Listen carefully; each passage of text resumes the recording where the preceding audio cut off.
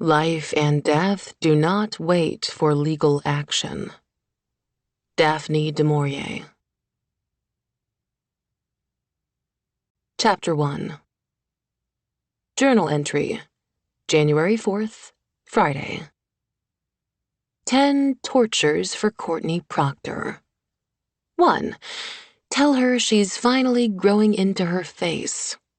2. Organize a boycott of her show's sponsors. 3. Send her a silicone recall notice. 4.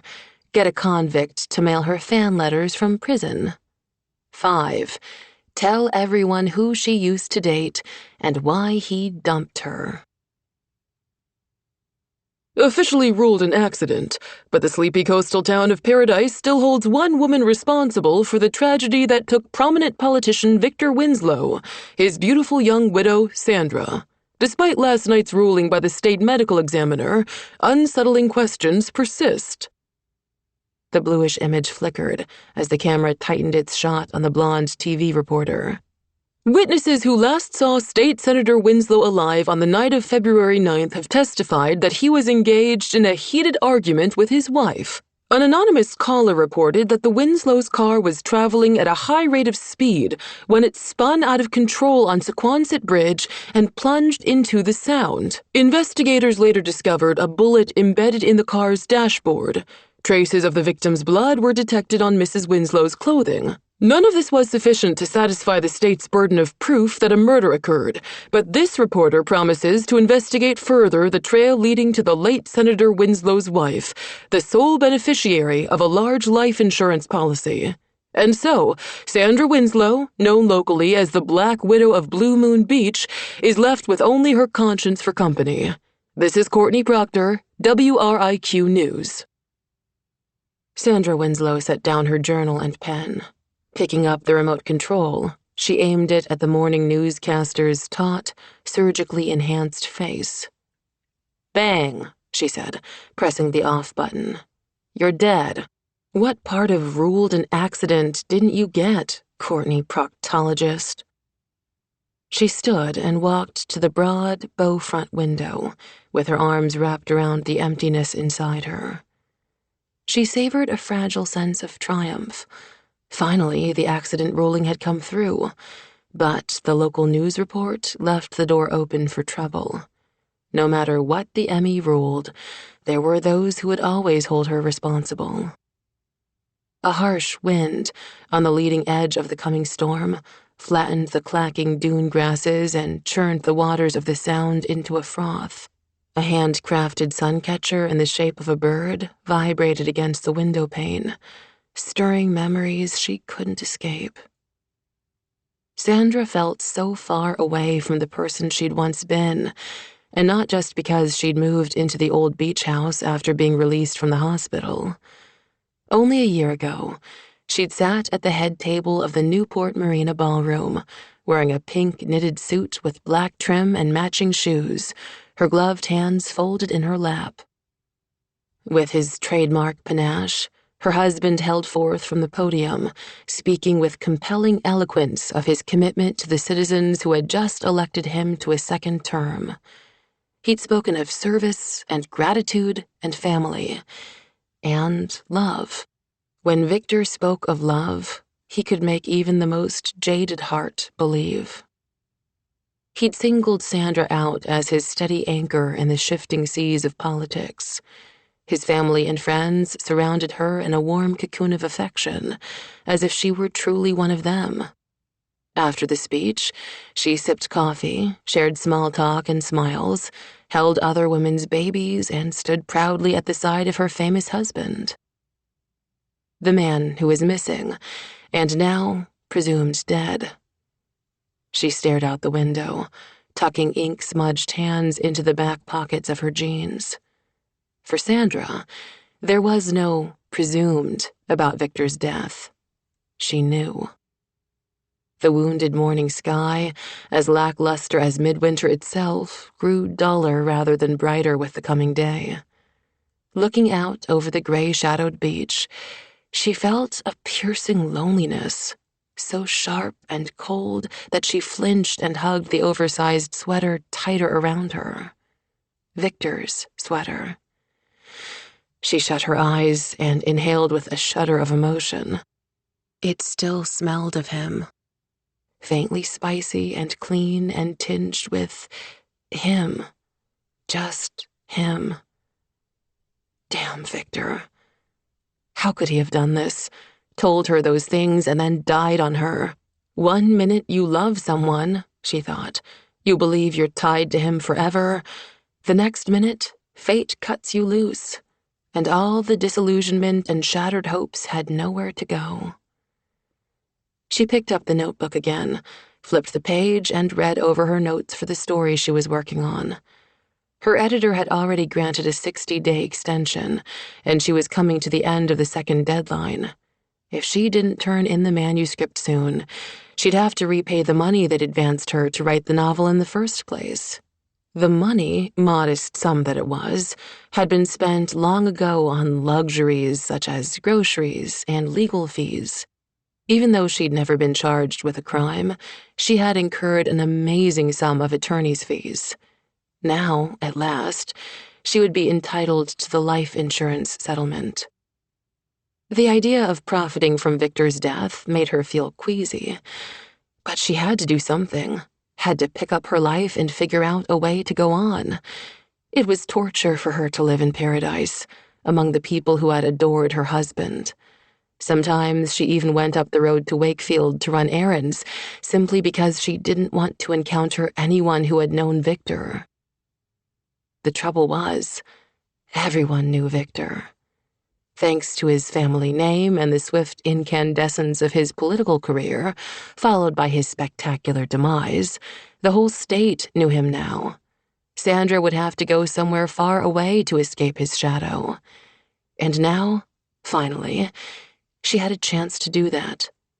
Something unexpected was happening inside her. She was free, unattached. She had nothing to hold her now. Not Victor's political calendar, certainly not any social obligations. A soaring sense of freedom rose like a raft of birds from a marsh.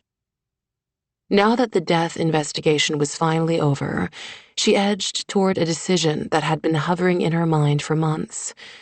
She could fix up the place, sell it, hit the road.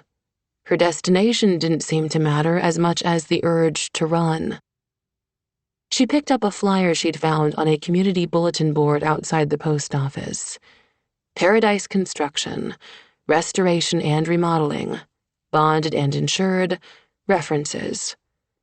Grabbing the phone before she could change her mind, she dialed the number and got, not surprisingly, a voicemail message. Sandra hesitated, not sure what to say. Her house was in a state of extreme disrepair. She needed a specialist. She settled for leaving the address and phone number. Outside, gale-force winds tore at the wild sea roses under the window. Thorns scratched across the wavy, sleet-smeared glass pane. No wonder ships lost their way in these waters. She could barely detect the slow blink of the Point Judith lighthouse in the distance. The bone-deep, icy cold of the winter storm reached invisible fingers through the cracks and chinks in the old house. Shivering, she picked up a log for the wood stove. It was the last one in the bin. The stove door opened with a rusty yawn, and she laid the log on the embers. Aiming the bellows, she pumped away until the glowing heart of the coals reddened and then burst into little tongues of flame licking along the underside of the log. Not so long ago, she hadn't known the first thing about heating with a wood stove. Now it was as routine as brushing her teeth. As the blaze took hold, she adjusted the vents and picked up her journal again. 10 advantages to being poor. 1. You learn to build fires for warmth. 2. You can tell phone solicitors to... Who was she kidding? She'd never come up with 10. Setting aside the messy notebook, she glared at the small, furious fire. She felt like the little match girl, burning up her whole supply of matches. Hans Christian Andersen's heroine had been at her wit's end, her survival in question. Sandra imagined herself with no heat, the last bit of firewood gone, curled into a fetal position in front of the stove. Who would find her there? She imagined weathered bones being discovered years in the future, when her memory was no more than a scandalous blot on the history of the town, and some developer hired a wrecking crew to demolish the ancient house and replace it with a high-rise of oceanfront condos. She wondered if other people had these thoughts when they ran out of firewood. Some of the local teenagers earned money by splitting and stacking wood for the summer people, who liked to build bonfires on the beach for clam bakes. But despite the new ruling, Sandra was pretty certain she wouldn't find anyone willing to split wood for her. Not in this town. The icy wind crescendoed, howling under the eaves of the old beach house, entering through the cracks, making a mockery of the tepid heat from the last stick of wood in the stove. The big house had been in her father's family for generations, built more than a century ago as a summer retreat. Ever since, the old place had sat abandoned and neglected, like a bleached skull at the edge of nowhere. Although the house wasn't insulated for winter visitors, Sandra had no choice but to live here now. At least she had a roof over her head. But her husband was dead, and no matter what the truth was, everyone blamed her. She held secrets in her heart that she would take to the grave. Staring out the rain-lashed window again, she tried not to feel the cold drilling into her bones. The storm had pummeled the dead tangles of briar in the field beside her house. On the beach, the rack line lay thick with whatever flotsam the waves had driven home.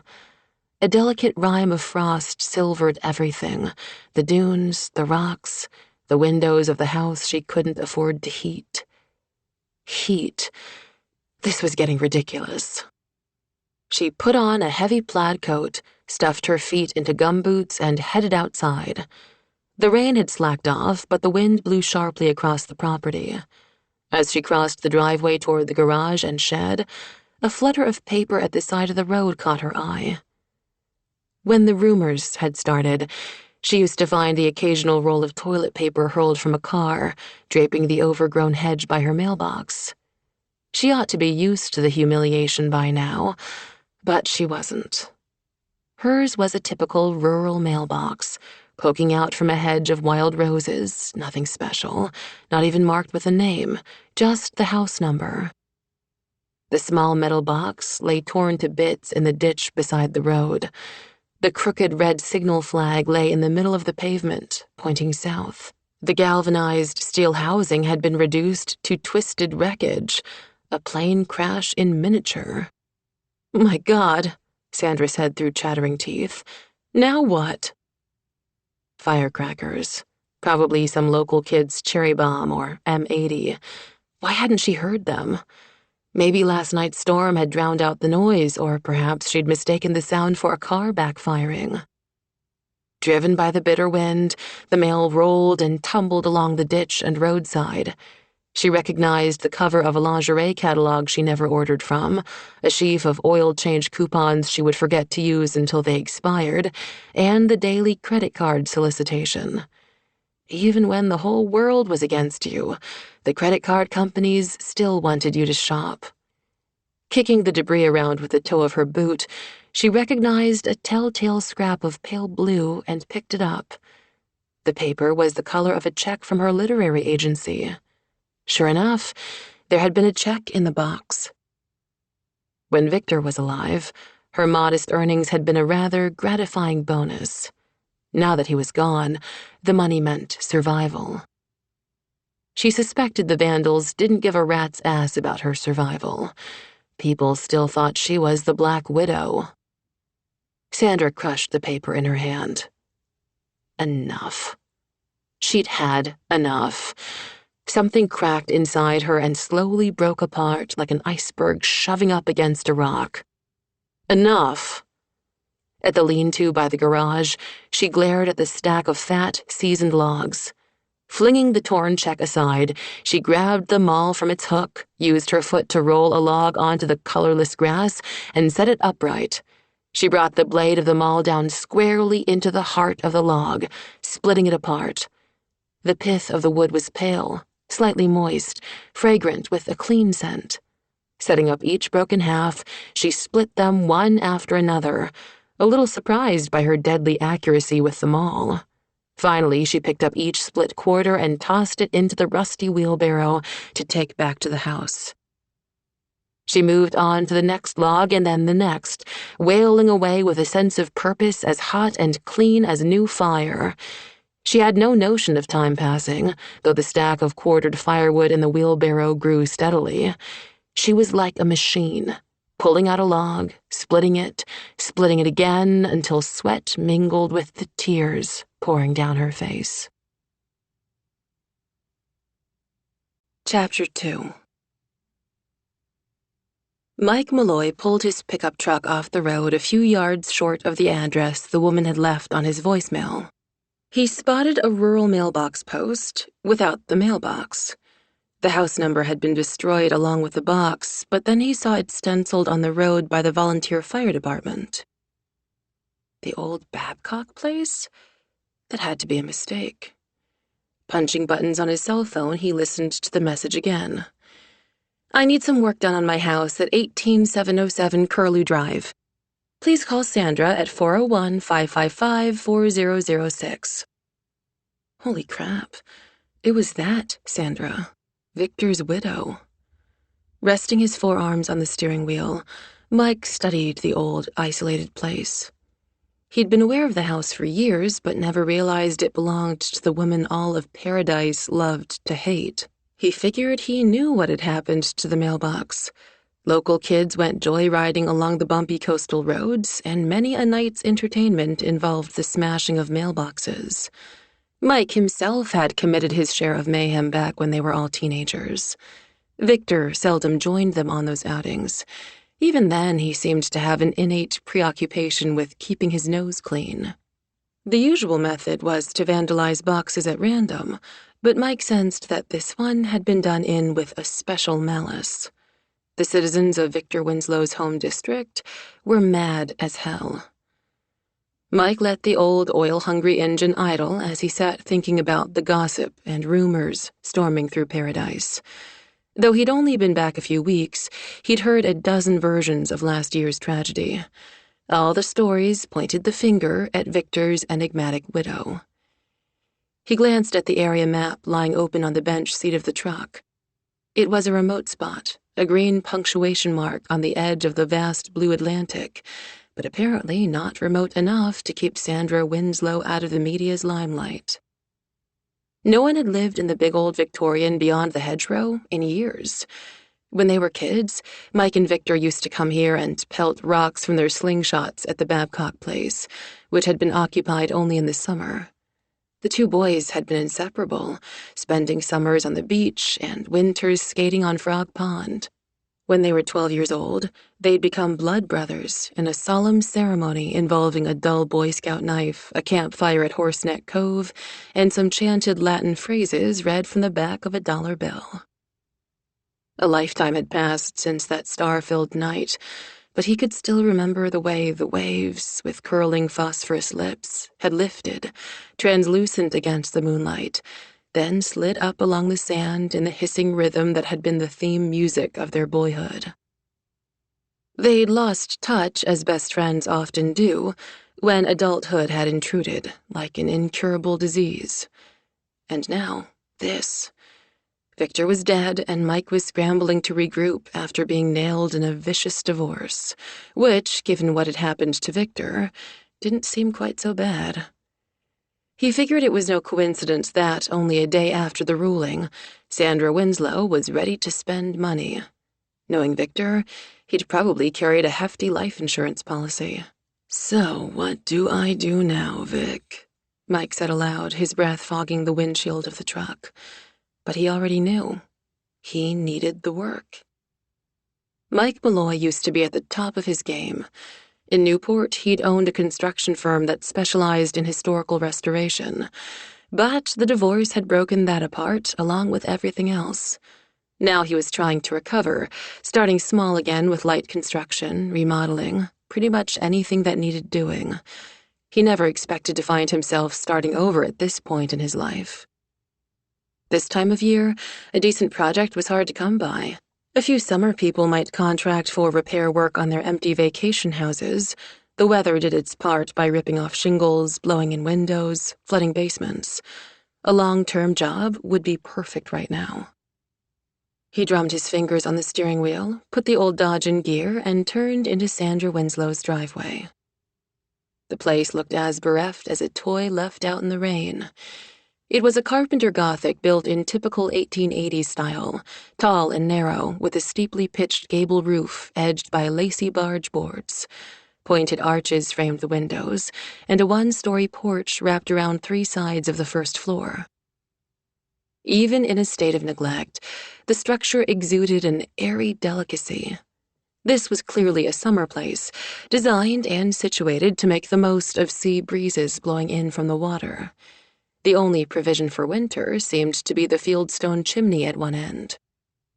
The gray siding hadn't seen a coat of paint in decades, he guessed, and the roof had sprouted moss, lichens, and poison ivy.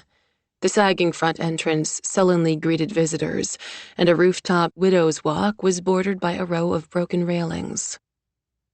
Even so, Mike detected a subtle, uncontrived charm in the board and batten trim, the bay and oriel windows, the steep cross gables hand-hewn a century ago. But, like the house, the original appeal had been warped and weathered.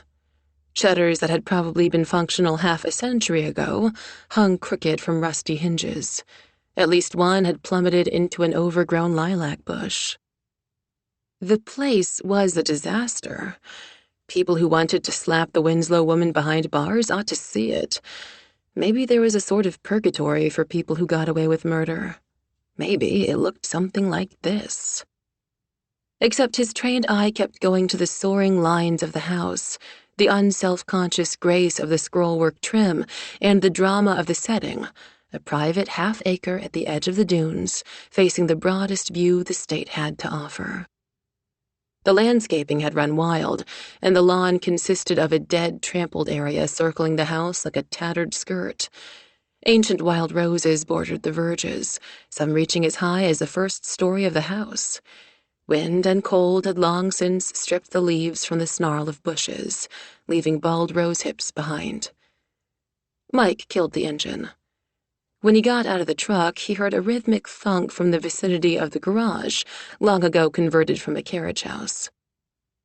Someone was chopping wood. He walked around behind the garage to see who it was. From the rhythm of the chopping, he expected someone large, experienced. He'd split his share of wood and knew it wasn't exactly high tea.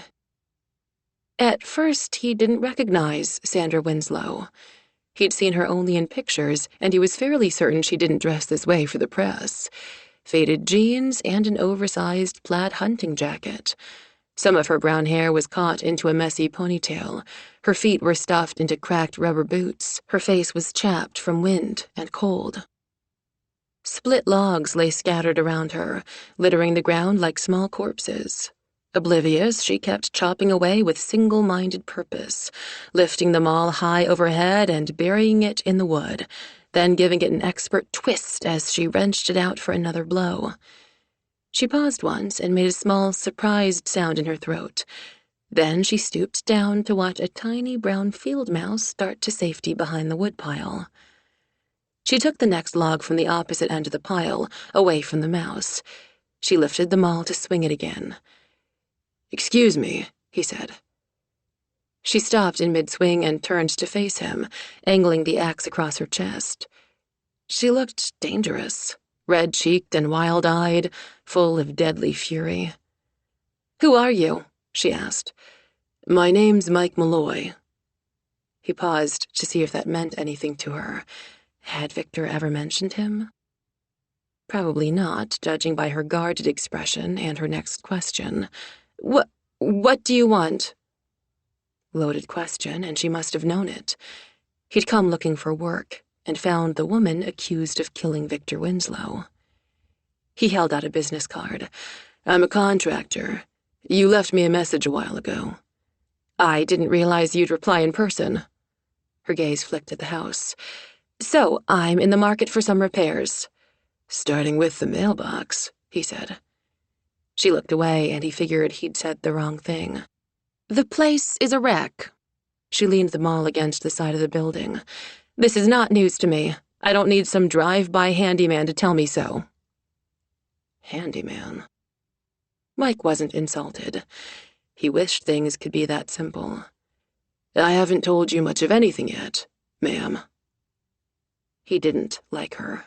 After only a few moments, he could tell she was difficult, combative, holding up anger and distrust like a riot shield.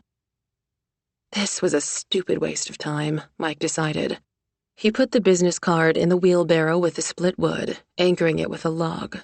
"Anyway, that's how to reach me if you decide you need me." Without looking at her again, he turned and walked toward his truck. He was just about to get in and drive off, relieved, already thinking about the next business call, when she yelled out, "Wait!" He turned back and saw her standing there with the card in her hand. "Just what is it you do?" "I fix things." "What kind of things?" "Tell me what's wrong, and I'll fix it." For some reason, that seemed to strike her as funny, but not in a pleasant way. A harsh, staccato note of laughter burst from her and then died. "As a matter of fact, I've decided to sell the place." Mike hid his surprise. Homes like this rarely came on the market. In spite of its barely livable condition, a house on Blue Moon Beach was a potential gold mine. "In that case, you do need me. There's no way this place would pass inspection. When did you decide to sell?" She glared at the wreckage of her mailbox. "About 20 minutes ago." She was not exactly a barrel of laughs. Mike shut the door of his truck and said, "Tell you what, why don't we have a look around the place, Miss—" It was risky, pretending he didn't know who she was, but he figured if he played dumb, she'd quit acting so edgy. "Sandra Babcock Winslow," she said, stuffing the card in her pocket. She watched his face with a probing stare, but Mike didn't give any indication that he recognized the name. He'd deal with her on a need-to-know basis. Over the years, he'd worked with dozens of clients and hadn't felt obliged to tell them about his past or his personal life. If he let on that he'd known Victor, she might order him off the premises. She walked toward the edge of the yard, where a tumble of bracken, fern, and briar formed a natural barrier between the property and the dunes. Crushed by the blight of winter, the gentle terrain of the yard was worn hard and smooth. A strong wind blew Sandra Winslow's brown hair every which way, partially obscuring a face that was both impatient and haunted. "The house dates back to 1886, she said. "My great-grandfather, Harold Babcock, built it as a summer place. At one time, the family planned to restore it." This didn't surprise Mike. The house was a diamond in the rough, and he saw what the place could be. In Newport, knowing how to treat historic houses had been the key to his success. He had a knack for peeling back the layers of time, for correcting misguided modernizations, for excavating the intent of the original builder. The house on Blue Moon Beach had an old home's way of stirring a sense of nostalgia, the kind that pierced through cynicism and disappointment and the heaviness of years. Just for a moment, he imagined the Babcock house restored, handsome as a clipper ship, the garden in bloom, a rope swing suspended from the gnarled hickory tree, kids playing in the yard.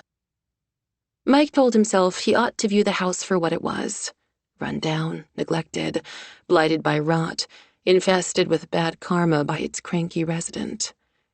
And yet... "Well?" she asked.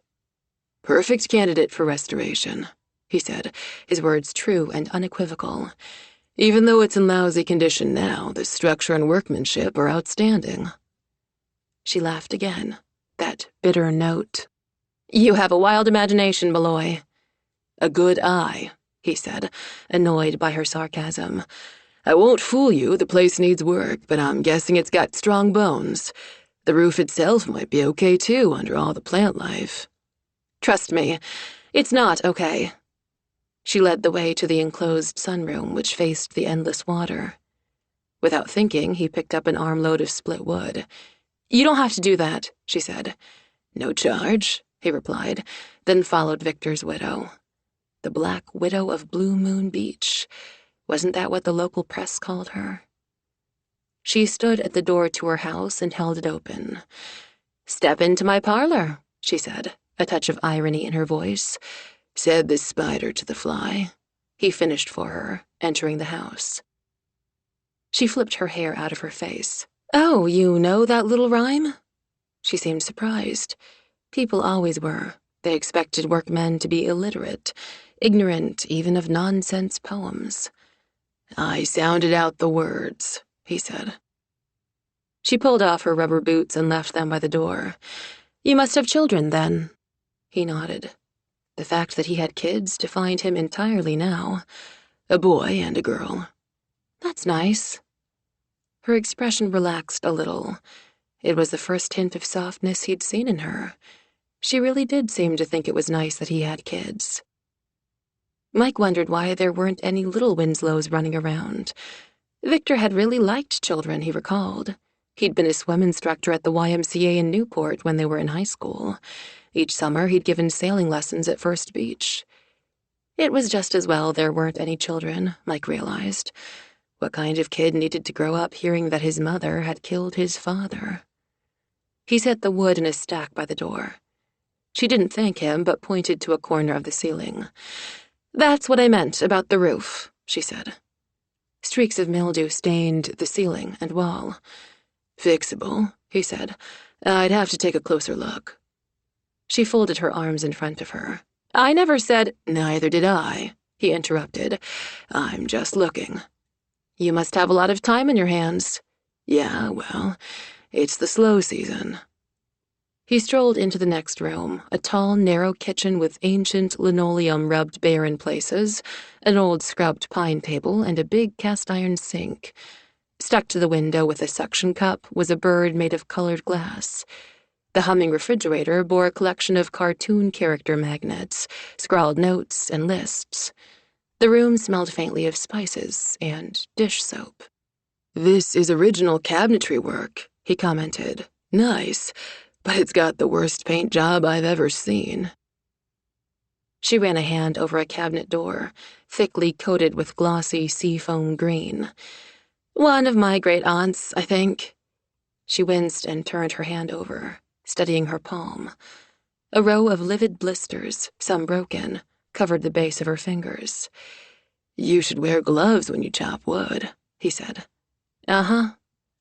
Without thinking, he took hold of her wrist. She reacted instantly, trying to pull away.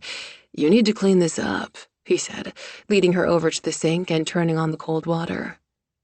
He felt strangely aware of the fragile bones of her wrist, the smooth, delicate skin in his grip. She had bluish ink stains on her fingers.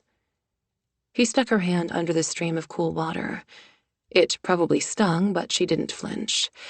Let's see the other hand, he said. More blisters. He made her rinse that one too, and while she did, he got a couple of paper towels to pat them dry. He cradled her hand in his, palm up, making a nest of his own hand around hers.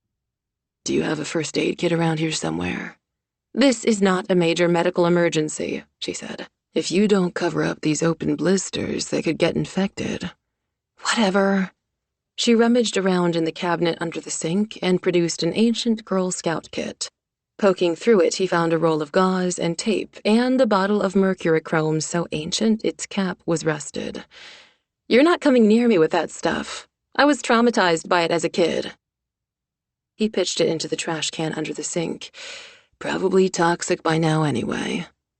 Taking her hand, he wrapped the gauze and loosely taped it in place. As he tended to the other hand, she held up the first, turning it this way and that.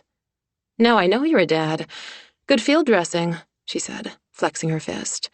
I look like a prize fighter. It sounded a little incongruous coming from someone her size, and he almost smiled. Wear gloves the next time you chop wood. Good plan. So, how long have you lived here? She leaned against the counter. Less than a year. The house has been in the family forever, though, but nobody's done much for it lately. She pushed away from the counter and led him into the next room, a big sitting area with a sagging sofa facing the wood stove set into the fieldstone hearth. A panoramic bow-front window with cushions on the sill framed a stunning view. More books than he'd ever seen outside a library lined the shelves flanking the fireplace, and there were still more books in the library alcove adjacent to the parlor. "The floors creak," she said, demonstrating in her sock feet and opening a door as she passed it. "Basement leaks. All the windows rattle, and so does the banister. God knows what shape the attic's in. I dumped a lot of moving boxes there and haven't been up since." She headed upstairs, wiggling the railing like a loose tooth. The second story had a laundry chute, a shotgun hall running the length of the house, a bathroom, and 3 bedrooms, 2 of them completely empty except for a draping of cobwebs. The third had a bank of windows facing the sea and an old 4-poster bed of dark, scarred walnut, the traditional sheaves of rice carved into the posters. It hadn't been made up, and she didn't seem to care. A limp stuffed bear, the garish sort given away as carnival prizes, lay amid the tangled blankets. Paperback novels were stacked haphazardly on the nightstand, along with a prescription pill bottle, a spiral notebook, and a pen. A faint, flowery smell, a woman's smell, hung in the air. He wished he hadn't noticed that. The atmosphere had the transitional feel of a seedy hotel room. But again, as he had in the yard, he looked past the peeling wallpaper and dingy woodwork and saw a room transformed, the bed angled for a view of the sunrise over the water, prisms in the leaded windows casting rainbows on the walls. "So that's about it," she said, brushing past him as she walked out of the room. She smelled of shampoo and sea air and something else, something lonely, maybe. In the hallway, she indicated a pair of doors, the linen closet and stairs to the attic. He went to have a look, picking his way around battered luggage and cardboard cartons haphazardly stacked, some of them labeled in a scrawl of magic marker.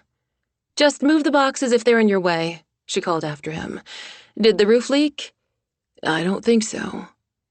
The dormer windows were so dingy they barely let in enough light to see.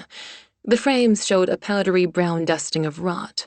Reaching up, he tugged the string to turn on a bare light bulb.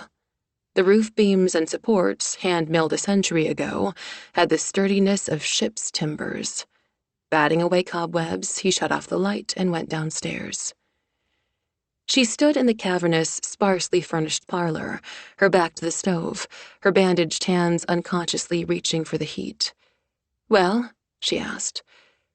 "What do you want to do with the house?" "I told you I intend to sell it," she said, "which means getting it fixed up, obviously. I'd never find a buyer for the place in this condition." If he had the money, Mike would buy it from her as is on the spot. The place was that appealing to him, an old Victorian summer place on the beach. But most people didn't want to spend good money for a never-ending home improvement project, and Mike didn't have the cash, good or otherwise. "So, what's your price?" she asked. The woman didn't mince words, he'd give her that. "Depends on what you want." She laughed again without humor. "What are my options?" "A full historical restoration, or just buffing up." "Whatever will get me the sale." She sounded weary and a little annoyed, but not at him. "That would be Plan A. The full restoration in compliance with guidelines from the National Register of Historic Residences." "That matters?" she asked. "Money in the bank. You'd get top dollar for a restored and certified vintage home, and it'd sell quickly. This is a rare place, the location and the house itself. If you slapped on some paint, fixed the wiring and plumbing, trimmed the hedges, and did the roof and floors, it'd pass inspection, but you'd lose any chance of certification from the National Register." "And that matters?" she repeated, her voice sharp with sarcasm. "You'd end up waiting longer for the right buyer, and you'd get a lot less." "I'm used to getting less than I expect," she muttered. "That chip on your shoulder will come in handy if we need to knock out any walls." Fine, she said. Then I'll hang on to it. She stared at him, and maybe it was a trick of the light, but he had the weirdest feeling of recognition. He could see softness hidden behind the caustic facade. He saw the woman who'd saved a mouse in the woodpile, who collected refrigerator magnets and read herself to sleep at night. She was no longer a scandalous figure on the local news, thin and somber behind dark glasses as her lawyer hustled her to the car. She was totally different in person. She had enormous eyes, sort of brown, sort of gold, soft around the edges, in direct contradiction to her prickly attitude. He'd seen the occasional photo of her and Victor in Rhode Island Monthly. The Winslows had been the state's resident royalty, newsworthy down to the way they parted their hair. The society pages always showed her smiling up at Victor, maybe laughing. And something about seeing her now pierced Mike with a feeling of sadness. "What can you do for me, Mr. Malloy?" she asked quietly, the sarcasm gone. There was a world of meaning in that question. He hesitated, trying to figure out what he expected to come of this, besides a business contract. He wanted to make sense of the senseless, maybe, even though he knew it was futile. He now had a close-up view of the Black Widow of Blue Moon Beach. She made a terrible first impression, but their short meeting had convinced Mike of two things. First, the woman was holding something in. And second, regardless of her reputation, she was his best prospect in an otherwise bleak season. If he worked on her house, the Winslow family, Victor's parents, who had once treated Mike as a second son, would probably regard him as a traitor. Or maybe not. Business was business, and they might be glad to see the last of their daughter-in-law. Fixing up her house would speed the process. "I'll work up a couple of proposals," he said, "one for a full restoration and the other for cosmetic surgery. They both sound expensive. Anything you spend comes off your gain on the house when it sells, so you end up reporting a lesser amount to the IRS. "All right." She plucked at the bandage around her hand, flashed those bourbon-colored eyes at him. "I'd like that. I'd like to see a proposal." "I'll get it for you in the next couple of days," he promised. "Okay." She went over to a desk equipped with a laptop computer, a printer, and stacks of paper. Mike idly picked up a framed photograph of her as a girl with tanned legs and bare feet, sitting on a porch swing with a man and a woman. From the sunlit dunes in the background, he could tell the picture had been taken at Blue Moon Beach. "Your folks?" he asked. "Yeah." She didn't elaborate. They looked ordinary, unremarkable, and kind. You never really knew how your kids would turn out, he thought. "So you can call with your bid any time," she said. "I'm usually home." She stood close enough for him to catch another whiff of that womanly smell, part perfume, part chemistry. A phantom heat shimmered between them, and Mike tried to scowl away the sensation. Not her, he told himself. Not her. In his line of work, he'd had his share of come-ons from bored young wives of rich Newporters, left alone in their vintage houses. But the interest had always been one-sided, because he held himself to a strict policy of business only. Yet he couldn't avoid a quick memory of the must-bed upstairs, and he was all too aware that Sandra Winslow lived here by herself, more lonely than bored. And regardless of her past, she wasn't anybody's wife now. Chapter 3. Journal entry. January 5th, Saturday. 10 things to do before selling the house. 49. Take Granddaddy Babcock's steamer trunk to Mom and Dad. 50. Figure out where I buried my coin collection in the yard back in 1972. 51. Check references on Malloy. Malloy. Michael Patrick Malloy, according to his business card. Looking back at her overgrown list, Sandra realized his name had come up at least a dozen times and she hadn't even hired him yet. He preoccupied her, kept tugging at her thoughts, and she didn't understand why.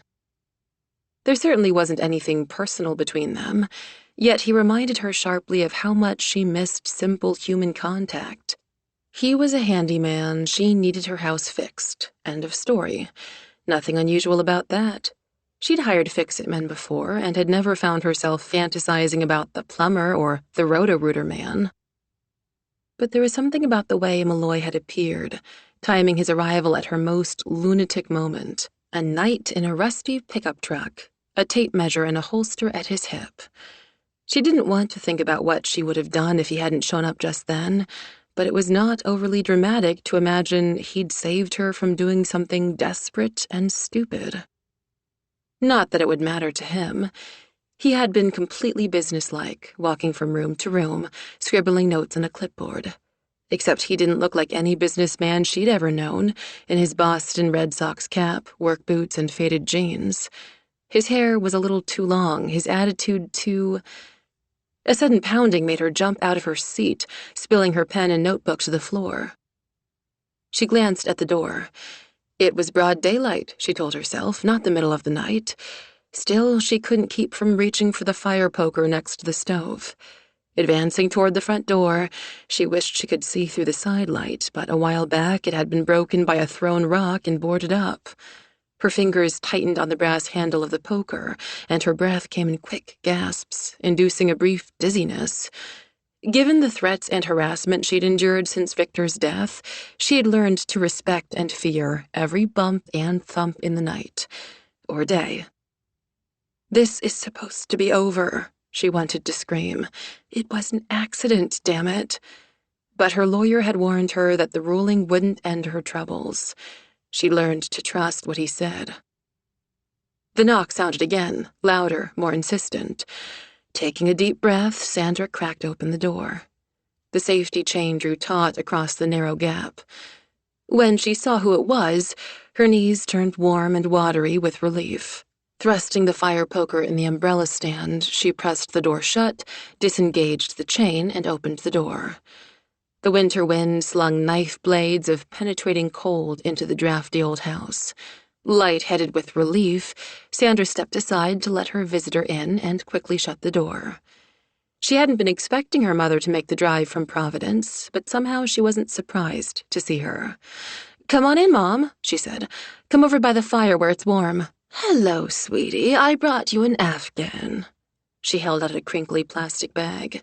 Sandra gave her a quick, tight hug. "Another Dory Babcock original. You spoil me." "No, I knit like the wind." Afghans were her specialty. She took up knitting in one of many attempts to quit smoking, and then she'd become one of those rare individuals capable of smoking and knitting simultaneously. "And where were you yesterday? I really wish you'd get an answering machine. I think you're the only person on the planet who doesn't have one." Actually, Sandra did have one. She put it away soon after the accident, as soon as the anonymous messages started coming. "Sorry, Mom. You must have called while I was working outside, chopping wood." She held out her bandaged hands. "For heaven's sake." Dory smiled briefly before taking off her hat, then bent to unclasp the same plastic, shoe-shaped boots she'd worn for the past 30-something years. As always, her hair was sculpted into lacquered dark swirls that, thanks to Miss Clariol, had not changed in decades, and only the deepening lines of character in her strong face betrayed her age.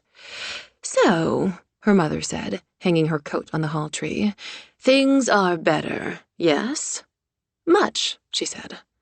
Aside from the fact that her mailbox was blown up and her house was falling down, everything was just peachy. But she forbade herself to complain to her mother. Throughout the ordeal, she'd done her best to shield her parents from the worst of the fallout, the constant hounding, the phone calls, the whispers, and the doubts. Lord knew Dory and Lou Babcock had put up with enough trouble from her when she was young. A framed picture of the three of them stood on the end of the desk. It had been taken when Sandra was about 11. Her mother leaned against her father, hugging his arm while he grinned down at her. Sandra held her father's hand, not quite smiling. She hadn't smiled much when she was a kid. "I'll go make tea," Sandra said. She was a creature of habit. When company came, be it her mother or a party official, she fixed tea in cool weather and lemonade when it was warm. As she measured a spoonful of loose leaves into a chipped stoneware pot, she reflected that it felt strange to do something as normal as making tea when nothing was normal anymore. But that was the nature of life. Everything didn't simply stop and hang suspended at the top of the Ferris wheel while you sorted out your problems. Everything kept turning. Everything kept going. "How were the roads?" she called from the kitchen. "I see, but traffic wasn't bad." "Mom, you know I'm always glad to see you, but you didn't have to come," she said, carrying the teapot into the living room. Sandra pictured her driving the Grand Marquis down from Providence over slippery roads. "I love having you visit, but I can't expect you to come running every time the local news pounds another nail into my coffin. Since Victor died, I've been teaching myself to cope on my own." "Of course you have, dear. At the very least, you should have had Dad drive you." Picking up the large copper kettle from the plate on the stove, she poured boiling water into the pot, then set the lid on it to brew. "I'm fine driving myself. Perfectly fine." Sandra set out the sugar bowl and filled the cream pitcher. Putting everything on a tray, she carried it into the parlor. "That's lovely," her mother said, patting the sofa beside her. She sent Sandra a warm smile. Sandra sank down next to her mother and leaned her head on Dory's shoulder, inhaling the faint, comforting scent of Carrie lotion, Aquanet, and cigarettes. "Sorry about the lecture, Mom. Thanks for coming. Really." Dory patted her knee and then leaned forward to pour tea through a strainer into their cups. "How are you?" she asked, then predictably answered her own question. "You're too thin." "I'm fine, Mom."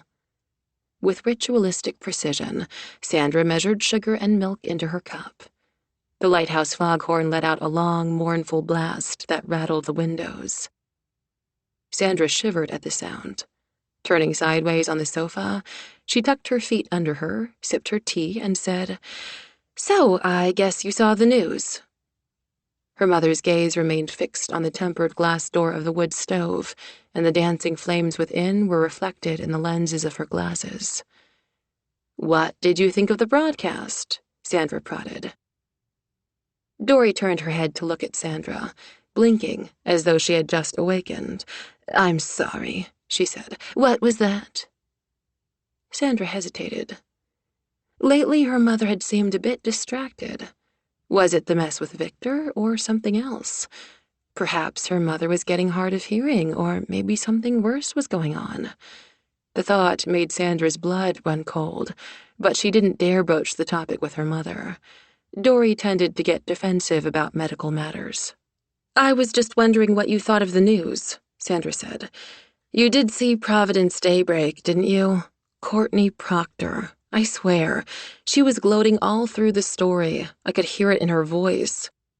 Sandra pulled her knees up to her chest and stretched her sweater over them. "How does it feel, being the mother of the Black Widow of Blue Moon Beach?"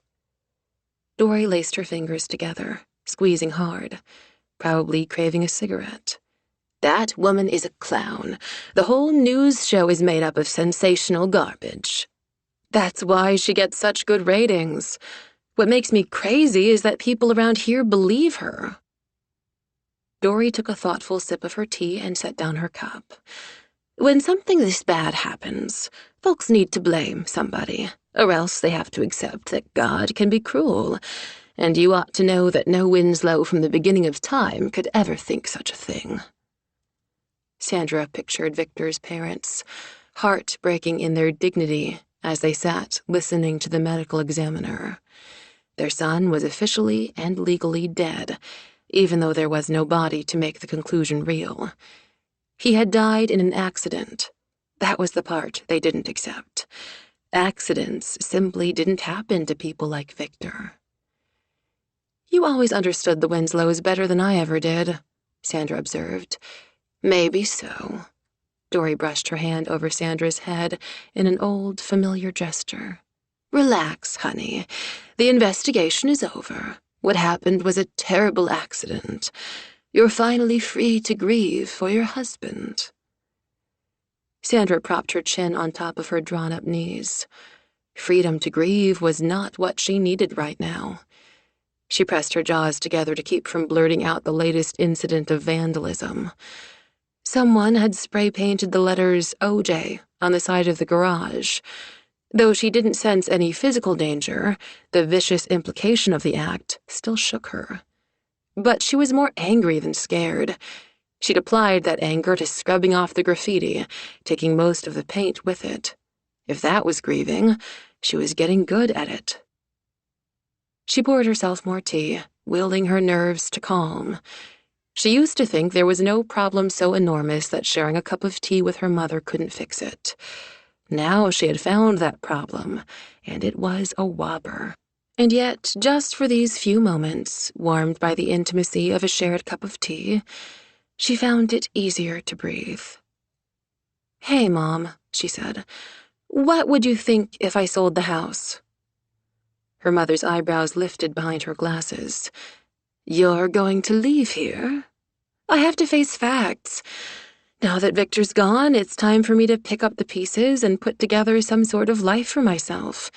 Somewhere else, somewhere far from here." Her mother studied her intently. It might have been a trick of the light, but Sandra sensed something more than the usual wisdom and compassion in her mother's face. There was a sadness, too, a sort of surrender. "Maybe you're right, dear. Your grandparents left the house to you free and clear. It's your decision. This place has been in the family forever. Do you think Dad would be upset? The only thing that upsets him is making bogey when he's shooting for par. Honestly, he hasn't thought about this place in years." She glanced around the room. "You will have to get some work done before listing it. Hire someone." "I think I already have." Sandra felt an odd little quiver inside, thinking of Malloy. On some level, she suspected she might be inviting more into her life than a simple contract with a handyman. "A guy stopped by yesterday and looked around. He's going to put together a proposal. I didn't have the heart to tell him I'm broke. That's temporary. Victor's life insurance belongs to you, and it's high time you received it." She ran her hand over the threadbare arm of the old sofa. "My lawyer's handling that." She didn't add that after deducting legal fees and paying off the debts from Victor's latest campaign, she'd barely have enough to cover the restoration work. But she was determined. She couldn't stay here, walled off from the world, no matter how much she loved the wild shores of Blue Moon Beach. What had happened that night, what was said in the car, had changed her life, but she couldn't let it destroy her. Thanks to the painfully drawn-out process of the inquest, she'd been obliged to stay in town. With the proceedings behind her, she was free to go at last. "So you want to leave paradise?" Her mother gazed out the window at the wide winter sky. "You always seemed so at home here. This was the place where I thought you found what you were looking for." "I did, but my only link was Victor. That's become clear enough since the accident. Other than my hairdresser, who's from Texas, these people were Victor's friends, Victor's constituents. I always thought of this house as my sanctuary, but it's not anymore." "Will you return to Providence, then?" her mother asked. To Providence, not home. Sandra thought it was an odd way to phrase it. She shook her head. "That doesn't seem far enough." She couldn't imagine passing the State House, seeing its alabaster dome glaring down at her like an accusing eye. Never again would she be able to stroll along the brick-paved streets of the state capitol without remembering the way they used to be, the lie they used to live. "To be honest, I haven't thought that far ahead," she said. "And I've never even tried being on my own. I married Victor right out of college, but I need to figure out who I am when I'm by myself." "Believe me, it's not too late to learn to live without a man." There was a heaviness to Dory's words that puzzled Sandra. She waited, but her mother didn't elaborate. "You'll be fine, Sandra. I know you will. The important things are still intact. Your good health, your youth, your writing career." Sandra felt a rush of sentiment. You and Dad always believed in me, even when I was a basket case. You were never a basket case. Oh, Mom, I was. You know I was. Sandra, that was all so long ago. You don't still think about it, do you? Every time I open my mouth to speak, she thought. But she wouldn't admit it to her mother. Lord knew Dory had struggled with the problem every bit as much as Sandra had. Dory felt a mother's pain and frustration and helplessness. For years, she'd sat up at night, listening to her daughter cry behind closed doors. Lou and Dory Babcock had raised a daughter who stuttered. Not just the occasional slip of the tongue, but a strangling, devastating affliction that threw a shroud of silence over Sandra. With a wave of gratitude, she remembered all the years of patience and repetition, her mother sitting with her for hours flashing word cards at her, and her father staying up late with her to work on diaphragm and breathing exercises. It wasn't until high school that Sandra had actually trusted herself to speak more than a few words to anyone outside her family, and then did so only when she had to. She'd always suspected that she was the only girl ever to make it through St. Cloud High School without having a single friend. She was the original invisible girl, as colorless and nondescript as a manila file folder. The funny thing was, she hadn't minded her isolation all that much. She liked books and reading, not boys and cars. The adventures in her mind were infinitely more vivid and exciting than any prom date or homecoming game. Or so she told herself, firmly and repeatedly, until she believed it. "I'm fine now," she assured her mother, "and I'm going to be fine." Leaning forward, she gave her a hug, grateful for the familiar softness of her shoulder. Dory patted Sandra's knee. Her hand had thin, almost translucent skin, and a sprinkling of spots that for a moment made it look like the hand of a stranger. Sandra couldn't bring herself to see her mother as old. When she shut her eyes, she could still feel that hand gently brushing the hair out of her face, or cupping a palmful of sunflower seeds to feed the winter cardinals, or flashing deftly across a row of knitting. "Maybe we should all move to Florida," she declared, speaking over the thin whistle of the wind. "These New England winters are just too brutal." Dory leaned down and picked up her pocketbook. "Actually, dear, I have other plans." She handed Sandra a colorful envelope. "What's this?" She took out a printed ticket. "Cruise to a new you?" Her mother's face shone in a way Sandra hadn't seen in a long time. 3 months in the Caribbean and South America, aboard the Artemisia. Sounds heavenly. Sandra scanned the itinerary.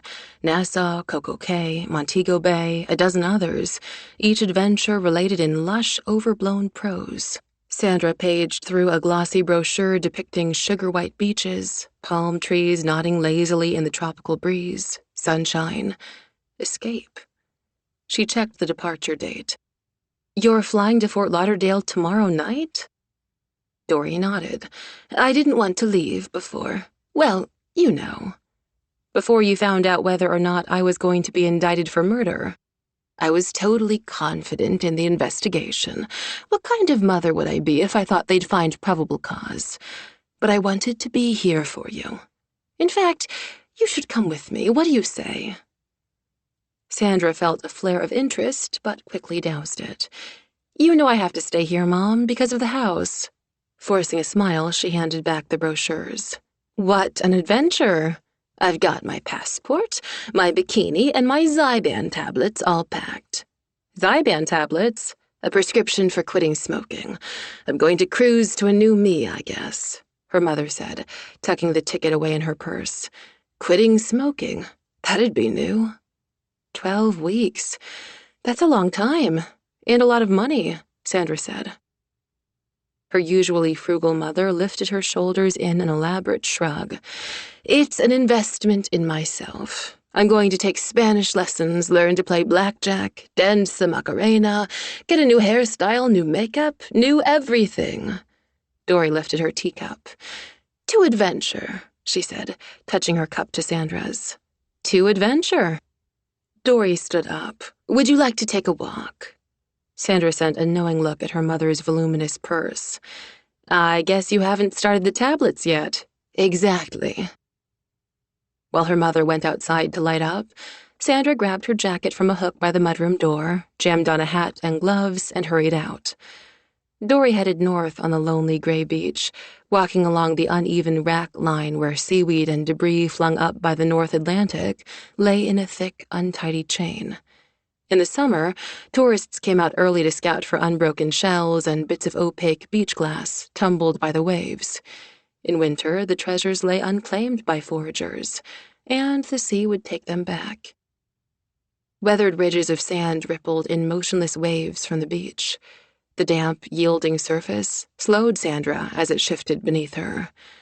Dory kept her gaze trained straight ahead at the big, craggy point crowned by the lighthouse. The icy wind was making her eyes tear up. The moisture blew back against her temples and dried there, leaving a faint film of salty white. I won't miss the winter, Dory said, tugging her coat closer around her. I'll miss you, Sandra said, but quickly added, This is going to be fabulous. You and Dad must be so excited. Your father's not going. Sandra frowned, certain the howl of the wind had made her hear wrong. Did you just say Dad's not? Her mother nodded. Sandra nearly stumbled over a clump of seaweed. I can't believe you're taking a cruise by yourself. Dory gave a strange laugh. I can't believe it either. Dad didn't want to go? Her mother hesitated. After 35 years of business travel, he's not interested. Getting him to go anywhere is like prying a snail off a rock. You've never been away from Dad before. He's been away from me. That was different. It was business. Talk to him, Mom. Convince him to go with you on the cruise. The two of you would have such a great time. He's not coming. Dory's voice was firm but expressionless. How can you be sure he wouldn't want to? He's never been fond of traveling, but I bet he'd love Sandra. I need to tell you something. Dory stopped walking and found a seat on a pale driftwood log. The black scar of a dead bonfire marred the sand in front of the log, and old beer bottles lay strewn in the salt grass. Sit down. She patted the spot beside her. I've been trying to find a way to bring this up, but I'm not doing a very good job. Sandra felt a cold, hard squeezing in her chest, her throat. She sensed something different about her mother. It was subtle, but perhaps her eyes gleamed brighter. Her hands moved nervously, clenching and unclenching. It was so unlike her practical, plan-ahead mother to book a lengthy cruise, a dream vacation, or to plan anything at the spur of the moment. Dory never used to spend money on frivolities. It was the sort of thing people did when they won the lottery, or learned they only had 6 months to live. Mom? Sandra's voice broke as she sank down beside her. Mom, are you sick? Dory shook her head with a hint of impatience. Dropping her cigarette butt in the sand, she buried it with her heel. Don't be silly. I'm healthy as a moose. If I look a little peaked lately, it's probably from everything that's been going on. The past year had been hard on her parents, Sandra reflected guiltily. Then the cruise sounds like the perfect escape. But Dad probably needs to get away just as badly as you do. She forced bright enthusiasm into her tone. Would you like me to talk to him? Dory braced the heels of her hands on the log, leaned back, and stared straight out to sea. I'm going alone, dear. You see, I've left your father. I've been staying at Aunt Wanda's in Woonsocket the past couple of weeks.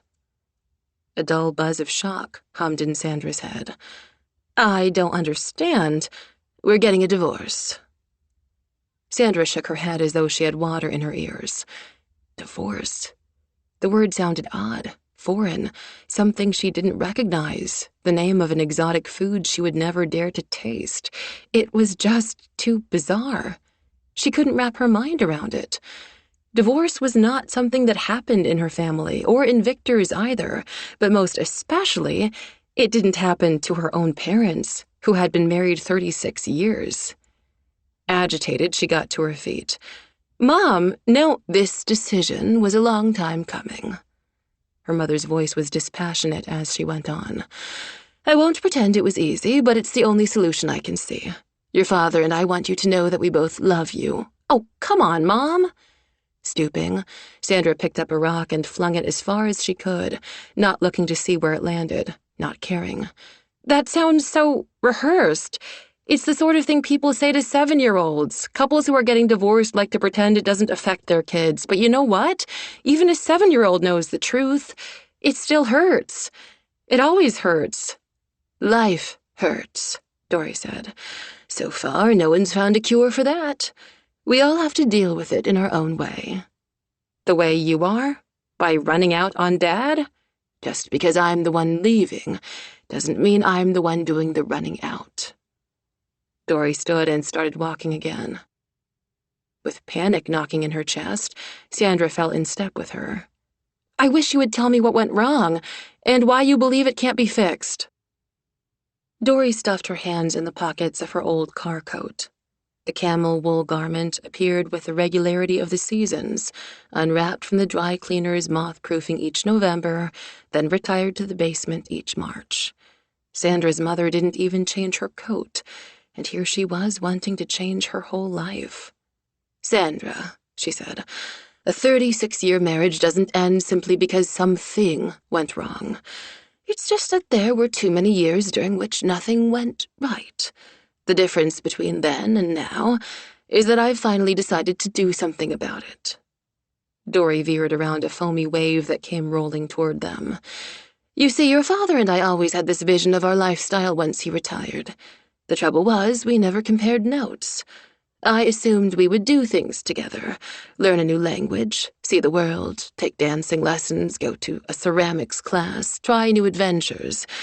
It was so obvious to me that I naturally assumed your father was on the same page." "So what was Dad's vision?" Dory made a little explosive sound of disgust. "Golf or fishing every day with his buddies, while I continue doing all the housework, all the errands, all the groceries, all the cooking, all the bills, same as I always have. So he gets to retire, and I'm in for life without parole." "You two should be able to work it out." Sandra couldn't believe how frightening this felt to her. It was a blow in the dark, another loss, another death.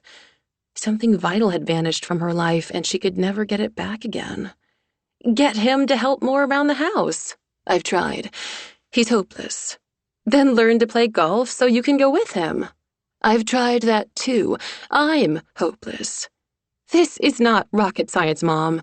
People who love each other should—" "Maybe that's just it," Dory said, pulling up the hood of her coat. "Maybe, somewhere in the middle of all those years, the love got lost." Her mother's words made Sandra feel a deep and aching sadness. Love couldn't be that way, she thought. It just couldn't fail like that. Then she remembered Victor, and her conviction faltered. Maybe secrets haunted her parents' marriage too. Who could really know someone else's intimate relationship? Sandra stared at the restless sea, glossy gray beneath a brooding sky. The whole world was sliding out from beneath her feet, and she had no idea how to pull it all back into its proper place. She was beginning to question her own judgment about everything. The foundation of her family was crumbling. Things she believed to be true turned out to be lies. "You can't let this happen, Mom," she said, raising her voice above the wind. "You and Dad have to try harder. Go to counseling. Work this out." "We're not characters in one of your books, dear," Dory said gently. She slipped her arm around Sandra. "I'm so sorry, but this is my life, or what's left of it. I have to take this step. It's really happening, and nothing you say or do will stop it." Sandra saw pieces of her life like bits of colored glass through a kaleidoscope, scattered and splintered, constantly changing. "How long have you been planning this?" she asked. "It's been a long time coming, but we wanted to wait until the business with Victor was over before telling you. Now we've all got to move on." The wind whipped up gritty dervishes of sand on the beach and battered at the dune grasses. Another storm was coming in fast. Sandra tasted it with each breath she took, felt its heaviness pressing at her. Dory started back toward the house, It's cold out here, and I have things to do." She put her gloved hand on Sandra's arm. "I have a plane to catch." Sandra turned to the house, the falling down house she was so eager to sell, and walked beside her mother in silence. Above the dunes, the big Victorian hunched like a shorebird in a storm. Overgrown sea roses and lilacs nearly obscured the bow front window, and the gray, weathered siding matched the drabness of the thunderheads rolling down from the north to wallop the coast with another winter assault. The place had stood for more than 100 years. Now it teetered on the verge of collapse. Mike Malloy, a regular guy who drove a pickup truck and fixed things, claimed he could restore it. And suddenly, that promise meant everything to her. Chapter 4. The storm struck when Mike was 50 feet off the ground, clinging to the catwalk on the Point Judith light. The winter barrage chugged like a locomotive, hurling all its energy at the old brownstone tower. Wind and stinging sleet lashed at his shoulders and back as he struggled with the sheet of marine plywood. It caught the wind like a kite in a gale, pitching and thrusting him to the edge of the catwalk. Archie Glover had called from the Coast Guard station to report that one of the windows had blown out, putting the room-sized antique French lantern at risk. He needed help right away. Mike jammed his leg against the iron rail to keep from going over. From inside the beacon, Archie shouted something, but Mike couldn't hear. Wishing he'd taken time to strap on safety gear, he wrestled the plywood against the broken window, bits of glass grinding beneath his boots. With numb, slippery hands, he screwed a series of stout iron clamps in place and hoped the temporary repair would hold until the weather cleared. Archie held open the door, and Mike shoved himself inside to the relative quiet of the beacon. He wiped a sodden sleeve across his cold-stung face. "When I said I was looking for restoration work, this wasn't quite what I had in mind. For a minute there, I was afraid we'd lost you." Archie headed down the spiral staircase. "There's coffee on." "No thanks," Mike said, his teeth chattering. "I'd better be getting back." Archie handed him a check. "Keep this high and dry." Leaving the lighthouse, Mike drove along the debris-littered road to the marina.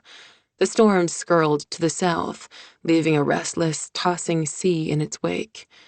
A single light burned in the harbormaster's office, and others glimmered from some of the larger fishing vessels, but the docks were all deserted. Mike still didn't think of the boat as home, but since he'd come back to Paradise, he'd been living aboard the cabin trawler Fat Chance, docked with the fishing fleet at the tiny port. Beamy but well-appointed, the boat became Mike's when his father retired to Florida.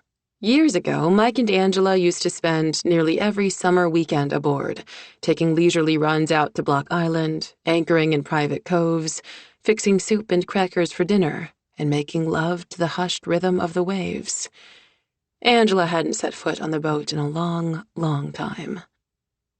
Zeke leaped to greet him when he boarded and stepped into the main saloon. He paused to scratch the dog behind the ears, then headed for a quick, scalding shower in a bathroom so compact he could barely stand up straight or turn around.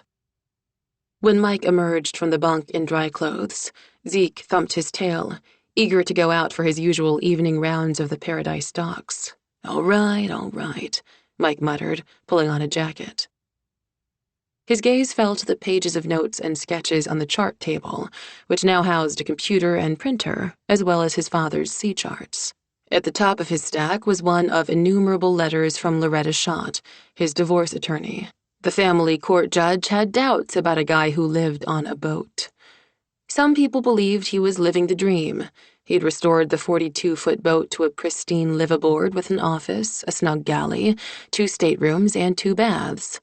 But without the kids, it was a ghost ship, adrift on unremembered dreams. Now his only dream was to stay connected to the kids. The custody evaluator assigned to his case wasn't into living the dream. Even though the kids were wild about the boat, the court-appointed evaluator gave the Fat Chance only temporary approval. Mike had until the start of the new school year to find a permanent residence. According to Loretta, he'd get better evaluations if he settled down in a proper house. Frustrated, he'd stayed up late last night, putting his thoughts together about the Babcock place. Earlier today, he had replaced her mailbox. It had only taken him about 5 minutes, and he hadn't even honked his horn to get her attention. He figured she'd know who had fixed it for her. Part of him wished he could tell the Winslow woman he wasn't interested in her house. But another part wanted to tackle the challenge of a one-of-a-kind restoration. Besides, it was his best prospect for a long-term job. He studied the sea chart beside the computer, his eye going to the spidery lines marking the coast. He traced his finger from the port of Paradise to Blue Moon Beach, 6 nautical miles, north by northeast. Maybe his luck was about to change. "Let's go, Zeke." The dog scrambled to the sliding glass door and bolted the moment Mike cracked it open. Zeke vaulted ahead, leaping through the cockpit deck and onto the creaking dock, sniffing like crazy, like he hoped to find something different in a place that never changed. Mike followed more slowly and stood in the hushed aftermath of the storm, listening to the hiss of the sea and the restless crying of gulls, watching the twilight glitter on the gale-churned water, and thinking about Sandra Winslow again. Who the hell was she? And why had Victor married her? He never made a random choice in his life, and he rarely made mistakes. That was supposed to be Mike's specialty. But a year ago, Victor had wound up dead, and Mike lived alone now, his only company a poodle with a bad haircut. The air held the sort of chill found only at the brittle edge of the New England coast. Mike turned up the collar of his parka and shoved his hands deeper into his pockets. "Hey, Mike." He turned to see Lenny Carmichael coming toward him on the dock. A flat fisherman's cap made Lenny seem even shorter and squatter than he was, so that he resembled a railroad spike someone had hit with a hammer. He moved with the ambling gait of a man who was never far from the sea. And he wasn't. His father was a lobster fisherman. Lenny had joined the family business as soon as he was old enough to drop out of school. "Hey." Mike nodded his head. "What do you know? I had you up at the lighthouse fixing a broken window." Privacy, Mike reflected, was in short supply in Paradise. "Yep," he said. "Hell of a way to spend the afternoon. We missed you at Sheila's. Archie bought everyone around in your honor. You should have been there. You're off to a good start, Mikey. There was never any doubt." Mike thought it strange that people still held a high opinion of him, even after all these years. "Gloria sent you this." Lenny set down a loosely closed cardboard box. "She made too much, like always." He spoke with the flat, elongated Rhode Island accent the locals all tried to lose if they wanted to get somewhere in life. Lenny, of course, didn't want to go anywhere. Neither did Gloria. She liked feeding people, especially guys who'd been dumped by their wives. Mike knew what he'd find in the box. A big boiled lobster worth $75 in a Manhattan restaurant, a couple of dinner rolls, potatoes swimming in butter. At first, Mike had been embarrassed by Gloria's charity. To be honest, it had pissed him off. But a pissed-off guy could never intimidate Gloria Carmichael. She was married to Lenny, after all. "Be sure to thank her," Mike said. "She doesn't have to keep feeding me, though." "I'll tell her thanks, but not the other," Lenny said. "She was just saying she's sick of looking at the rotten railing of our front porch. I bet she'll be calling you soon."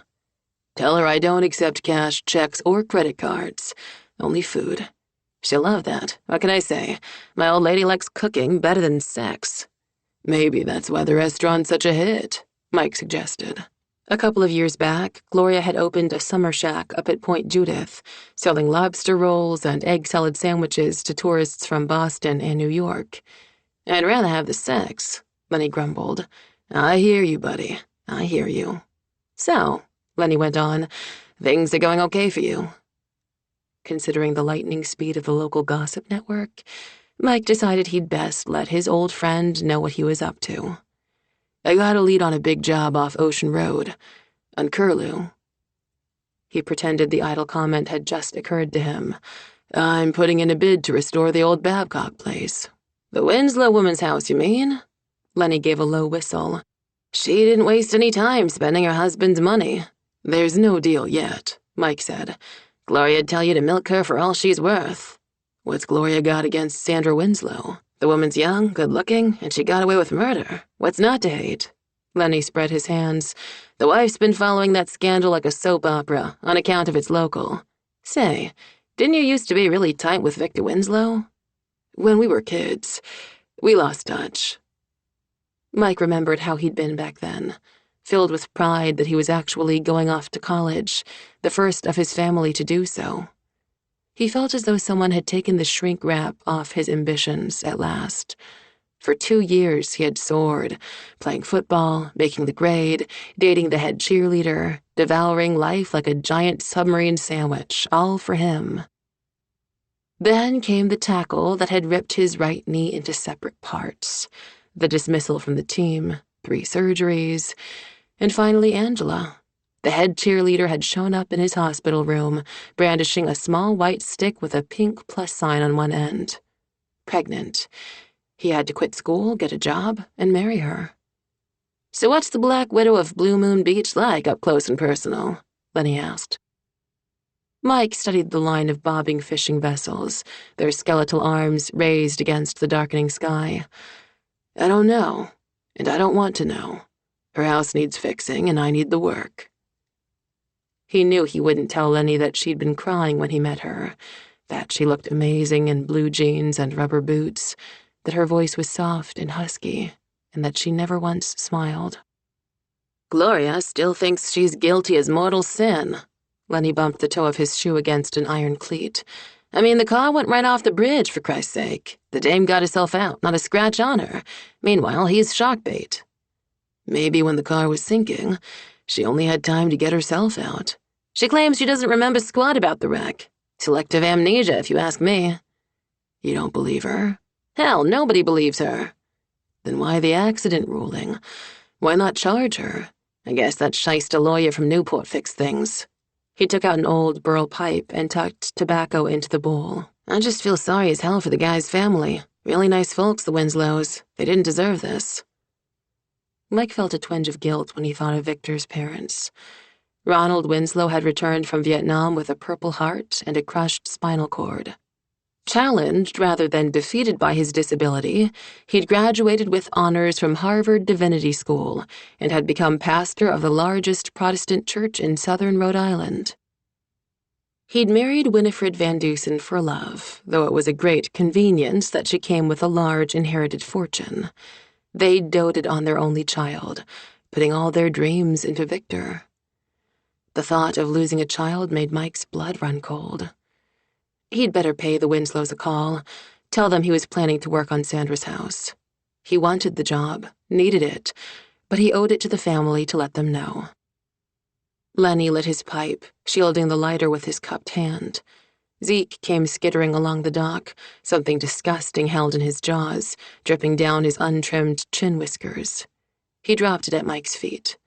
Today's catch was a clump of black mussels strung together with a tough beard of seaweed.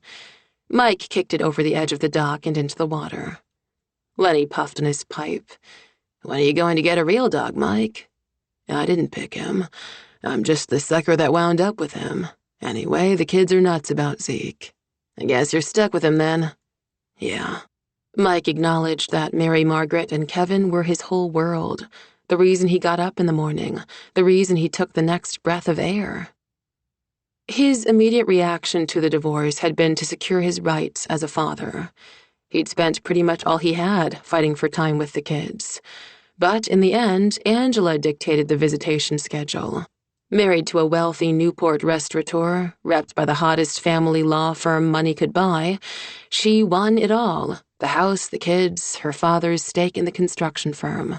Mike had been granted limited visitation with the kids, and for now, his home was the old trawler his father used to take out fishing. Angela's money and the right lawyer could tip the scales of justice, so that a mother's indiscretion was considered insignificant, and the environment less harmful to his children than sleeping on a pair of bunks on his boat. So, the Babcock job's going to keep you busy? Lenny asked. Maybe, said Mike. If she likes my proposal, she better be damned grateful you're willing to help her at all. I can't be picky about where the work comes from. Not right now.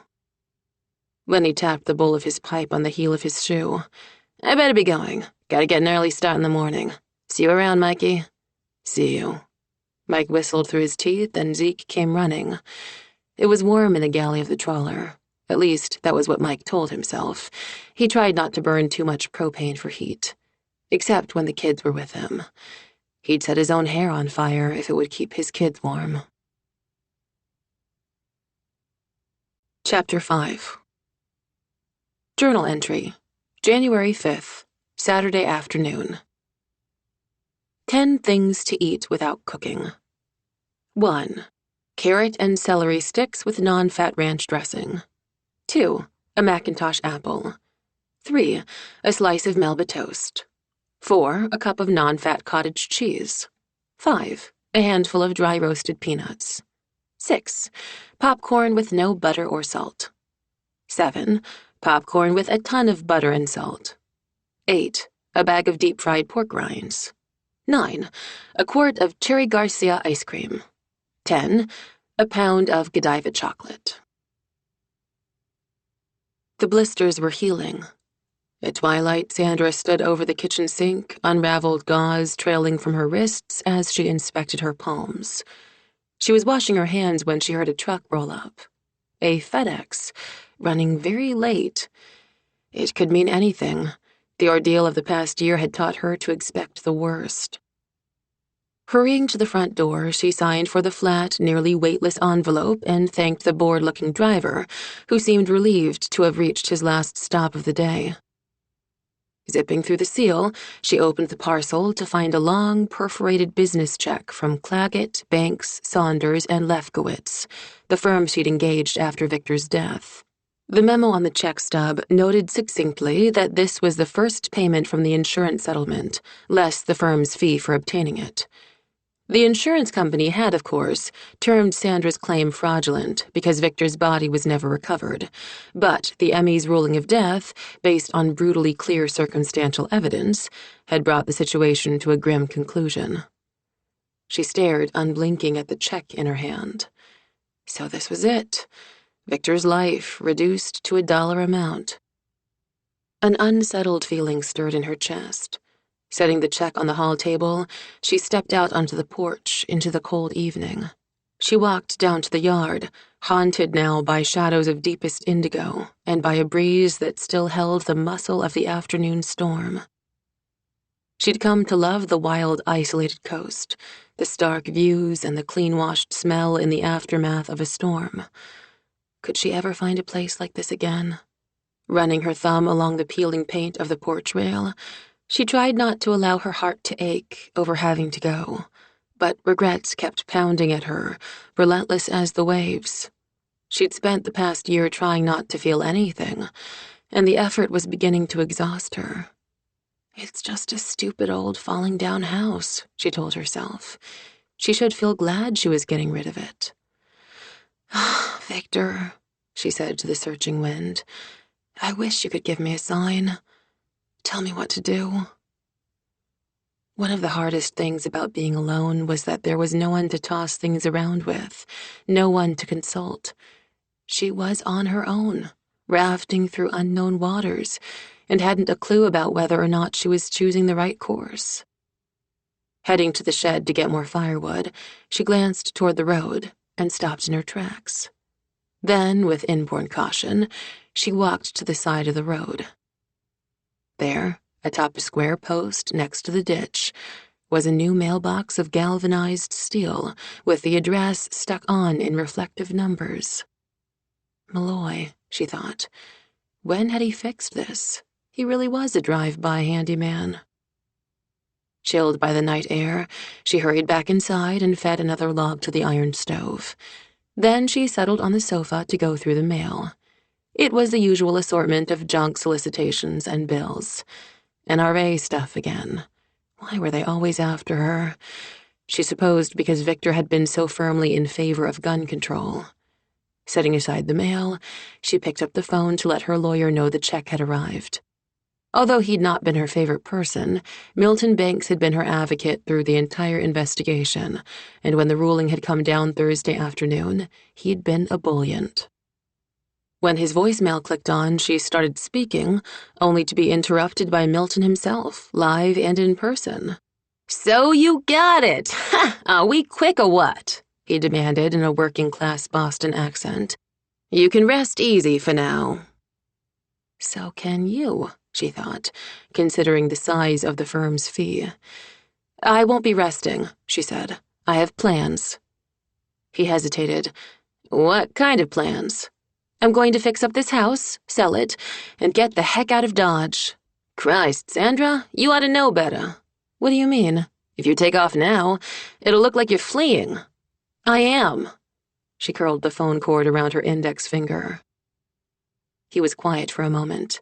"Look, I told you, the ruling's only the first battle. Just because they didn't find probable cause doesn't mean you're home free."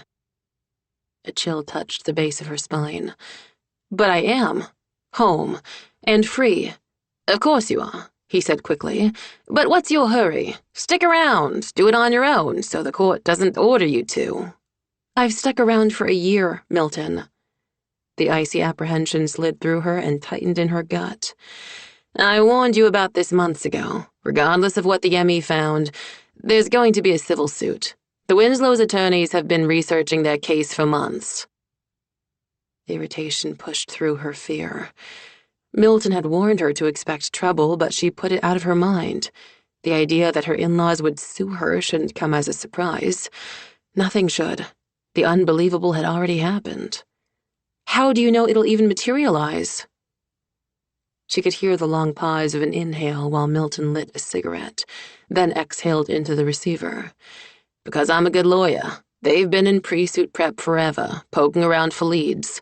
Dollars to donuts, they're getting ready to file as we speak. Mark my words, they want somebody to go down, Sandra, and you're the one. You were in the driver's seat that night. Sorry to say, they've got options. Negligent, careless, reckless. They might even try to pin intentional on you, so brace yourself." She pressed her teeth together until her jaw ached, holding in a scream. Unwinding the phone cord, she drummed her fingers on the receiver. The old affliction strangled her, and it took several seconds of breathing exercises before she could force her next words out. "The place needs a lot of work, so we've got some time," she informed Milton. "But believe me, the minute it's fixed, I'm out of here. Lawsuit or no lawsuit. Just relax, kiddo. No judge will let this go to trial on such flimsy evidence. They'll have to find something a lot more compelling than they've uncovered so far." Sandra gripped the receiver so hard that her healing blisters stung. There was plenty of evidence to find, and if it came to light, she was toast. Chapter 6. Journal entry, January 6th, Sunday. 10 things to do on a Sunday morning. 1. The New York Times crossword puzzle. 2. Make pancakes in the shape of lawyers. 3. Go to church. Sandra stared at item number 3 and her heart sped up. Could she? Did she dare? Until she actually wrote the words, she didn't realize that the outrageous idea had been hovering at the edge of her mind, pulling at her, even as she tried to push it away. When Victor was alive, Sunday mornings had taken on the mantle of ritual.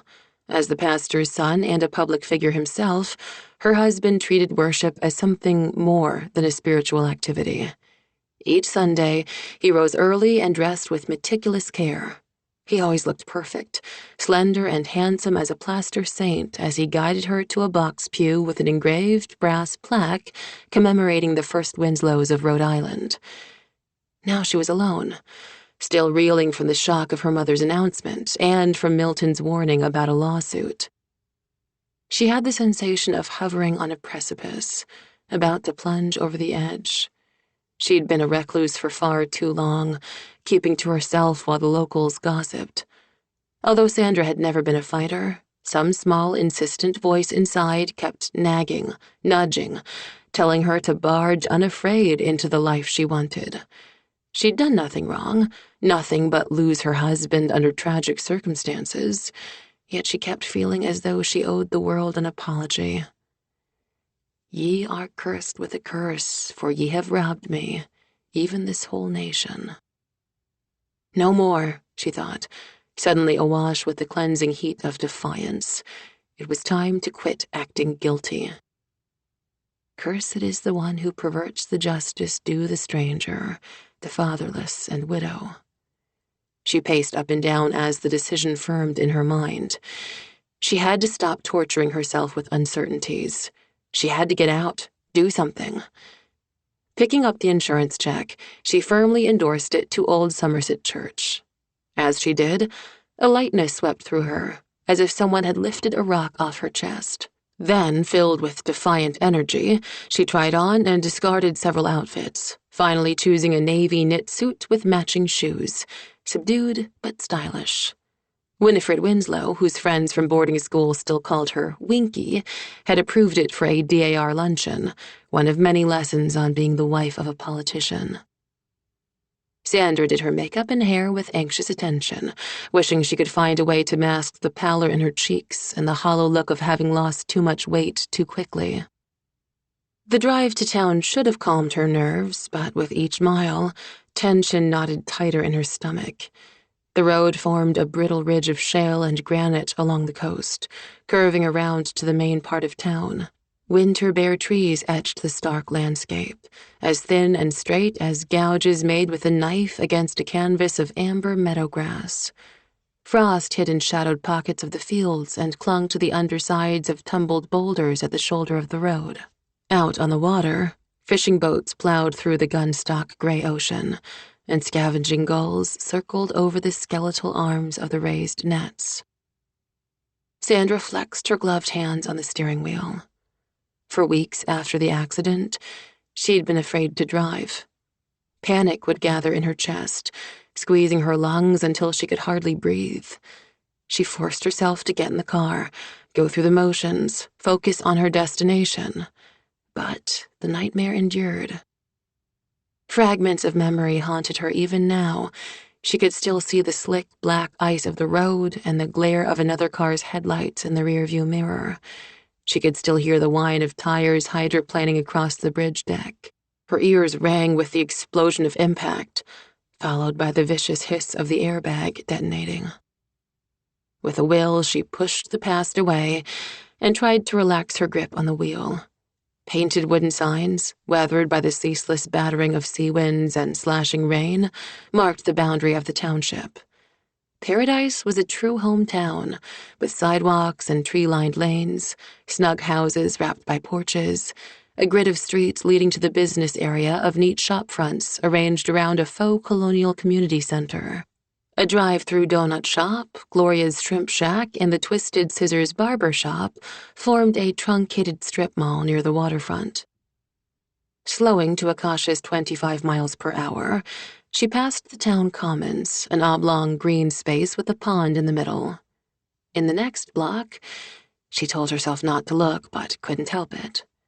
She studied the Winslow estate, an 18th-century mansion in the middle of a pristine lawn. Less than a mile from that was the handsome but less ostentatious converted carriage house that had been the Winslows' wedding gift to her and Victor. All her life, Sandra had looked for a place to belong, and finally, in paradise at Victor's side, she'd found it. When she lost him, she lost more than a husband. She lost her home, her community, her place in the world. She needed to find that again. The question was, how could she do it without Victor? They had lived in the eye of the community, an up-and-coming state senator and his quiet new wife. Now the residence housed a small family, and changes were apparent. New lace curtains that, Sandra thought, compromised the clean lines of the upstairs dormer windows. A little red tricycle on the front walk caused her chest to ache with an old, familiar yearning. She had wanted children, but Victor kept putting it off. Thinking back on those tense, late-night discussions, she realized how skillful he'd been, finding a reason to wait each time she broached the subject. First, he had to settle his campaign budget, attend to his mother who had suffered and survived breast cancer.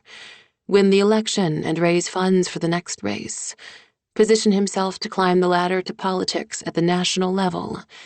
Anything but the truth.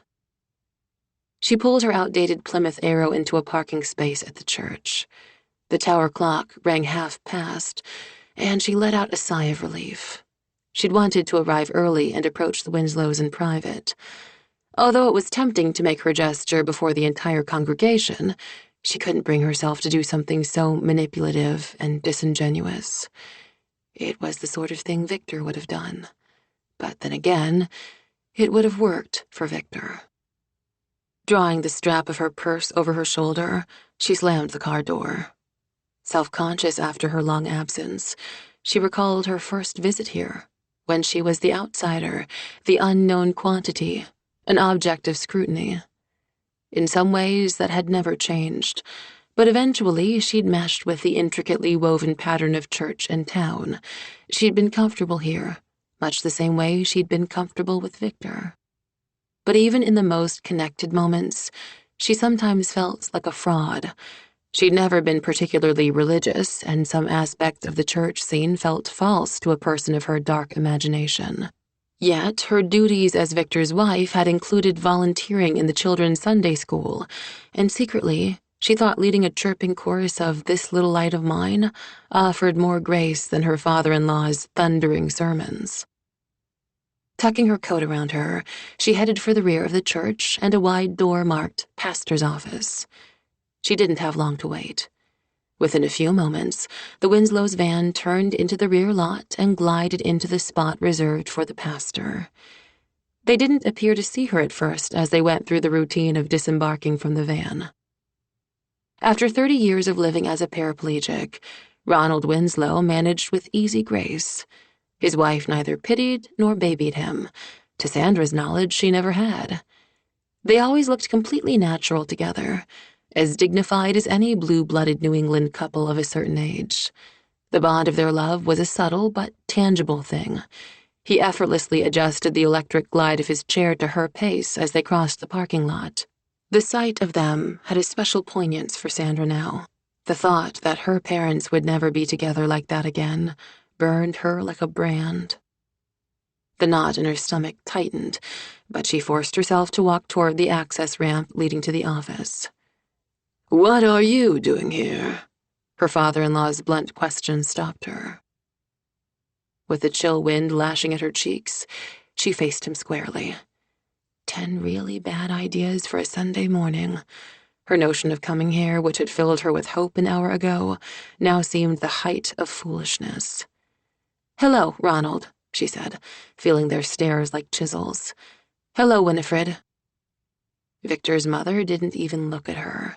The outline of her turned-away face spoke more eloquently than any words. Her small, delicate nostrils emitted twin puffs of frozen air. Winifred, who had taught her how to plan a benefit dinner and give a speech to the League of Women Voters, acted like a stranger now. Sandra heard the faint whine of a ship's whistle in the harbor, the plaintive cry of a winter curlew overhead. No other sound intruded. Somehow she found her voice. "I'm here because I want this to be over," she said. "It was an accident. You were there for the ruling. You heard." It had been torture, sitting across the aisle from them, their sadness a dead weight, their censure pure poison. "We heard the ruling."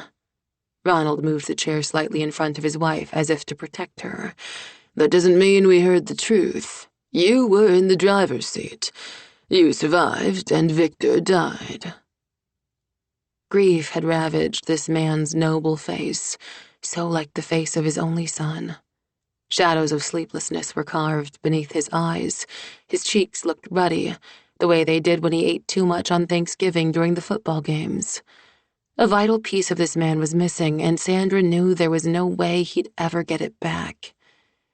Victor had been their miracle baby, their only child, prayed for, desperately wanted, born against all medical odds to a man whose disability should have prevented conception at all. They raised him as their ultimate work in progress, mapping out a perfect life for their golden boy. He measured up in all ways but one, the woman he'd chosen to marry. When Victor introduced her to his parents just 3 weeks after their first date, if you could call it a date, the Winslows had been gracious and unfailingly polite, but couldn't quite mask the disappointment in their eyes. The words they would never, ever speak aloud hung like a fog in the air. Why her? She's a nobody and so young. We had such hopes for you. Later, Victor confessed that they'd spent years pushing him toward the daughter of their closest friends, a woman who was beautiful, ambitious, pedigreed, and well-connected. A woman who had carried a torch for Victor ever since they'd met at a church picnic as teenagers. Her name was Courtney Proctor. After watching the WRIQ reports, Sandra knew for certain that Courtney had never forgiven her. You know I'd never harm Victor.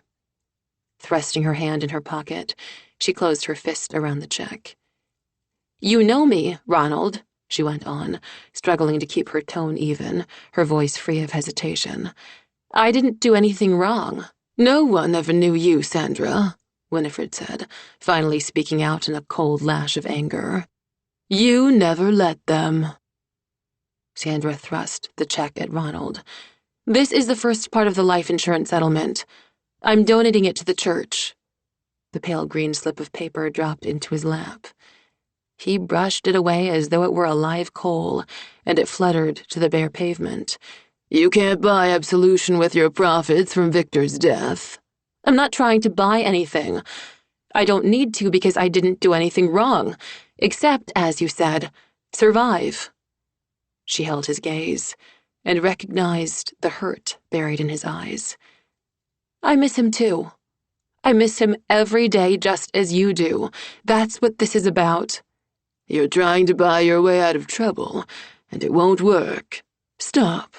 Winifred put a hand on her husband's arm. We don't have to listen to any more of this. With that, she turned, making her way up the ramp. Stone-faced, Reverend Winslow angled his electric-powered chair and followed his wife. The Winslows were beyond comfort, and apparently beyond reason.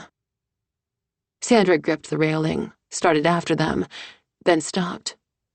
She stared down at the check, tumbling like a leaf along the pavement. A slow burn of anger swept through her. Her hand slipped down the iron railing as she stepped backward once, twice. Then, with shoulders squared and chin held high, she retrieved the check, turned away from the church, and hurried toward her car. The front doors of the sandy brick church now stood open to the day. She could see the glow of candles within, and the spice of fresh flower arrangements wafted from the sanctuary. The subtle murmuring notes of the organist warming up for the processional rode the morning breeze. But it was a false welcome. She knew that now. She wanted to kick herself for her own stupidity. She should have listened to Milton. Of course they wouldn't change their minds, simply because of the ruling. Enough then, she told herself, slamming the car door on the belly-deep sound of the church bells tolling. It would never be over, especially not now. Everything was just starting now. Her hand closed around the check in her coat pocket. By declining her money, they were making her decision about the house much easier. Yet it didn't feel easy. These people wanted her humiliated, banished, ruined. They probably wanted her to burn in hell.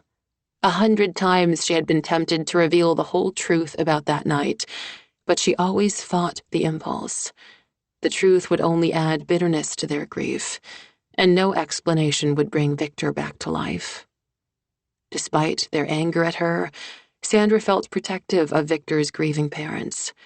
They'd been so proud of Victor. They missed him so much. Ever since his death, she'd shielded them from something only she knew. She told herself it was because she respected their grief, but maybe, in her heart, she was also engaged in a silent bargain. I'll spare you the truth about your son if you'll forgive me for my role in his death. She tried to decide if she felt differently now. They'd drawn the lines of battle, and a dark urge stirred inside her. She was tempted with every nerve in her body to blurt out how wrong they were about everything, how they never really knew their own son. But she didn't want to be the one to end their dreams, to turn cherished memories to bitter disillusionment.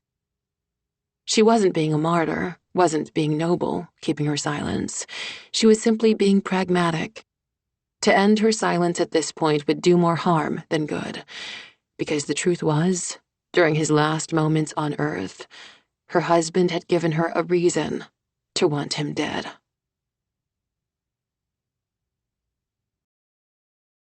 Chapter 7. For lapsed Catholics and divorced dads, there was nothing as lonely as a Sunday. Mike drove through the streets where he'd spent his boyhood, a dull ache pressing at his chest. You don't get any second chances in life, he reflected.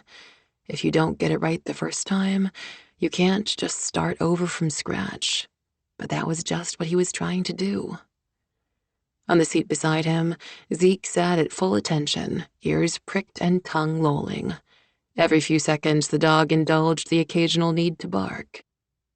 Before the divorce, Mike used to take his kids to Mass at St. John's, and after catechism class, they'd drive up to the beach or just hang around the house, shooting baskets or riding bikes.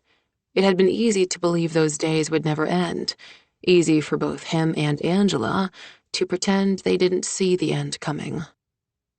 His head and heart were crammed with memories, but they were fragmented. Mary Margaret's first step, Kevin's first communion, trips to Florida to see his folks. As for the day-to-day stuff, it was all a blur, like the landscape smearing past when you sped down the interstate. He had buried himself in work, chasing down jobs, building up a clientele with single-minded, manic energy. And for what? So Angela could get a new car every year. So he could upgrade his boat, join a country club, send the kids to private school. He knew why. He wanted the best for his kids, but he had never fully understood what that meant. He'd always felt like a failure, getting booted off the team and having his scholarship yanked, quitting his degree program to start a business. Everyone admired him. He'd become one of the biggest contractors in Newport, and for years that had defined him. Time passed at warp speed. Then, one morning, he woke up, looked at his wife, and saw a stranger. A stranger who wanted a divorce. She'd met someone. Mike shook off the thought of his ex-wife. Today he had something else to think about. A long-overdue condolence call to Victor Winslow's family. He drove even slower, pissed at himself for putting this off. He and Victor had been best friends, and no matter how many years had passed, he owed the family a visit to express his shock and grief and genuine sorrow. Now he had the added burden of a confession to make. He was putting in a bid to restore Sandra Winslow's old house at Blue Moon Beach. In the church parking lot of Old Somerset Church, a woman hurried away from the building fast, like she had to go throw up or something. Mike pulled off to the side of the road and watched her. Dark coat flapping in the wind, shiny brown hair. Sandra Winslow. What the hell was she doing here? She got into her car and slammed the door. For a minute she sat there with the heels of her hands resting on the steering wheel and her head down. The morning light haloed the fragile, unguarded lines of her face. Mike tried to dismiss the unsettling image of her.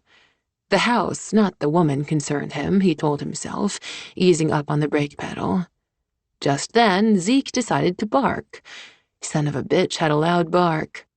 Her head lifted, and she looked straight at Mike. Busted.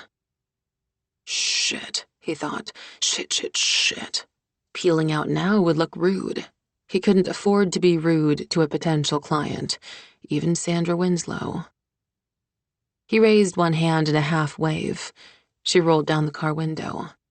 At a loss, Mike slapped the truck in park and got out, telling Zeke to stay. He walked across the parking lot. Car trouble? He asked. No. He glanced at the church. They let you out early for good behavior?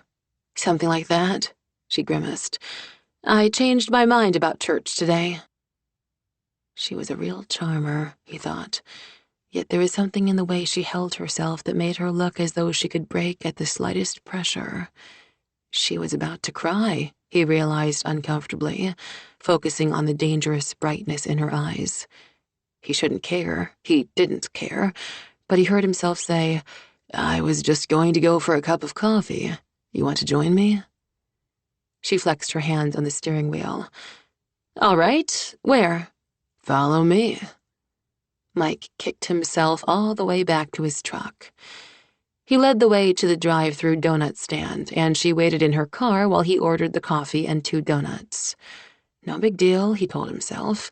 He'd give her a cup of coffee, then find the Winslows when church let out. At the end of the road, he pulled over and got out. A dock jutted from the seawall where a little fleet of quahog skiffs bobbed. To the side of the wall, a sandy slope led down to the water.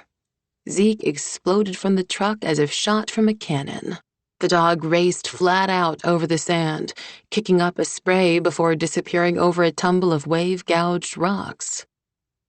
Carrying the coffee in a cardboard tray, Mike motioned for Sandra to join him. She followed him through the empty breezeway of the abandoned concession stand. In summer, the place swarmed with families and students on vacation, but now the wind howled through the shadowy passageway, spitting them out on the other side, where there was nothing but ocean, sand, and sky. He set the tray on a concrete picnic table. "There's cream and sugar in the bag with the donuts."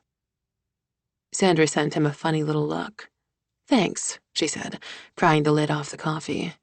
She added cream, then poured in at least 3 packets of sugar. She seemed a little steadier now, he observed. A decent guy would probably ask her what was wrong, why she'd been in such a hurry to leave the church.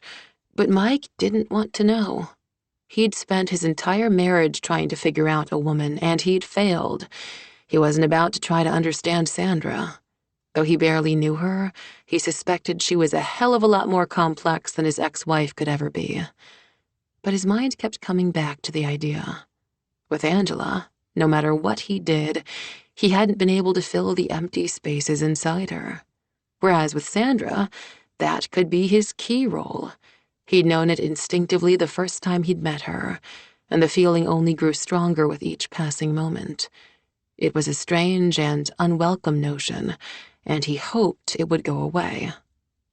Stooping, he picked up a length of driftwood and flung it for Zeke, who sped off in pursuit.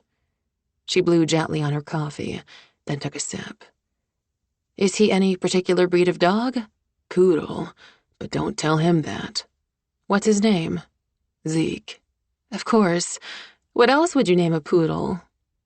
Her smile was genuine, reaching her eyes this time.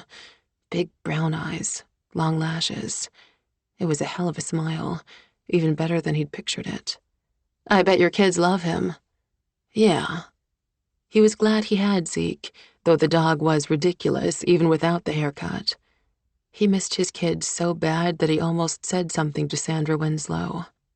The separation and divorce had stripped him bare by layers. He'd looked around one day and realized he had nothing but his boat, his truck, tools, and equipment he couldn't stand to part with, and a cell phone with an overdue bill.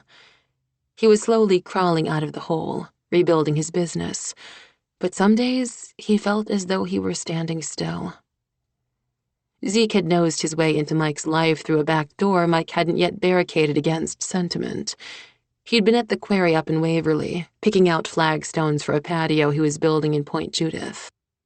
In the office, he'd encountered a foreman, glaring down into a dilapidated cardboard box. The guy explained that his wife's French poodle had whelped.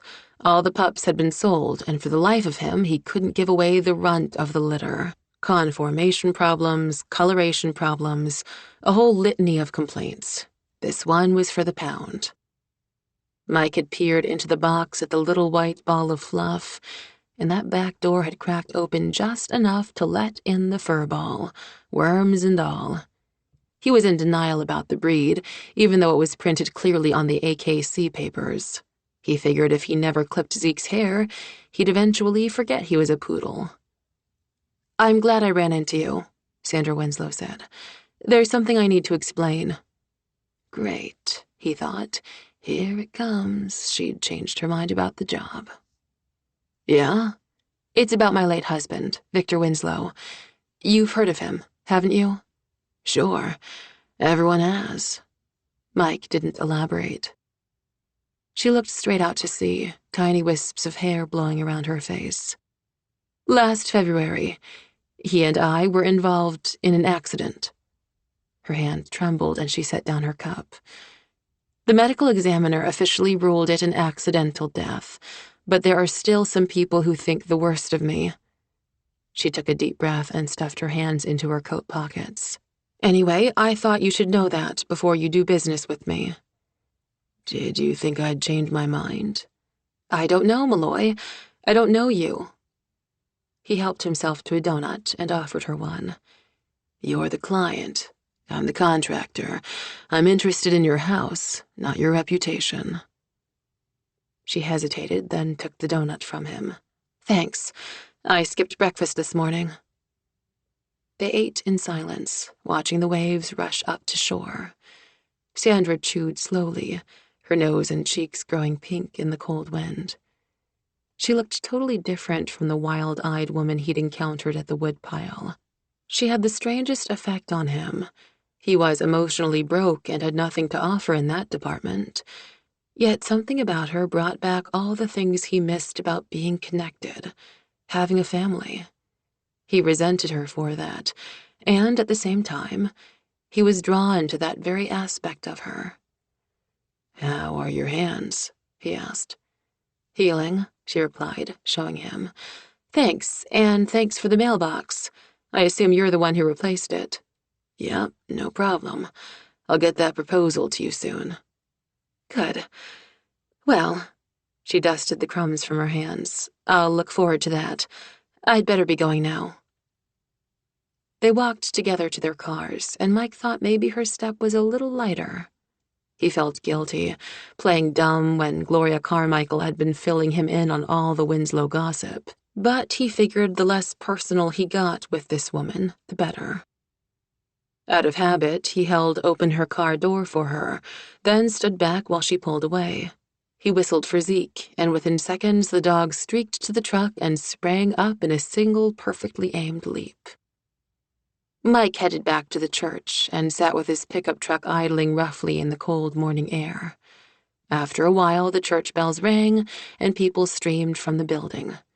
They walked in little family clusters, toddlers holding onto their parents' hands and swinging their feet up in the air, old people leaning on each other as they made their way to their cars. An electric-powered wheelchair emerged from the main entrance. Reverend Ronald Winslow shook hands with the departing parishioners, his gently smiling wife beside him. Mike continued to wait, the chill slipping into the cab of the truck, until the last of the worshippers had left. Then he got out, cautioning Zeke to stay put. The Winslows were headed for their van when he caught up with them. Mr. and Mrs. Winslow? They stopped, eyeing him curiously. Up close, he could see how much they had changed. They both looked smaller, diminished by their loss. Ronald's thick hair had turned snow-white. Winifred's navy coat hung loosely on her thin frame. I'm Michael Malloy, he said. Mike, I used to be friends with your son Victor, years ago, when we were kids. Ronald Winslow frowned, but his wife's face immediately softened. Michael, of course, she said, holding out both gloved hands. Mike took them awkwardly, held on for a brief squeeze.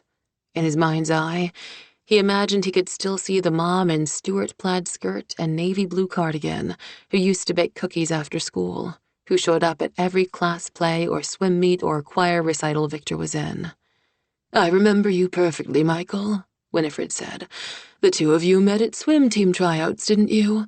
Was it in the 3rd grade? You have a good memory, Mike said. He could still picture the two of them, skinny and pasty in their Speedos, eyeing each other across the lane lines. He and Victor had been unlikely companions. Victor had worn the mantle of privilege, the son of a well-respected pastor and an old-money debutante. Mike's father was a commercial fisherman, his mother a dyer at Cranston Printworks. To a couple of small-town boys in school, class differences didn't matter. But out in the real world, they had. A lot. Michael played quarterback on the high school football squad, Winifred said, resting her slim hand on her husband's shoulder. I'm sure you remember that. The older man grinned as he made the connection. You're right. Been a while. It sure has. Mike couldn't think of a decent way to broach the topic, so he came right out with it. Listen, I should have called or visited sooner, but I haven't been back in the area long. He didn't elaborate. He wanted to get this over with. I can't tell you how sorry I am about Victor. Ronald Winslow's grin disappeared as Mike had known it would. The older man's hands trembled, and he pressed them together.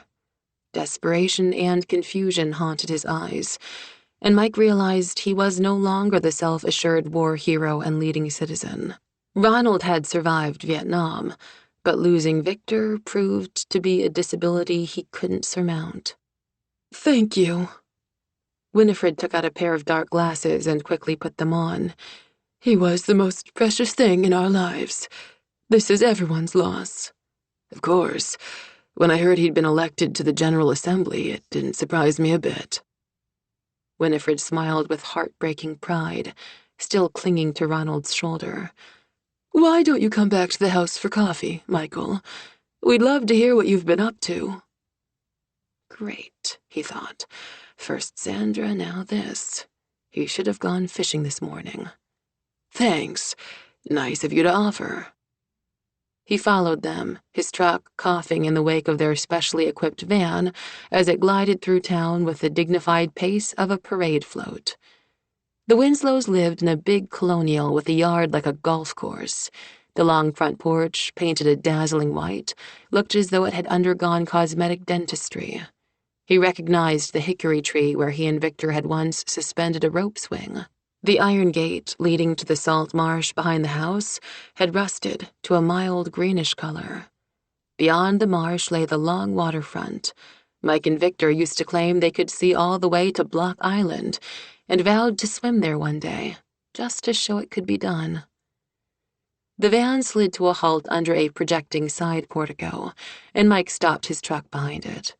The van door opened and the wheelchair platform lowered with an electronic whir. Recognize any of this? Winifred asked. All of it. I have a lot of great memories of this place. The genuine delight in her expression made him glad he'd come after all. Of course, he hadn't brought up the topic of working for Sandra yet. Let's go inside where it's warm, then. As he walked away from the truck, Zeke let out a howl of outrage and pushed his fuzzy face against the windshield. Sorry about my dog. If he bothers you. No bother at all, Ronald said. He'll settle down once he knows we're not going to kidnap you. When Mike stepped into the big, bright kitchen, more memories showered over him. With a clarity he hadn't expected, he recalled the welcoming warmth of this place as he and Victor sipped hot chocolate after a day of sledding. In the summer, they used to track beach sand across the polished tile floor and ransacked the freezer for ice cream bars. With controlled, precise movements, Winifred poured coffee and the three of them sat in the big front room, decorated with furniture that had been in the family forever. Although the antiques were priceless, the Winslows didn't keep them as status symbols, but as reminders. This is who we are. Winifred's needlepoint glasses case rested on a side table in the same spot it had decades before, alongside a leather-bound volume of Proust. Yet, despite the elegant presence of signed paintings, Irish crystal, and museum-quality colonial antiques, an emptiness haunted the beautiful room. You look absolutely wonderful, Winifred said, her eyes shining with a fierce maternal hunger. In her gray flannel skirt, crisp white blouse, and flat shoes, she appeared unchanged, except that her face reflected unbearable loss. So grown up. Adulthood tends to do that to a guy. Ronald tipped cream into his coffee. I wish you and Victor had kept up. You two were quite a pair, as I recall. I wish we'd stayed in touch, too. Mike stared at his big hands, resting on his knees. I figured we'd run into each other one day. I shouldn't have left it up to chance. Winifred gazed at a display of sterling silver-framed photographs on the table beside her. Victor was the subject of each one, skiing, sailing, grinning into the camera as he won some award or other. She shut her eyes, visibly battling a grief Mike could only imagine. "I wish Victor could be here. He always thought so highly of you, Michael. The two of you were like brothers." "Look, Mrs. Winslow," he said, "I didn't mean to come here and make you feel bad." Ronald cleared his throat. "Your coming here is a blessing," he said. "Tell us what you've done with yourself. Last we knew, you got a football scholarship to URI. "That's right. I remember how proud your folks were. You boys had that big clam bake to celebrate." Mike could conjure up every moment of that summer night. He and some of the guys had helped themselves to a case of beer from his parents' basement and built a bonfire on Scarborough Beach. Sweating brown bottles of Narragansett in hand, they had sat against the driftwood logs and stared up at the stars. Thanks to the beer, the night sky had spun gently, as though they were watching it from the deck of a ship. He could still picture the bonfire, the laughing faces of his friends, the crazy promises that they'd never lose touch, the feeling that the whole world was waiting for him. Everything had seemed bright and new, the future golden, the world opening up like a giant sunflower. Mike, whose parents could barely afford to keep him in Wheaties, was getting a shot at college. Victor was headed for Brown, the crown jewel of Rhode Island's universities, and eventually he'd do postgraduate work at Harvard's Kennedy School of Government. Big dreams, big plans. Neither of them could have anticipated the outcome. "I was injured my second season," he said before more questions could come. "I had to leave school." It was all so long ago that Mike couldn't get pissed about it anymore, but that didn't mean he wanted to talk about it. "So, what brings you back to town?" "Divorce." "Oh, Michael." Winifred patted his hand. "I'm sorry." "Thanks." He fished in his pocket, slid a business card across the table. "I'm starting back in the construction business, but locally." "Well," Winifred said, "it's a pleasure to welcome you back." Okay, Mike thought, out with it. Looking at a window displaying one of Victor's colored glass ornaments, he said, "I'm bidding on my first big job, a historical restoration in the area." Winifred clasped her hands. "That's wonderful, Michael." "I wanted to tell you, because the house belongs to Victor's widow, Sandra."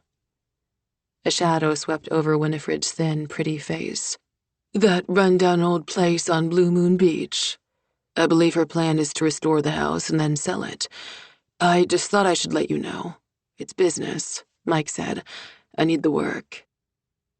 Ronald Winslow's eyes blazed. "If you choose to deal with that woman, we won't stop you, but you owe it to yourself to look at the facts. Pardon me, sir. The fact is she's in need of a contractor, and I'm in need of work. I don't intend to get personally involved with her, only her house." Winifred covered her husband's hand. "I suppose we'd rather see Victor's money spent on you than on... The good Lord only knows what else that woman has in mind." "We've never understood her," Ronald said, the fire in his eyes dimming. "She was the one poor choice Victor made," Winifred said.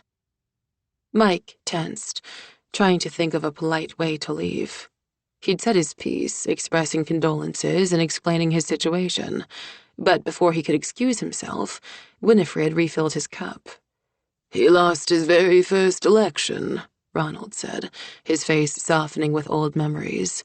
"So he decided to work on his image, and that meant getting married. Winky and I were delighted, of course, but we always assumed he'd choose someone he'd dated before, someone we knew." "When he brought that woman home, she was already his fiancée," Winifred explained, drawing her mouth into a tight line of distaste.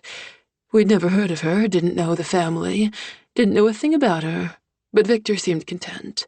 God knows she looked pretty enough on his arm, and he did win that next election."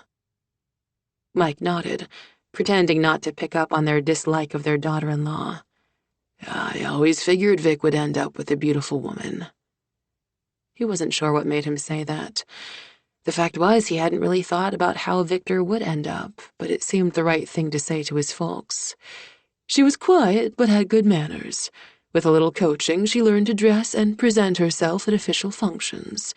She and Victor seemed compatible, at first, but she always had a strange, secretive way about her.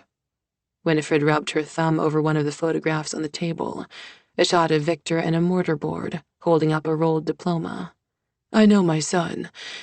He wasn't happy, and I suspect he stayed with her out of his natural sense of loyalty. Shortly before the accident, he admitted to me that she'd been pressuring him to have children.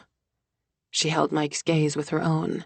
Believe me, I wanted grandchildren desperately, but not at the expense of my son's happiness.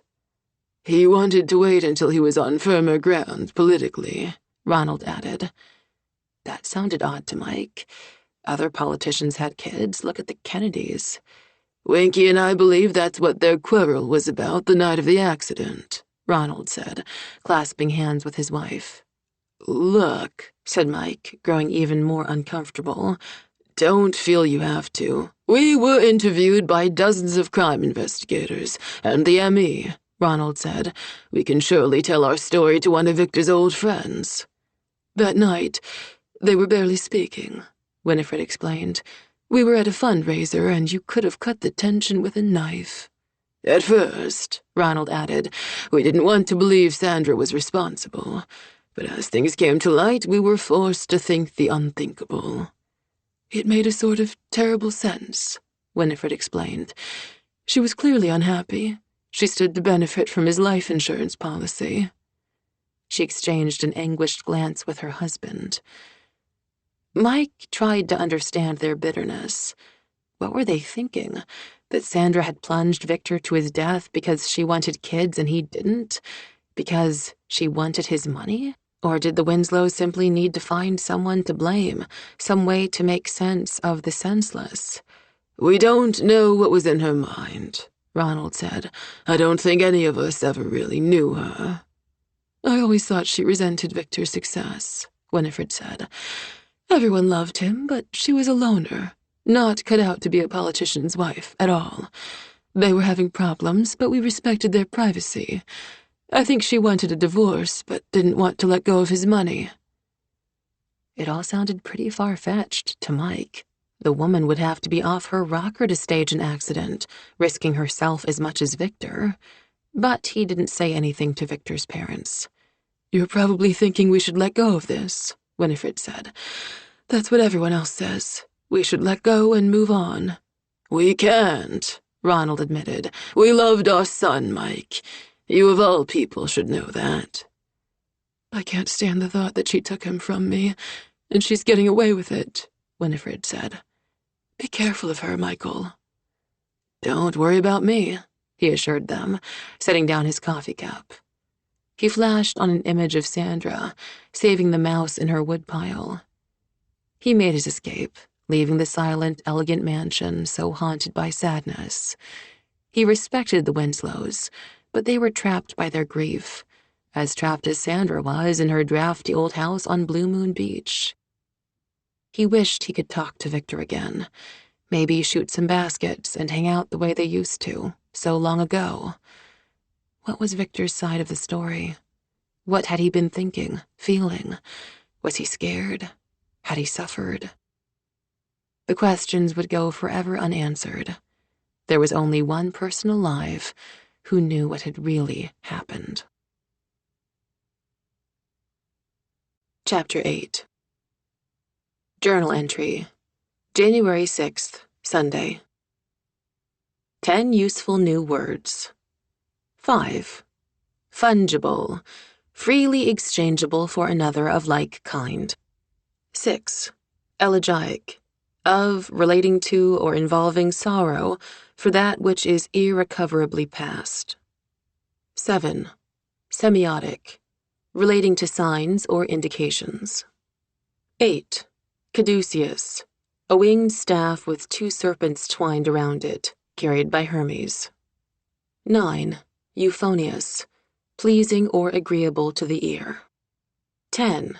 Defenestration, an act of throwing someone or something out of a window. Sandra drummed her fingers on her notebook, then set it aside in exasperation. On an empty Sunday afternoon, with the wind stirring whitecaps in the Sound, she wasn't getting much work done.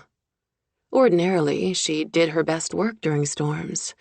She wasn't quite sure why, but there was something magical and evocative in the dark lash of wind and rain against the windows, the harsh voice of turbulence shouting from the sky. At such times, as though infused with the energy of the storm, her favorite fountain pen often had a mind of its own, skating across the page, leaving a banner of peacock blue writing in its wake. She didn't listen to her own words, but instead played the part of a medieval scribe, taking dictation from a higher source. But not today. She'd been so rattled by the encounter with Ronald and Winifred that she barely even remembered the drive home. The Winslows had cut her off as swiftly and cleanly as a field amputation. The searing contempt of Victor's parents had cauterized the wound. The truth had finally struck her. The limb was gone. The identity she had made for herself, wife, daughter-in-law, community leader, had been excised. Could she have been more stupid, showing up at the church expecting what? Redemption, forgiveness, understanding? She should have known better. Simmering with anger, she shed the St. John's suit Winifred had helped her pick out last year and put on her favorite old jeans and Victor's sweater, knowing it still smelled of him and would make her cry, and tried to get something productive done. The blank screen of the computer resembled a gray, demonic eye stalking her, reminding her that she hadn't read her email in a week, that there was a conspiracy to trash her books on an online book site, and that someone had set up an electronic news group dedicated to proving that despite the ruling of the medical examiner, Victor Winslow's death had been caused by his wife. She was the woman on the grassy knoll. Now, with her parents in crisis on top of everything else, the only thing she had left was her writing. At least that was still intact after the bizarre horror of the accident and investigation. Or maybe not. Hours after sitting down with her notebook, she glanced back through the scribbling, debating whether or not the pages were worth transcribing into manuscript form. She used the old excuse of not turning on her computer during a storm. Like everyone else, she'd heard stories of people who ignored the warnings and worked at their computers with an electric storm raging outside.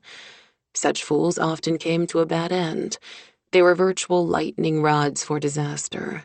Anything from electrocution to having their hard drives reduced to burnt toast, taking all their life's work, their checking accounts, and, horror of horrors, their email into the digital ether, never to be recovered. Computer-savvy people scoffed at such tales as urban legends, but Sandra couldn't afford to put it to the test. So when a storm rolled in, a frequent occurrence in the middle of winter, she kept her computer off. Propping her chin in her hand, she stared out the window facing the sea and listened to the hiss and burble of the tea kettle on the stove. The 100-year-old timbers trembled. The wind found gaps in the old windows, rattling the glass and pervading the big house with a chill that no amount of heat would banish completely. The window caulking had crumbled years ago, and no one had ever bothered to fix it. Her thoughts drifted to Mike Malloy, he of the big shoulders and battered pickup truck. If he hadn't shown up this morning, offered her a cup of coffee, she wasn't sure she would have made it home. He couldn't know how grateful she'd been for the company, and for his simple, who cares attitude about the accident. The accident. Finally, someone saw it for exactly what it had been. A horrible, disastrous accident. The sort of thing that happens on primetime news shows. Maybe it was just her imagination, but she felt a weird connection with Malloy. She knew she shouldn't trust the dangerous warmth he stirred in her, but she wanted to. After the disaster with Victor, she wasn't even sure she understood the nature of love, of passion. Maybe she simply wasn't meant to. Maybe she was one of those strange creatures destined to live out her life alone, contenting herself with the quiet rewards of her small family and few friends. If she knew what was good for her, she'd settle for that. Losing Victor, first to his secrets and lies, then to the murky currents that had swept him away, had created a hurt so intense she never wanted to feel it again. She didn't want to feel anything again. Not love, joy, grief, rage, because even joy had its price. She didn't want anyone to thaw the carefully crafted numbness that protected her heart. Not even Mike Malloy. She gave up trying to work and felt herself edging toward a decision. She needed a friend, someone who could pull her away from her world just for a little while. It was a little humiliating to realize how much of her social life had revolved around his friends, his family, his agenda. Now the parties, the meetings, the convivial dinners and fundraisers had fallen away, and she'd been left with only a couple of allies who cared about her rather than the man she'd married. There was Joyce, her hairdresser, who owned the Twisted Scissors and listened with gum-cracking sympathy to Sandra's troubles, cheerfully dismissing the gossip about the accident. And then there was Barbara Dawson, who lived in nearby Wakefield. As soon as the storm abated, Sandra drove to the small inland town and headed into a newish builder-designed community. She parked in front of her friend's house, wondering if she should have called first. Too late now. Shouldering a voluminous tote bag, Sandra got out of the car. Despite the tracked home uniformity of the suburban neighborhood, the Dawson house stood out, a huge, half-finished monument to mediocrity. But there was nothing mediocre about the woman who lived there. Stepping over a curb fringed by beaten-down weeds, Sandra made her way up a concrete path littered with a big wheel, a laser scooter, 2 soccer balls, and a scrawled warning in rain-smeared chalk. No girls allowed. A minivan dusted with a cat's footprints sat in the side driveway. When Sandra rang the bell, a chorus of "I'll get it" sounded, followed by the drum of running feet. The door opened wide, banging the much-abused wall of the foyer. 4 identical pairs of brown eyes focused on her. 4 grubby mouths, the degree of toothlessness varying with age, smiled in greeting. "Hello, Aaron, Bart, Caleb, and David," she said, naming them in order of height. "Can I come in, even though I'm a girl?" "Yup." They shuffled aside to let her pass. She stepped into the colorful clutter of the Dawson house. Marred by the scuffs and smudges of the resident tribe, the house smelled of equal parts baking cookies and hamster cage. Aaron shouted, "Mom! Sandy's here!" "Well, for heaven's sake!" Propping a large brown-eyed toddler with a runny nose on her hip, Barb walked into the foyer. "Come on in, girlfriend." "Can we go out now, Mom?" asked Bart. "It stopped raining and we need to finish digging the foxhole." His mother waved a weary hand in surrender. "I always dreamed of having trench wars in my backyard." Emitting spontaneous machine gun noises, the herd charged toward the rear of the house. Barb stepped aside to let them pass. "Don't slam—" The door banged shut. "The door." Squawking in protest, baby Ethan squirmed free of his mother and waddled after his brothers, setting up a roar of protest until Barb hauled him in front of the TV, gave him a handful of dry Cheerios, and turned on Rugrats. "Just call me Mother of the Year," she said with a grin. "Hello, Mother of the Year," Sandra said. "Is this a good time?" "Let's see. Ralph's off in the wilderness on paintball maneuvers with his buddies. Ethan has an ear infection. I just cheated on my diet with half a bag of Doritos, and my sons are destroying the neighborhood with entrenching tools. So yeah, it's a perfect time." As cheerful and openly friendly as her boys, she clasped Sandra in a brief hug. "I'm glad you stopped by. I phoned after hearing the ruling, but you didn't answer. Let's make coffee." Sandra took a seat at the boarding house-sized kitchen table while Barb bustled around. Creator of the wildly popular Jessica and Stephanie series of paperbacks for girls, she was one of the best-selling authors in the country. In her jeans, keds, and a sweatshirt smeared with jelly, she was as unpretentious as the mug of Sanka she made with instant hot tap water. Never mind that the mug had been imprinted to commemorate her first New York Times bestseller. It had a chipped rim, and the gold leaf lettering was flaking off. The two had met at a meeting of the Society of Children's Book Writers and Illustrators, which convened 4 times a year at Newport's Redwood Library. On the surface, they had nothing in common. Sandra, the quiet loner, and Barb, the soccer mom. But they shared one consuming passion that forged a sturdy bond: writing books for children. A few years ago, they had begun reading each other's first drafts and talking shop. Barb was a consummate professional and a godsend in the confusing and unpredictable world of publishing. Barb's life of yelling kids and madcap chaos contrasted wildly with Sandra's too quiet existence. She set her tote bag on the table, a tacit indication that they would talk business. Although Barb had given Sandra sympathy and support from the very start of her troubles, Sandra didn't discuss the Victor issue much. Not with Barb. Not with anyone. "I have your manuscript," she said, taking it out. "Lady, you continue to amaze me. I wanted to stand up and cheer in the end when Jessica and Stephanie rode through town on a pink parade float." "Just like real life, eh?" Gesturing around the cluttered, male-dominated house, Barb added, "Can you blame me for writing idealized fantasies for girls? I finished reading your manuscript, too. Just a sec, I'll get it." She hurried from the room, and Sandra sat listening to Rugrats and gazing fondly at Ethan, who had strewn Cheerios across the coffee table, then fallen asleep on the couch, clutching a black plastic Uzi. Barb's life with 5 rambunctious boys, her giant fireman of a husband, and 100 half-finished projects would make many women cringe, but when Sandra considered it, a powerful wave of yearning swept through her. What must it be like to have so many people depending on her, loving her, breaking her heart, and making it whole again? She was glad she'd come to see Barb today. She needed to get away for a while, to think about the one aspect of her life that hadn't deserted her: writing. The publishing world knew her as Sandy Babcock, author of critically acclaimed children's novels. She felt safe in that skin. After marrying Victor, she'd kept her writing separate, walled off from her identity as his wife. She didn't ever want someone to buy her books because she was married to a public figure. Where was the sense in that?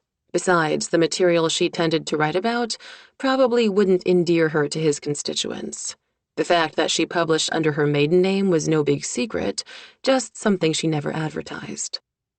Up until the accident, she'd had so much with Victor: a husband, a writing career, and all the subtle, understated luxuries the Winslow fortune could provide. She'd been lulled into believing she was a Winslow, too.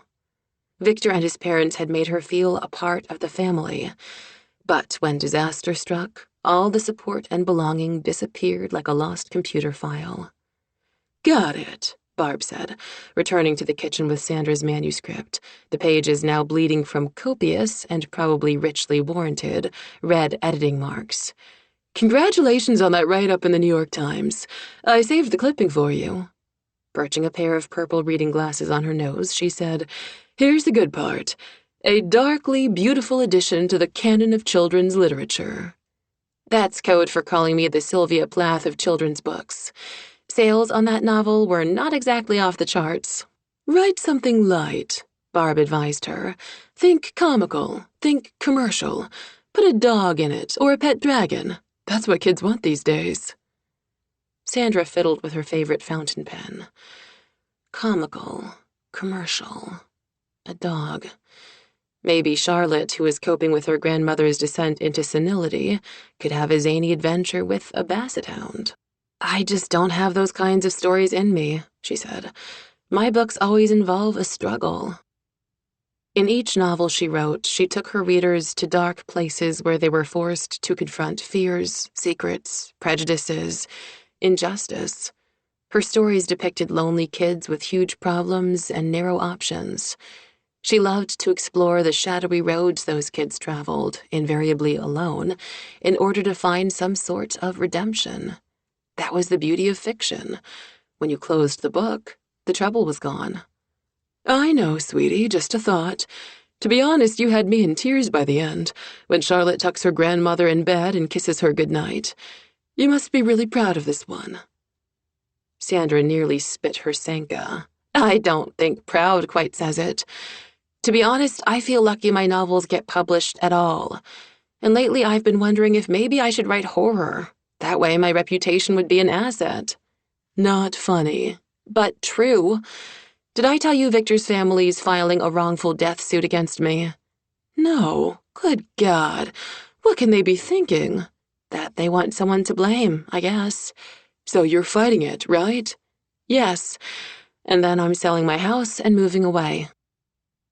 Barb's misty blue-gray eyes widened. No way. You love that place on Blue Moon Beach. It's so perfect. The perfect writer's retreat. I dream of having a place like that. Something all to myself where I can actually hear myself think. She gazed around the cluttered kitchen in frustration. I'm weeks behind on my deadline, and Ralph and the boys don't give a hoot. I swear, sometimes I hate my life. I really do. I'd kill to have your life. Oh, sorry. Sandra forgave her with a wave of her hand. Trust me, you don't want my life. Sometimes I'd kill for a little of your noise and chaos. Barb pushed aside her coffee mug and put her hand over Sandra's. The connection felt warm and good. I worry about you, Sandy. You're too detached. Alone. Barb held her gaze. I'm speaking as your friend here. I was worried even before all this mess with Victor. I used to watch you at party functions and social events. You always seemed alone in a crowd, like a pleasant, uninvolved stranger who was just passing through. Stung, Sandra withdrew her hand. It's easy for you to sit here and say these things. You've got a house full of guys who adore you, and your books are read by millions. That's one way of looking at it. Another way is that I live in a house that's falling down before it's finished being built. The boys are a pack of hyenas, and Ralph would rather think about his next chest-beating weekend with the guys than the fact that we've had 3 neighborhood guild warnings about the state of our yard. You think this has been easy street all these years? Her trouble sounded mundane and lovely, but Sandra understood that they were very real to Barb. She also realized that, as wonderful as their friendship was, there were things about each other's lives they would never comprehend. Got any tequila? She asked, only half joking. I have something better. Barb got up from the table. Rummaging in the cluttered pantry, she moved aside boxes of Cap'n Crunch cereal and bags of Cheetos held shut with clothespins.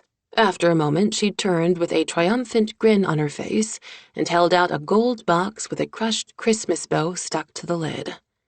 Godiva. Chapter 9. That, Mike said, pushing back from the big kitchen table and grinning at Gloria Carmichael, was the best thing that happened to me all week. Wearing an old bib apron imprinted with a fish and the slogan, I got scrawed in paradise, Lenny's wife started clearing away the dishes. Round and soft as a ripe peach, she had crooked teeth and an honest smile. Yeah, I thought the puttanesca sauce needed a little more anchovy. It was outstanding, Mike said, and he meant it. Lenny and Gloria invited him to dinner every other Sunday when he didn't have the kids. They acted as though it was no big deal, but they had to know their gesture of friendship helped calm the loneliness howling inside him. Gloria stopped behind his chair and planted a loud kiss on the top of his head. Your mama raised you right. Don't go telling him that, Lenny warned. He'll get all full of himself. Yeah? Gloria scraped a plate into the trash. You ought to try paying me a compliment sometime, Pinhead. Don't believe her ribbing, Lenny, Mike said. She's nuts about you. The earthy affection between the two of them was obvious to anyone with half a brain. This was what a marriage was supposed to be. Love and laughter and being comfortable together. And she's taken, Lenny declared. Hang in there, buddy. You'll find someone else. I'm not holding my breath. Gloria patted him on the shoulder. Angela really did a number on you, didn't she? That was putting it mildly. His ex-wife had ended up with the house and kids, and her father had taken over the business. Angela's father had bankrolled the company at the outset, and when the marriage ended, a very irate Rocky Miola seized control of the firm. Mike had ended up with a mountain of debts. Early on in the process, his lawyer had suggested they could make an issue of Angela's affair, but Mike refused to do that. She was the mother of his children, and he wouldn't subject Kevin and Mary Margaret to a battle. Lenny lifted a basket-clad bottle of Chianti. Need a refill, Mike? No, thanks. I've got to get up early, trying to round up subcontractor bids tomorrow. Gloria paused on the way to the kitchen. So, you're going to be working for the Black Widow, Lenny tells me. Mike stood to help with the dishes. I'm putting in a bid to restore her house. I wish you wouldn't do that, Mikey. The woman's a ghoul, if you ask me. She started rinsing plates and glasses, loading them into the dishwasher. How well do you know her? Well enough. We used the same hairdresser, but she was always too stuck up to give me the time of day. Her true colors showed when she drove her husband off that bridge. That's the part I don't get. Mike stood back while Gloria wiped down the counter. If she's so clever, why the hell was she in that car, too? One theory is that she got out of the car before it went over, Gloria suggested. Don't get us started, Lenny warned. She'll bend your ear all night with this stuff. Maybe not all night. Gloria took off her apron and tossed it over the back of a chair. Let me show you something. Ah, jeez. Lenny rolled his eyes. My wife's a closet ambulance chaser. Did I tell you that? She gave him a playful slap on the back of the head as she led Mike to the living room and selected a hand-labeled videotape from a big collection on a shelf. Here's a special broadcast they did on Evening Journal last spring. Have a seat, Mike. Want me to fix some popcorn? That's okay. Mike was curious as hell about the situation, but eating popcorn while watching a broadcast about a dead guy, especially a guy he used to know, didn't seem quite right. The accident had made headlines last year, and he remembered staring in shock at the front-page news. But the fact was, he'd been dealing with the divorce, too caught up in his own business to pay much attention. On the TV, a vaguely familiar blonde reporter gazed into the camera, giving viewers a recap of the local scandal. Her breathy, urgent-sounding voice grated on Mike's nerves. With absurd gravity, she enumerated the salacious details of a fairy tale marriage gone sour.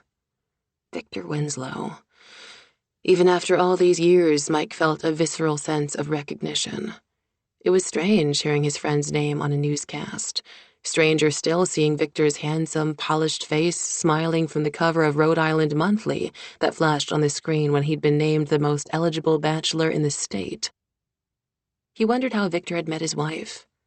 Sandra looked a good 10 years younger than Vic, mid-20s, maybe. The scoop on the TV depicted her as a girl with an undistinguished past, a minor career in publishing, and no identity outside of being chosen by Victor. These days, Mike figured, she probably wished she had been singled out by someone else. Hell, she probably wished she'd taken a job as a hat-check girl. A wire service wedding picture appeared on the screen. Victor and his new bride stood in the arched doorway of Old Somerset Church. He wore a Brooks Brothers tux, his black silk bow tie flawlessly knotted. The bridal gown made Sandra look like a princess, her long gloved hand tucked into the crook of his arm. She held her mouth in a stiff smile of terror. She was stunningly beautiful, as any Winslow bride was bound to be. She looked radically different now, the hair, the clothes. Oh, but that face. Thinking about the first time he'd seen her, chopping wood on a cold day, he'd never forget it. Those lost brown eyes, the set of her mouth. Though he ought to know better, her image was etched in his heart. According to the report, Victor and Sandra Winslow had been the golden couple, youth and promise personified, capturing the public imagination. Their marriage had been a major social and media event, with Victor's own father, the venerable Reverend Ronald Winslow, presiding. A montage of video clips flickered past.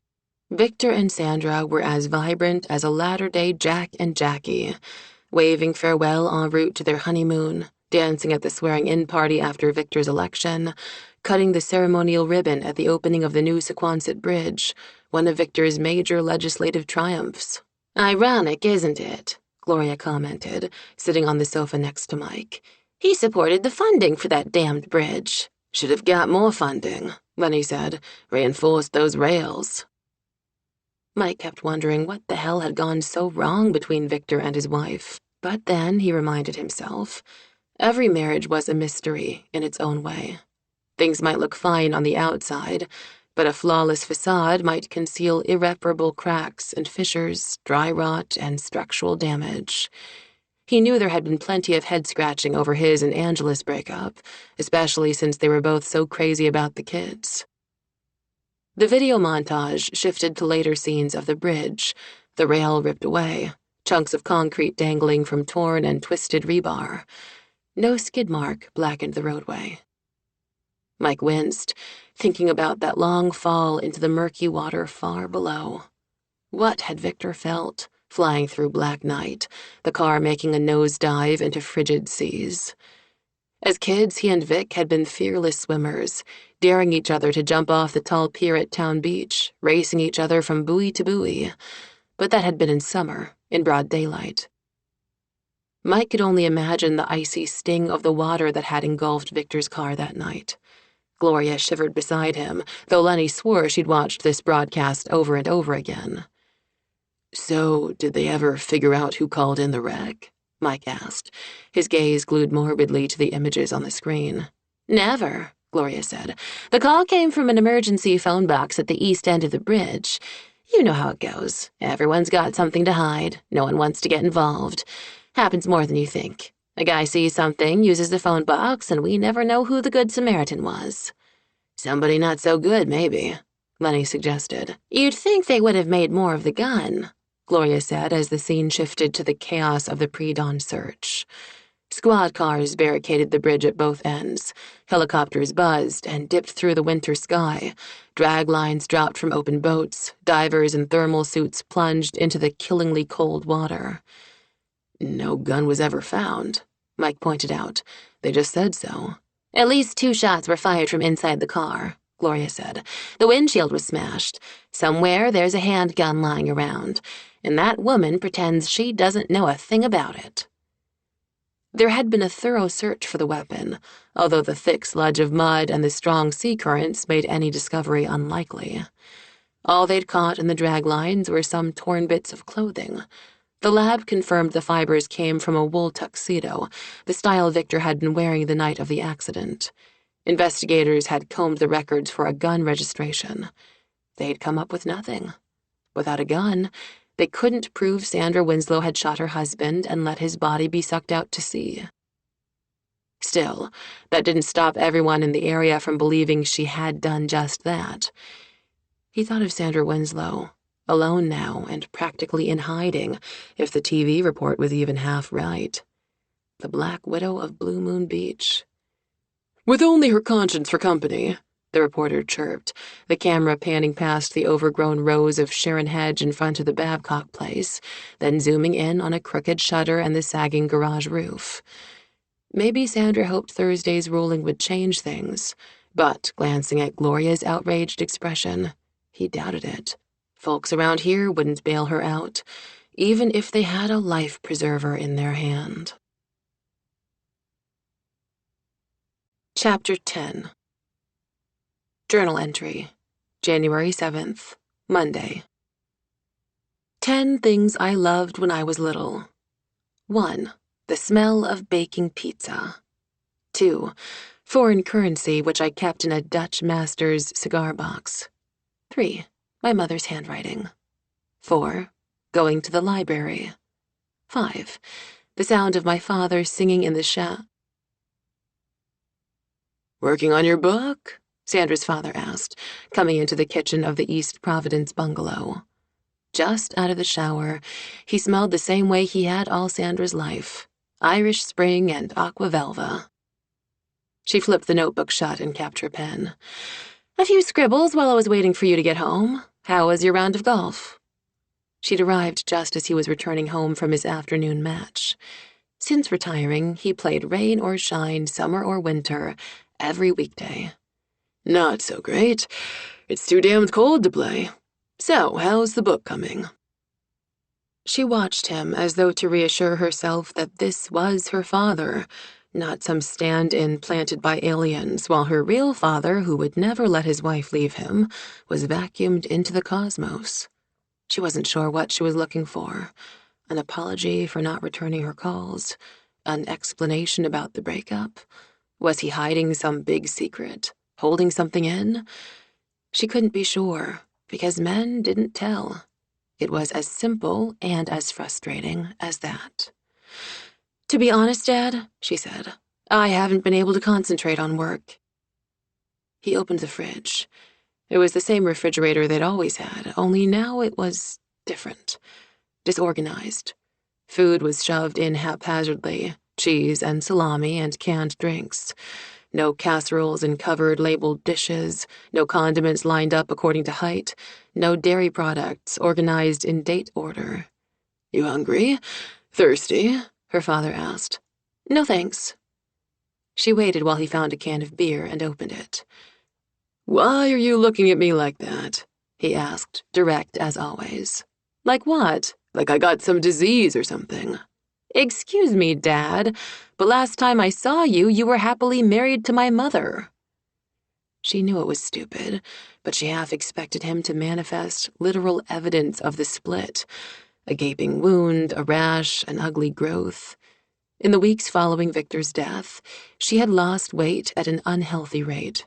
Her skin grew sallow, her nails brittle. Yet her father appeared unscathed. Something as monumental as the breakup of a 36-year marriage should cause some obvious physical distress. How dare he look normal? He took a sip of his beer. "What, you expected to see a mushroom cloud coming out of my head?" "Something like that." "Sorry to disappoint you." He sat down at the kitchen table, moving aside a stack of unopened mail. "That's not what's disappointing me, Dad. It's kind of scary the way you're just, I don't know, carrying on, as if nothing's really changed except that Mom is gone." He looked around the kitchen. The sideboard was littered with loose AA batteries, an oil change funnel, a tire gauge, and some lottery slips. Outdated newspapers lay on the counter next to his golf glove and hat. Sandra's mother always made him leave his stuff in the garage. "She's not gone. She's everywhere in this house," he said. "She made the curtains, put those little knickknacks on the shelves, lined up all the stuff in the pantry." A small crack appeared in his facade. "So don't tell me I'm just carrying on. I'm thinking about her all the time." "Then why don't you think up a solution?" "We did, a separation. And then, I guess, a divorce." "Is that what you want?" "Jesus, honey, you know that's not the question." "Then what is the question?" He hesitated, pinching the bridge of his nose, his face anguished. "It's about what we don't want, as in she doesn't want to play golf or fish. I don't want to take ballroom dancing lessons or travel or speak Italian and learn to cook Chinese." "Maybe you could do a little of each," she suggested. He waved a hand with impatience. "That's what it says in all those how to save your marriage books." "You've read books on how to save your marriage?" "It's all a bunch of crap. How long would your mother last pretending she likes golf? About as long as I'd last poking around the British Museum." "Go somewhere you both like," Sandra suggested. "Honey, your mother and I had this discussion over and over again. The fact is, I spent my whole career traveling, staying in hotels, meeting new people, and all I ever wanted was to stay close to home." "All Mom ever wanted was to go somewhere new." Restless, Sandra got up from the table and went to the window, staring out at the postage stamp backyard with its single apple tree and a row of peony bushes sagging in the cold. She used to have a sandbox out there, a swing. When she thought of her childhood, she remembered silence. Her silent struggle with stuttering, her parents' silent frustration with her problem, the silence of teachers, pediatricians, speech therapists, psychologists, all waiting for her to get the words out. Through no one's fault, hers had been a quiet childhood. She didn't have brothers or sisters to fight with, didn't have a bunch of relatives visiting on the weekends. And God knew she didn't have legions of friends lining up to play with her. She forced herself to think about her parents' marriage in objective terms, as an outsider might view them. Had she been the glue that held them together? No, absolutely not. There was something between them, a subtle, smoldering fire, always present like embers banked for the morning chill. It was never obvious, particularly not to Sandra, who couldn't stand to think of her parents as lovers, but sometimes she'd catch herself reflecting on it. "I wish you and Mom would work harder to sort things out," she said. Anger boiled through her, and she felt like ripping someone's heart out for examination. Her family was breaking apart. The three of them would never be together again. They'd ceased to exist as a unit. The gestalt of her childhood was forever gone. Victor had failed her, and now her father was failing her, and suddenly she caught herself thinking of Malloy, who made her feel all sorts of things. She pushed that thought aside. "You're making yourselves miserable." "We were pretty damned miserable before she left." "Why?" She gestured around the kitchen in frustration. "You had a good life here." "We had a life here. Whatever was good about it just faded away, I guess." She studied her father, trying to figure out what had changed. In his early 60s, he was a good-looking man, with clear eyes and a ready smile. He was tall enough for a woman to wear heels with, something her mother's bridge club regulars vocally admired about him. He was thick-set, but not overweight. His best feature was his abundant hair, which in recent years had turned to a dramatic sweep of pure white. Her father's face had both character and kindness in it, and distance. Something about the angle of his gaze, the set of his mouth. She wondered if this was new, or if she'd simply never noticed before. And for the first time, she wondered if she did the same thing, kept her distance, protected herself. "Did you even try to get help, Dad? I don't mean reading a book. Did you go for counseling or to a—" The thought of sexual dysfunction crossed her mind, but wild horses couldn't make her go there, not with her own father. "I think you should try a marriage counselor." "We did." She lifted her eyebrows in surprise. "Yeah?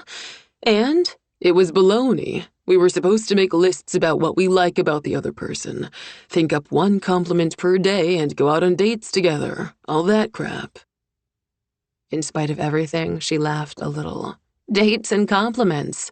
Sounds tough." "I'd have done it gladly, but that's all superficial stuff. Band-aids. People drift apart, you know that, and your mother—" He broke off to finish his beer. "There are things about her that I've never understood. Stuff she wanted, expected, dreamed about. I guess those things built up over the years, and it's too late to fix it now." Sandra tried to conceive of her mother as a woman, but had trouble forming an image of Dory apart from wife and mother. She could picture her in that role clearly, neat as a pin, the house spotless. Her favorite ashtray was on the back porch. Since her husband had kicked the habit years before, she had taken her solitary vice outside.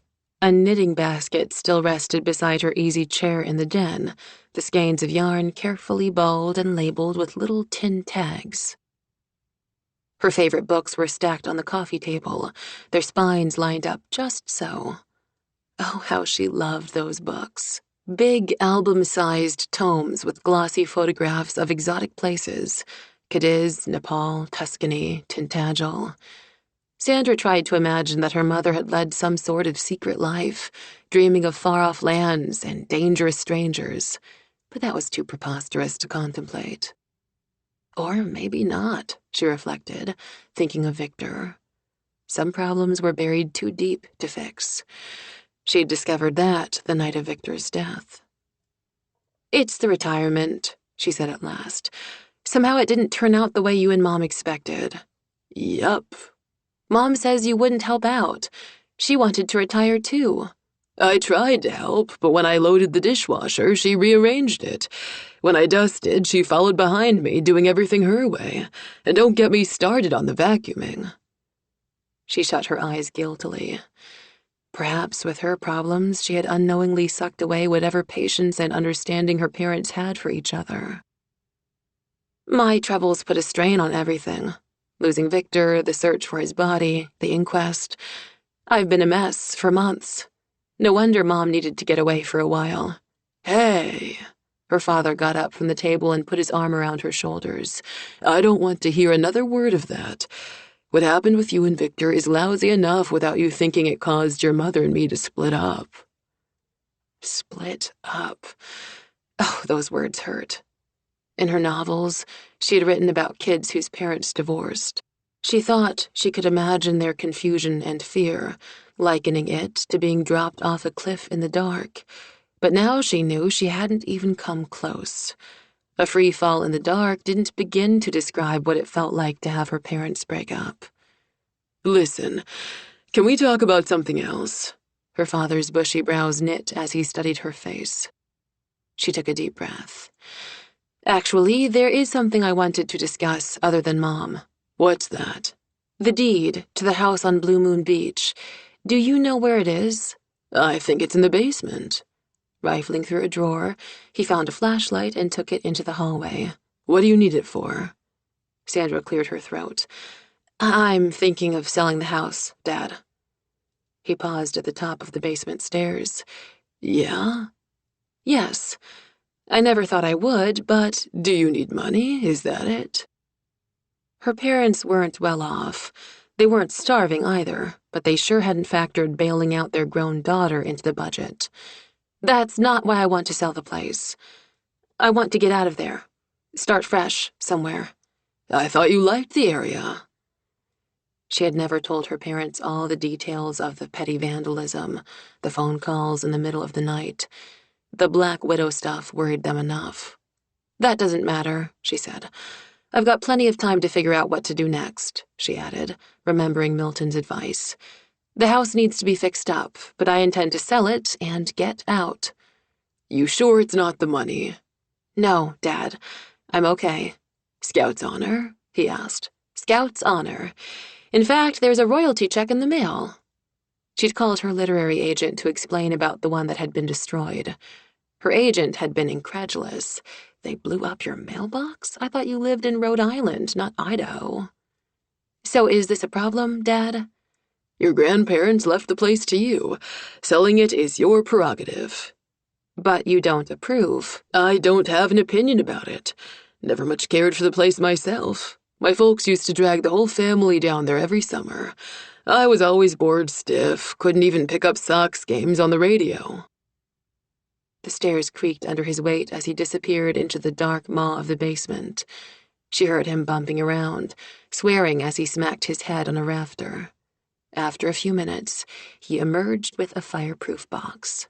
"Haven't looked through this stuff in years," he said. They sat together on the sofa, and he set the box on the coffee table, stringing the surface with cobwebs. Flipping open the lid, he revealed a collection of file folders, papers, little boxed objects. He pulled out old photographs and stock certificates, school records, things that had once seemed important and no longer were. An instruction manual for a shortwave radio, the manufacturer's warranty on a typewriter, a crackerjack code ring, a clipped article about a neighbor's son making Eagle Scout. Other things were so important that they seemed inordinately fragile, hard to hold. A lock of baby's hair, tied with a bit of white ribbon and tucked away in an envelope. Sandra's birth certificate. A child's drawing of a bird in a nest, the name Sandra B. printed carefully in the corner. A photograph of her great-grandparents, circa 1900. An immigration certificate from Ellis Island for someone named Nathaniel Babcock. She picked up a yellowed embossed document. "Your marriage certificate." "Yup." "What happens to this if you get a divorce?" "Nothing. I suppose there's a new piece of paper dissolving the marriage, which trumps that one." He unfolded the certificate to find a small wedding photograph inside, paper-clipped to the document. Sandra studied the photograph, realizing with a jolt that in the picture, her parents were younger than she was now. In his early 20s, her father hadn't been her father yet. He was simply Louis Babcock, and he'd been flat-out handsome the way Stuart Granger or Gary Cooper was handsome. And her mother, of course, was beautiful in the luminous, uncertain way of all brides. Sandra knew she too had looked that way at her wedding to Victor. She knew because the pictures had run in the papers. She tried to read the smiling faces of her parents in the old wedding portrait. Was there some clue, like a shadow hovering over them, that condemned their marriage to failure? Back in 1966, was there any indication at all that the union was only going to last 36 years? She wondered if the happiness of those young, naive people was worth the pain they were going through now. Some nights, lying awake, she wondered if she would have been better off never having met Victor at all. He changed her life in so many ways. Her father's thumb lingered over his bride's signature, rendered in plump, girlish script. Dorothy Heloise Slocum. His face softened with remembrances she knew he wouldn't share. Dad, she said quietly, I'm so sorry. I really do think you and Mom can fix this. She pointed to the photograph. Look at you. There's so much love there. It's written all over your faces. You can't let it all break apart because you're having a tough time adjusting to retirement. It goes a lot deeper than that, honey. Then you'll have to dig deeper to fix it. He pulled out a folded parchment document, tied around the middle with string. Here it is, he said. The original deed to Blue Moon Beach, the will and the transfer. Opening the old papers, she read the terse legal definition of the property and ran her finger over the raised seals on the document. Fair enough, she said. I plan on getting the place sold by summer. And then what? Her father asked. And then... A chill ran through her. She had no earthly idea how to start the rest of her life from here. And then, I guess I'll see.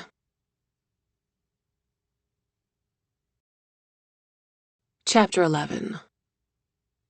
Journal entry, Tuesday, January 8th.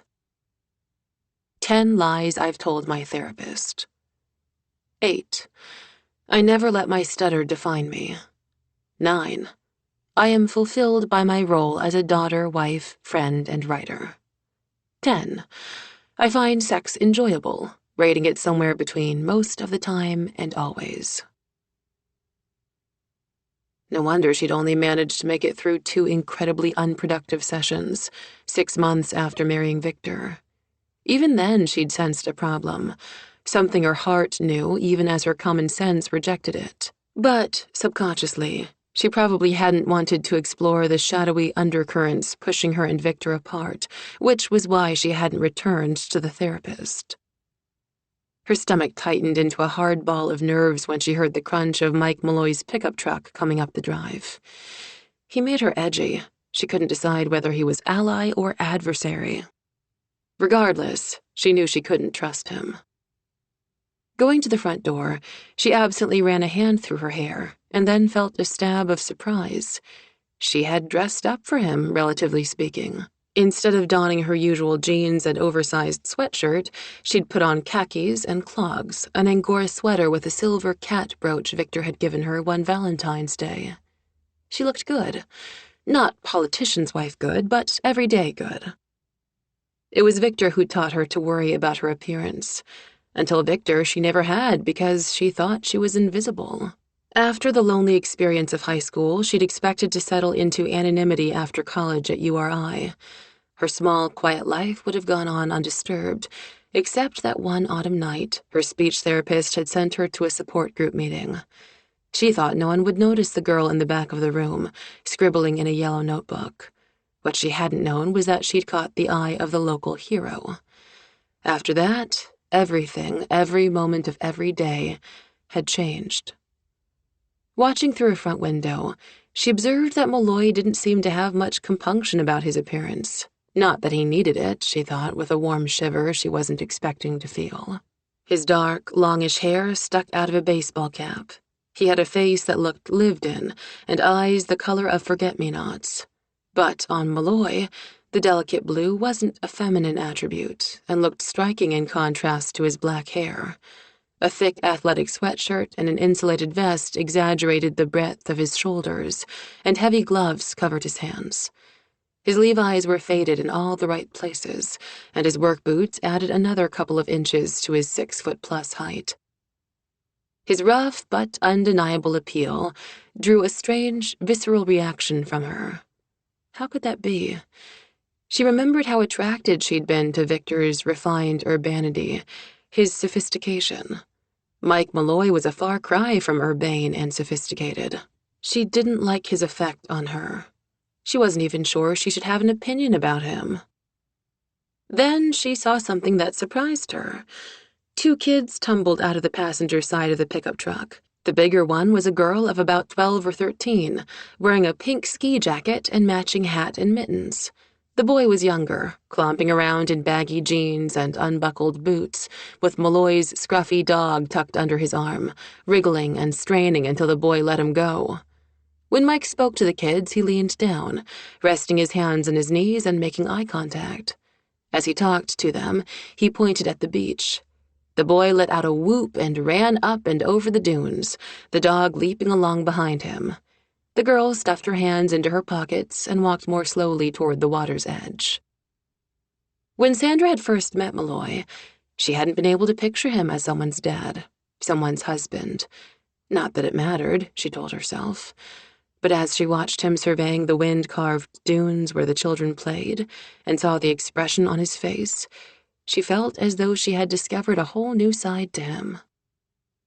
In the past couple of years, Sandra had found herself becoming increasingly preoccupied with kids. Sometimes when she saw people with children, she felt such an unholy envy that it burned like a fire in her heart. She felt that now, watching Mike Malloy. God, what she wouldn't give to have what he had, a couple of messy, loud, unpredictable kids. Someone to giggle with, to hold close at night, to love with every bit of her heart. She recalled the first time she broached the topic of having a baby with Victor. They'd been married a year. He was getting ready for opening session of the General Assembly. With a big-hearted charm that so endeared him to his constituents, Victor embraced the idea. He took her face between his hands, holding it delicately, as if it were something fragile and precious. "Oh, Sandra, yes," he said, "I want that too." She believed him. That was what made him such a good politician. Even his own wife, who knew him better than anyone else in the world, believed everything he said. Composing herself, she opened the door for Mike Malloy. He grabbed a clipboard and a zippered leather portfolio from the truck and came up the walk toward her. She tried, without success, not to stare, but, good Lord, the man turned a pair of old faded jeans into living sculpture. "Thanks for getting back to me so quickly," she said, hoping that sudden flush of warmth didn't show. "No problem," he replied. His face was without expression, his eyes unreadable. He didn't appear to notice how neatly and carefully she was dressed. Yet even indifference encouraged her. She'd learned to expect open dislike and suspicion from everyone, so this was new. "You brought company today," she said. Neutrality changed instantly to defensiveness. "Is that a problem?" She stepped back, holding her hands palms out. "Not at all. I like kids. I was just making conversation." "I see. Sorry, I didn't mean to jump on you. I just picked them up from school." "Let me take your coat." Transferring the clipboard from one hand to the other, he slipped out of his vest and handed it over. Her fingers sank into the deep pile of the vest, where his body heat lingered. She resisted an absurd urge to press her face to the fabric before hanging it in the hall closet. "If your kids get cold outside, they're welcome to come in." He hesitated. She wondered if he'd heard any of the local gossip, or if he'd made inquiries after she told him about her troubles. Then he nodded and said, "Thanks." He inspected her then, his frank, assessing gaze taking in the Angora sweater, the brooch. Then he removed his Red Sox cap, folding the bill and sticking it in his back pocket. "I guess we should have a seat." She walked over to the old pie-crust table and moved the chairs around to face the bow front window. From here, they could easily keep an eye on the kids. "How old are your children?" Mary Margaret turns 13 in the spring, and Kevin's 9. Resting her chin in her hand, Sandra watched them playing frisbee while the dog ran frantically back and forth between them. "They look like a lot of fun." "They are." He set some papers in front of her on the table, separating the pages into 2 piles. Here's what I've done. I've worked up a bid for basic repairs. The other is for a full restoration. Why don't you look over them, and I'll answer any questions you might have. Thanks. Would you like a cup of coffee or tea or something? She asked, watching his big, squarish hands. There are some snacks in the kitchen. She'd put out a plate of molasses cookies and a dish of cashew nuts. The simple act of readying herself for company had felt alien, reminding her of how long it had been since she'd entertained Victor's friends and associates at the house in town. She knew, of course, that this was not a social call, but in some ways it felt like one. And it felt good. Almost normal. No thanks. He spoke fast, almost harshly. I'm fine. She ought to be smart enough to know a hired contractor wasn't going to fill the void in her life. Exasperated with herself, she gave her attention to the preliminary bids.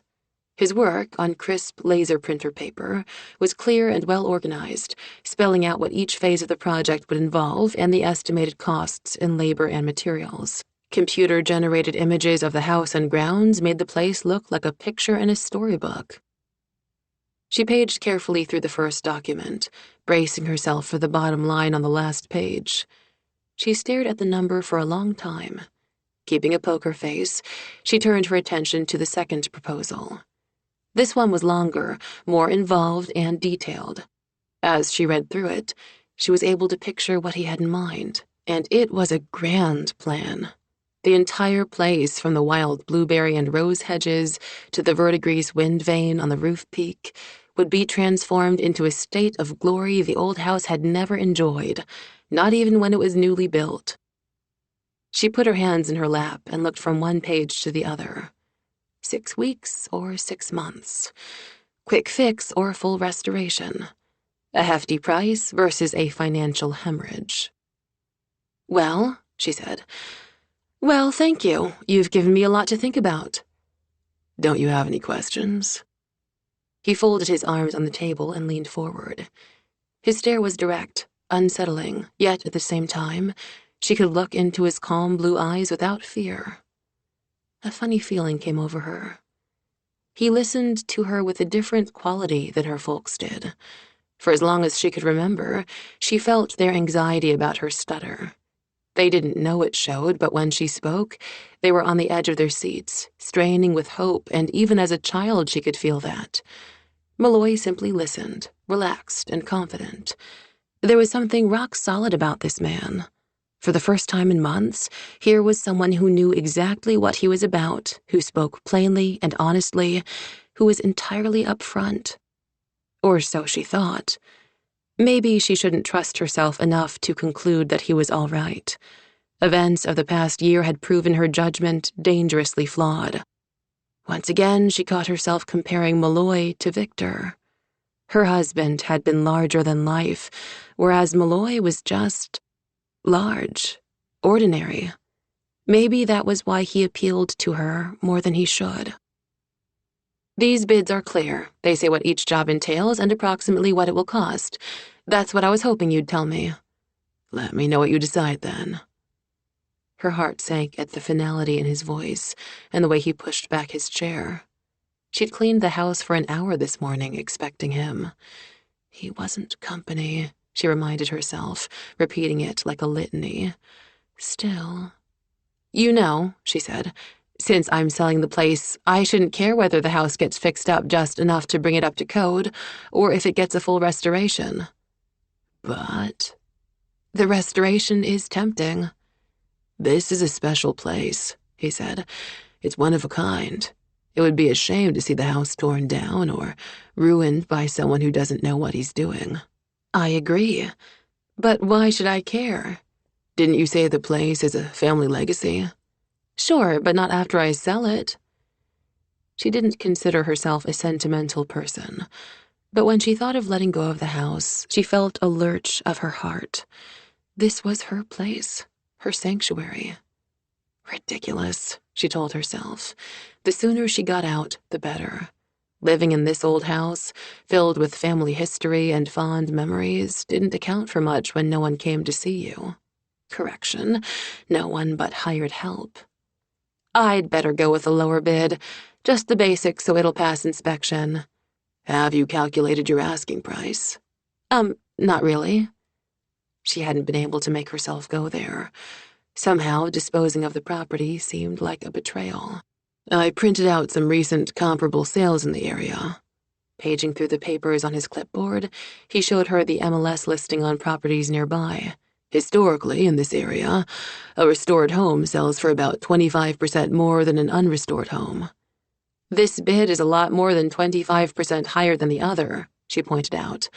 I'm planning on doing a lot more than 25% more work, if I get the job, he added. Oh, you get the job, don't worry about that, she said. Realizing she sounded too easy, she added, that is, if your references check out. You do have references, don't you? She expected him to get defensive. Instead, he took a stack of papers and a thick album from the zippered portfolio. Of course, he said. Help yourself. Feel free to call any of my former clients. She opened the album and nearly choked. A Newport mansion shimmered on the page like something out of a dream. The ensuing layout showed gleaming floors, graceful staircases, soaring columns, polished woodwork. The album displayed house after house, letters of commendation from historical societies, even awards. She lifted an eyebrow. There was more to this drive-by handyman than met the eye. This is very impressive. Then she picked up a magazine. Architectural Digest? They've done a couple of features on my projects. She located an article entitled The Spirit of the Past. The photographs were stunning. Gilded age and colonial homes, lush gardens, storybook gazebos, and beach cabanas. Scanning the captions under the spread, she read aloud. Malloy is endowed with a shaman-like vision, a mystical gift for evoking the winsome charm of a forgotten age. His face reddened, and he shifted in his chair. I didn't write it. A smile tugged at her lips. Shaman-like vision? That's crap. The fact is, I do my research and work my tail off. I only deal with subcontractors who can do the job right. Sandra sighed, studying a photo of a painted saltbox house in Sakonnet that might have passed for an Andrew Wyeth painting. I have to be honest with you. I really can't afford to restore this place. I guess I'm not supposed to tell you that. Didn't you say you own it free and clear? Yes. You'd qualify for a loan, no problem. The house is your collateral. She pictured herself going to the local bank, applying for a loan, dealing with people who had known Victor for years. It's not qualifying that worries me. Why do you say that? You know, this thing about my husband. Banks are in business to make money, not to listen to gossip. She studied his rough-hewn face, his patient, blunt hands. He wore no wedding ring, but that didn't mean anything. He was a working man. He'd probably left his jewelry at home, maybe on the nightstand, next to his sleeping wife. Did he bend down to kiss her when he left in the morning? Did she inhale the scent of his pillow, feel his lingering warmth in the bedclothes? Sandra swallowed hard, chagrined by the turn of her thoughts. But my husband is... Victor was pretty well known around here. I don't know the finer points of the law, but it's illegal for a bank to discriminate. She thought about what happened Sunday, the Winslows refusing her gift to the church, and the sting of that moment hardened into stubborn certainty. She couldn't recall the last time she had felt so decisive about something, but she wanted this. Wanted to transform the house on Blue Moon Beach into the beautiful home her great-grandfather had built for his family. It didn't seem to matter that she had to let it go once it was finished. The prospect of the building project itself had an elemental appeal. It was something constructive, something that had a beginning and an end. Maybe it would bring her life back into balance, at least for a while. All right, she said. Let's talk about the restoration. They worked out a tentative plan, and he was more than reasonable, even agreeing to defer his own fee until the house sold. Enviably self-confident, Malloy led her through each step of the contracting process. Victor used to take charge, she recalled, but in a much different way. Victor had an agenda, Mike had a vision. They were two different things. As they concluded their schedules and figures, the kids came back from the beach, running across the yard. Mike got up, his whole face softening at the sight of them. "I'll have them wait in the truck." "Oh, no, you won't," she said. "Not in a day like this. It's freezing outside. They're probably starving." Doubt shadowed his face, and her stomach plummeted. Maybe he wasn't immune to the gossip after all. Maybe he didn't want his kids in the house of a killer. "They'll live," he said. "I don't like leaving them by themselves when I'm at work." "You're a single dad?" He nodded. "The kids live with my ex-wife in Newport." "I see." So he wasn't married after all. Suddenly the world changed color, and her palms began to sweat. When she thought he was married, her interest in him had been like her interest in a Judith Lieber evening bag, something dazzling but way out of her reach. The fact that he was single took away that safe distance. "You seem to like having them with you," she said. "It shows." She smiled. "In every breath you take. I really would like it if they'd come in and warm up." "You asked for it." He studied her briefly, then went to the back door and held it open. "This way, you two," he said. "Leave your boots on the mat. Leave the dog out there, too." "But, Dad, Zeke is freezing his balls off," Kevin said. "His little furry balls." "That's it. I'm leaving you on the porch," Mike said. Kevin stared at the floor. "Sorry. Just leave your boots, okay?" Trailing their jackets behind them and walking along in stocking feet, Kevin and Mary Margaret came into the kitchen. They looked around, Hansel and Gretel with red cheeks and hungry eyes. Sandra was suddenly grateful she'd made that batch of molasses cookies. "Hi," she said. "I'm Sandra. Would you like some cookies?" "Sure, thanks." Kevin Malloy had round cheeks, lightly dusted with freckles, his father's petal blue eyes, and a grin that wouldn't quit. Just seeing it stretch across his face made Sandra smile, too. For that alone, she liked the kid immediately. "What about you, Mary Margaret?" The girl shrugged. "All right, I guess. Thanks." There was nothing instantly likable about Mary Margaret. Sandra understood this as fully as a weather report. She noted the wariness in the girl's wind-chapped face and hooded eyes, and it was like gazing into a mirror through time. Mary Margaret was the same kind of child Sandra had once been, awkward, intelligent, emotional. Her sharp gaze never missed a thing. "What about some hot spiced cider?" Sandra suggested. "It's from a mix, but it'll warm you up." "Okay," said Kevin. "Yes, please," Mary Margaret said. Without being told, she went to the sink to wash her hands and motioned for her brother to do the same. Pouring hot water from the kettle, Sandra mixed the spiced cider in thick china mugs. The kid sat at the table eating cookies, waiting for the cider to cool. Mary Margaret took a delicate sip. Almost crossing his eyes, Kevin blew on it with all his concentration.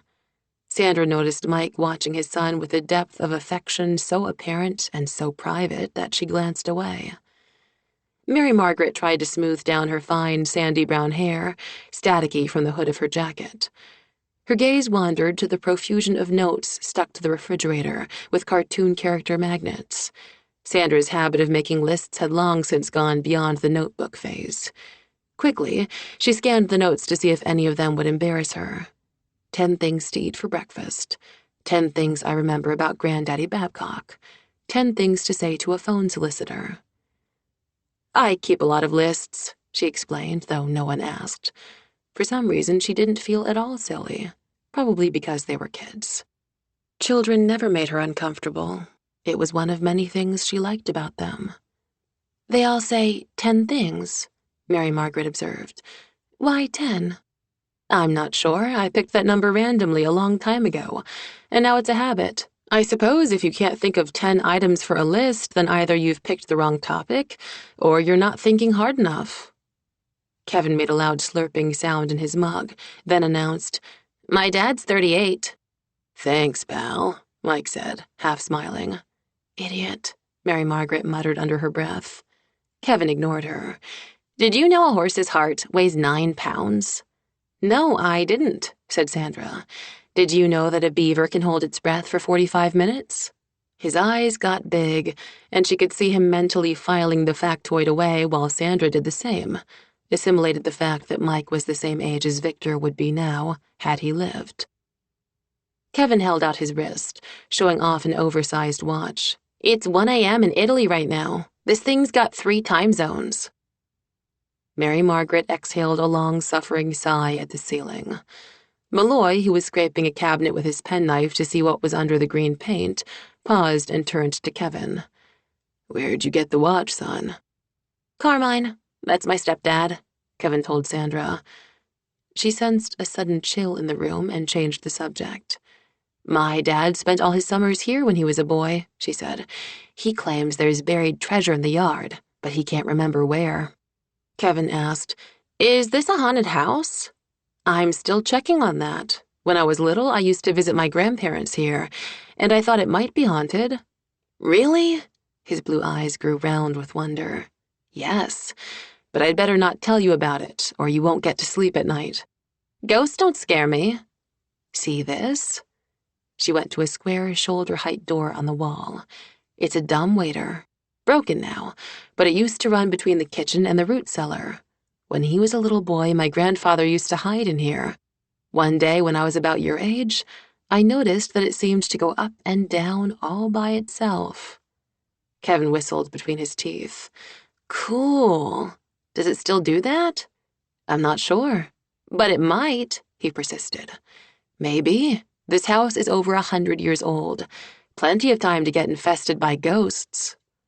Almost defiantly, she stole a glance at Mike to see if he disapproved of the conversation, but he seemed preoccupied with measuring the soffit space above the cabinets with a long metal tape measure. Why do you say maybe? Mary Margaret asked. Have you seen any evidence? I haven't exactly seen anything. It's just a feeling I get sometimes. I might be staring at the fire in the wood stove and see something unusual in the flames. Do you get scared? Asked Kevin. No. A little sad, perhaps, because in most explanations of hauntings, the ghost suffered some sort of sadness or loss in the house. But my grandparents were nice people, so they'd probably turn into nice ghosts. I don't believe in ghosts, Mary Margaret said. Are you going to fix this place, Dad? Kevin asked his father. You bet, sport. Good. It needs it. Kevin. Sorry. Let me know if you spot a ghost. Mike reeled in his tape measure with a metallic hiss. Sure thing. Chapter 12. They sure were happy to see you at the lumberyard, said Phil Downing, climbing into the passenger seat as Mike signed the invoices. Yeah, it's been a while. Mike started the engine, adjusted the mirror to check the load of lumber, plaster, concrete, nails, and tools in the bed of the truck. Feels good to be working on something other than a leaky basement, Phil said. He was a plumbing and electrical contractor Mike had used in the past. Mike planned to subcontract for the painting, plaster, and finish work, but not until the job was further along. Trust me, you'll find more than leaks at this place. The prospect of restoring the old beach house reminded him of the things he used to love about his work, probing the hidden mysteries of a 100-year-old house, excavating the core layout, trying to see the building and landscape through the eyes of its original designer. He'd spent days with the Babcock house in his head and on his computer screen, mentally and virtually weaving together history, symmetry, nature, and architectural theory. He always liked this stage of the work, but it also brought on a bittersweet sense of regret. This was what he'd liked way back in his college days. This was what he was good at. Everyone had dismissed him as a jock, but his classes on architecture and design had set his brain on fire. Then the knee thing had happened, then Angela, and he'd had to leave in the middle of it all.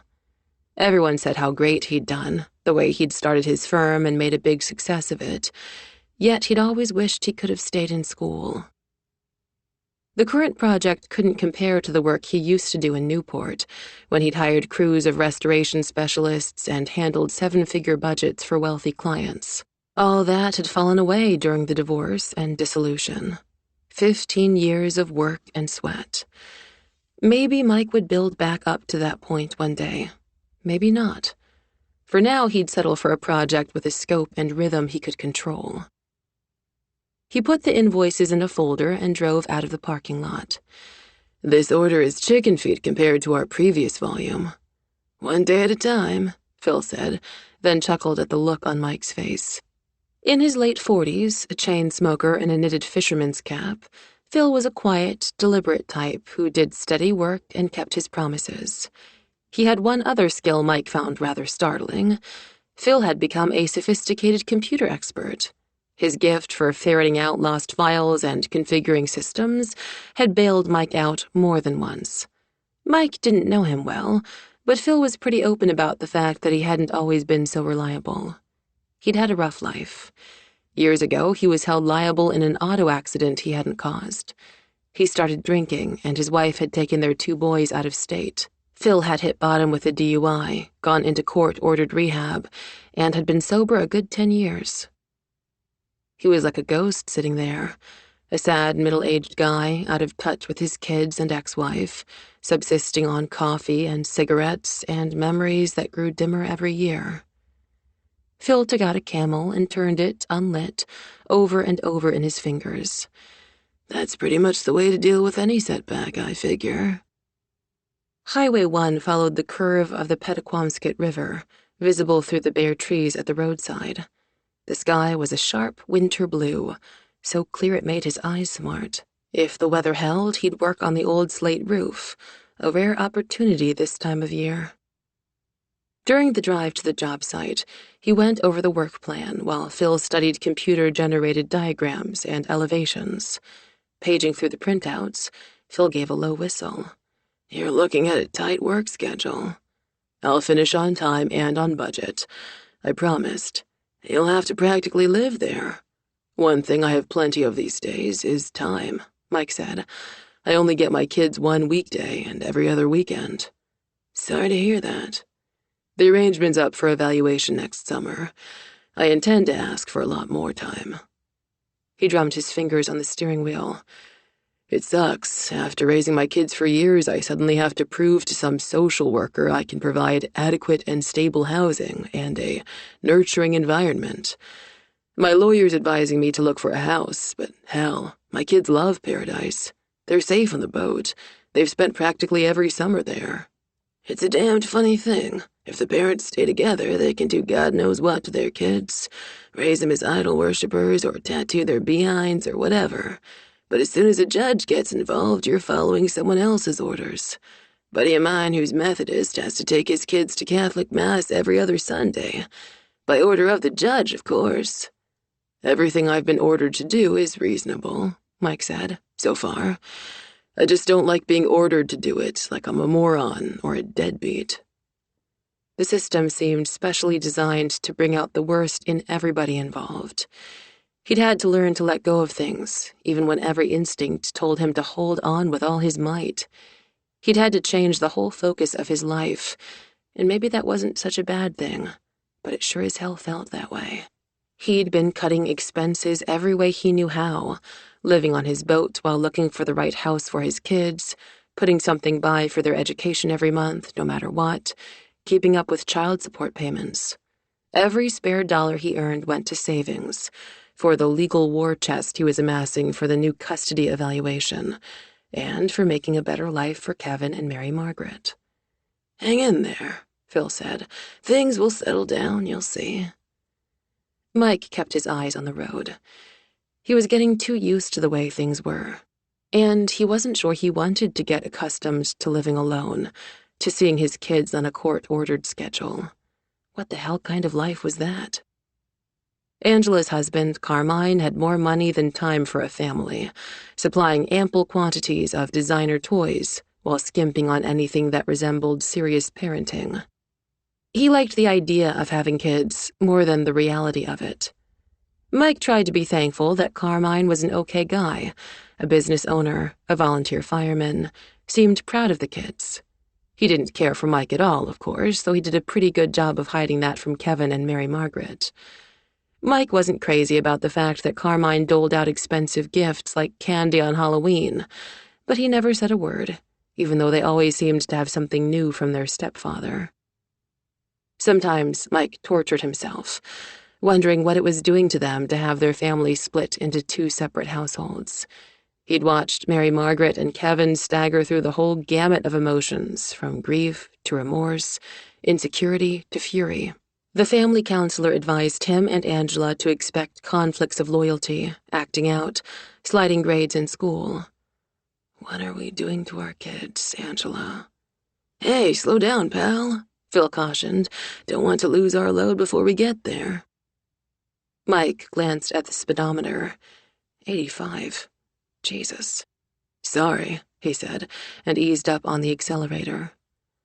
As they turned down the coast, the landscape grew wilder, more dramatic, the woods unkempt, the waves exploding against high, rocky banks.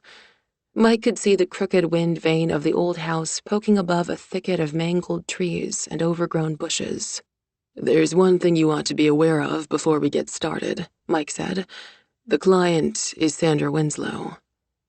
"Victor Winslow's widow?" The unlit cigarette twirled in Phil's hand. "You don't say." "She wants to sell the family beach house." "Doesn't surprise me. You can't get away with murder until you actually get away." "You think she did it?" "Probably not," Phil said, "but where's the fun in that? So, what's she like?" Sad, quiet, nervous, fragile. Mike wasn't sure how to describe her. He couldn't even figure out his complicated reaction to her. The fact that she was so alone reminded him of his own losses, bringing him face to face with a truth he didn't want to acknowledge. "She doesn't strike me as the type who would off her husband for the insurance," he said. "You never really know about people, eh? But you're okay with her as a client?" "I can't be choosy."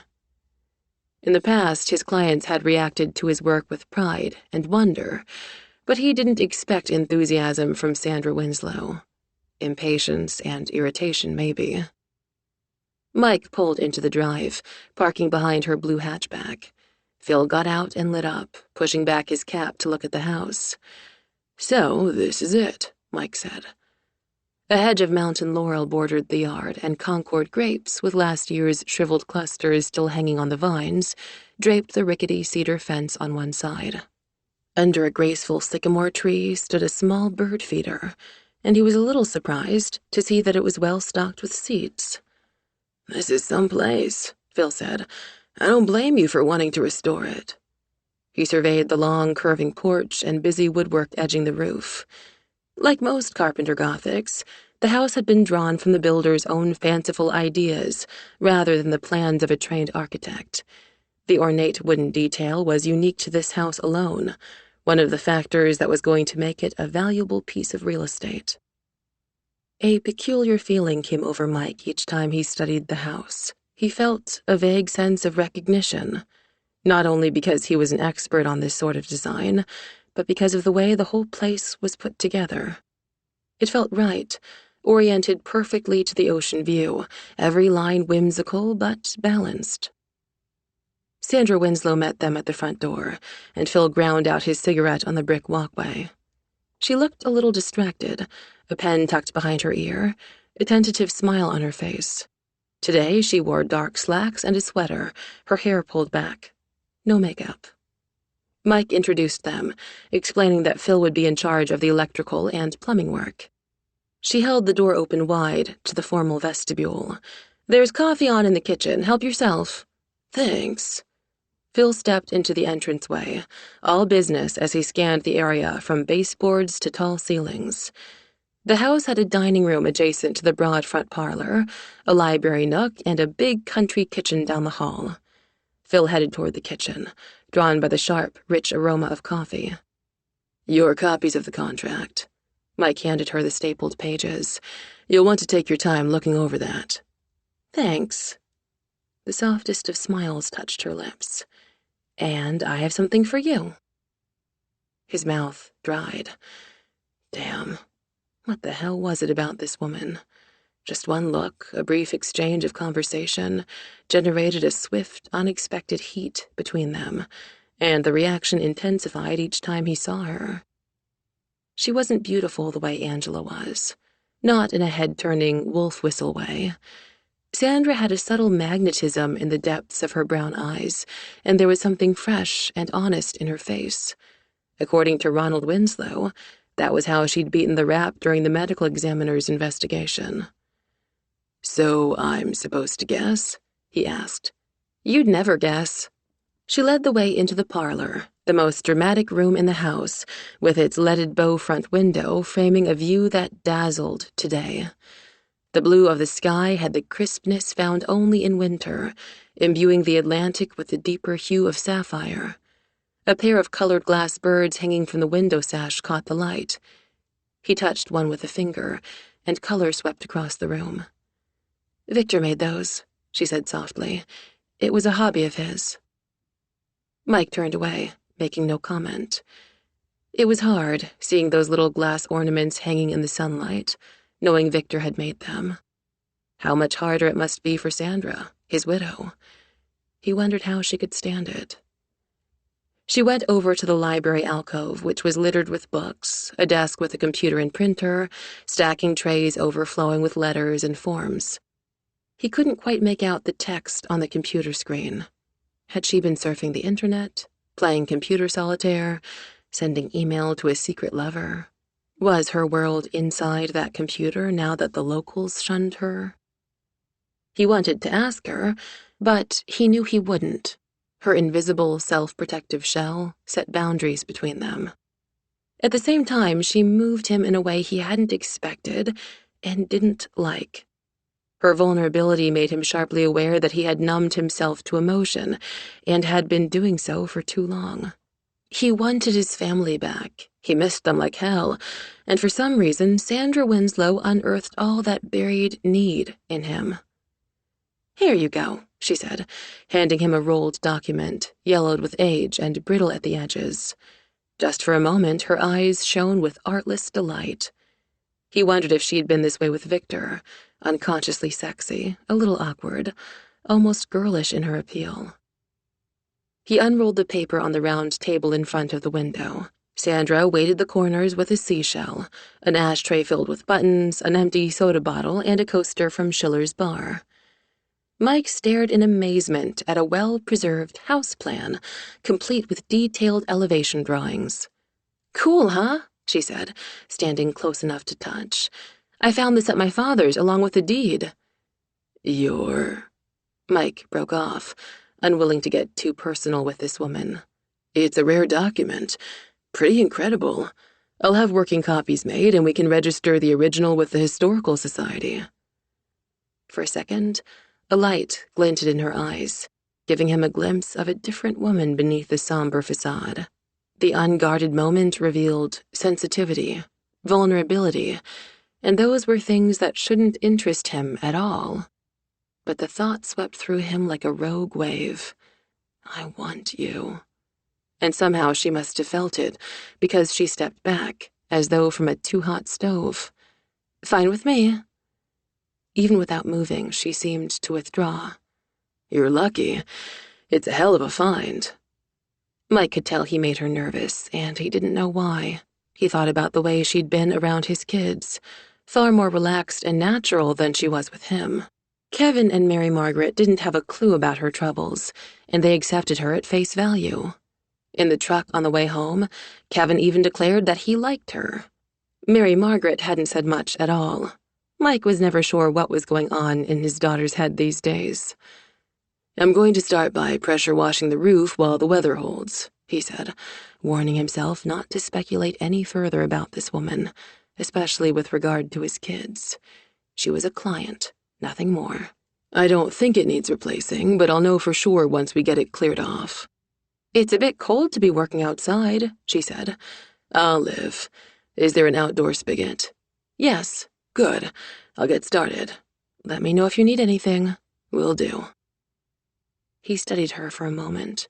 Nervous hands, soft mouth, big eyes. She didn't look capable of helping with much. She looked troubled and complicated. An unfamiliar urge grabbed hold of him.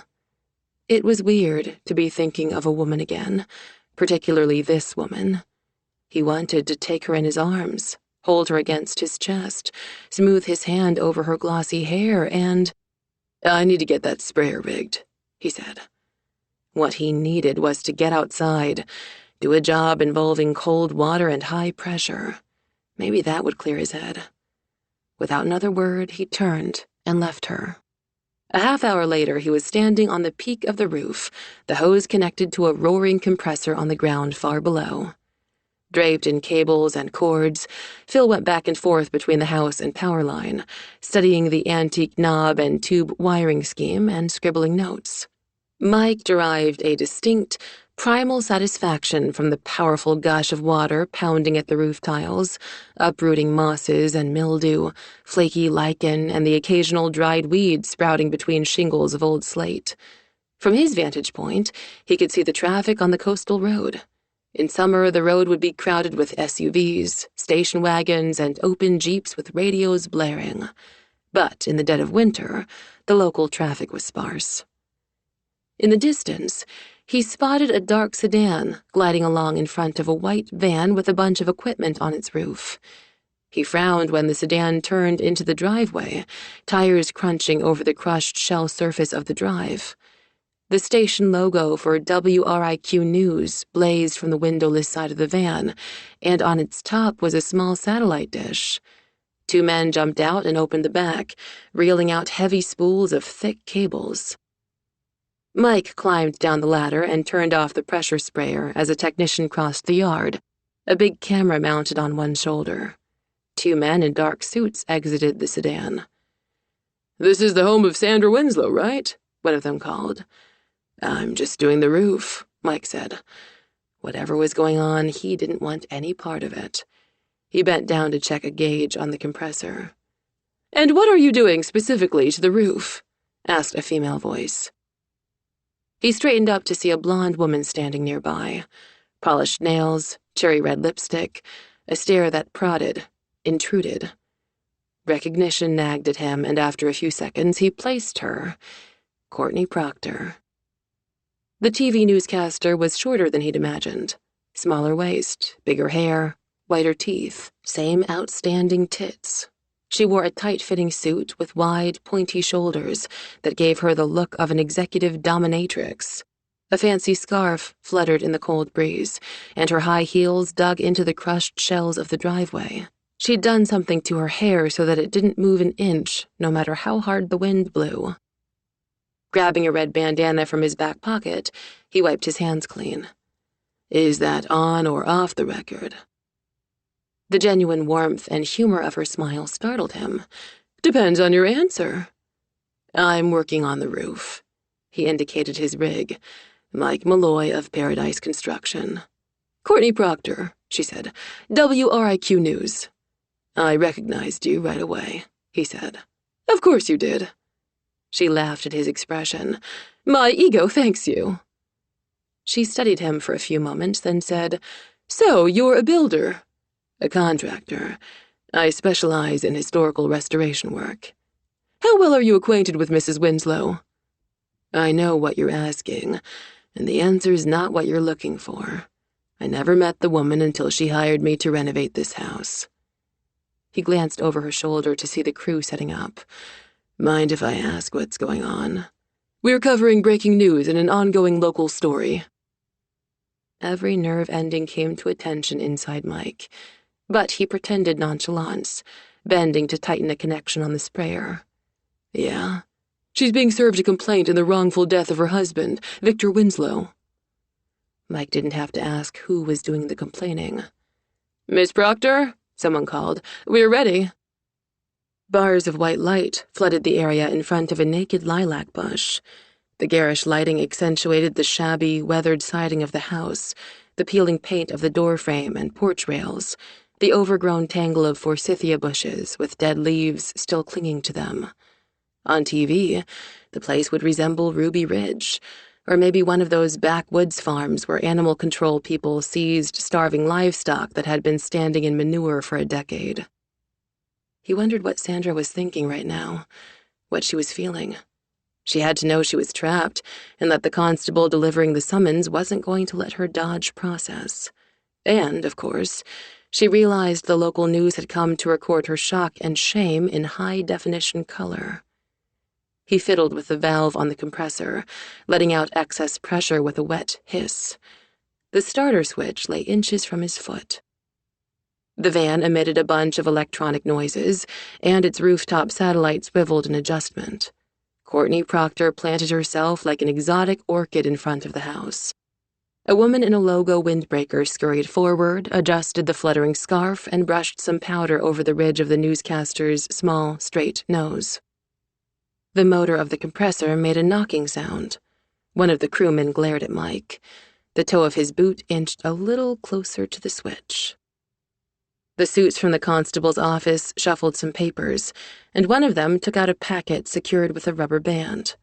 He had a steely look in his eyes, and cheeks chapped red from the cold. The sea wind plucked at his long black coat. He straightened it, clearly trying to look officious for the camera. The civil servant performing his duty. Your tax dollars at work. 3, 2, 1, Courtney Proctor said with practiced ease. I'm standing here in front of the old beach house where Sandra Winslow has been in hiding since the disappearance and alleged death of her husband, State Senator Victor Winslow. Thursday's accident ruling by the medical examiner failed to end speculation about the mysterious circumstances of the February 9th tragedy.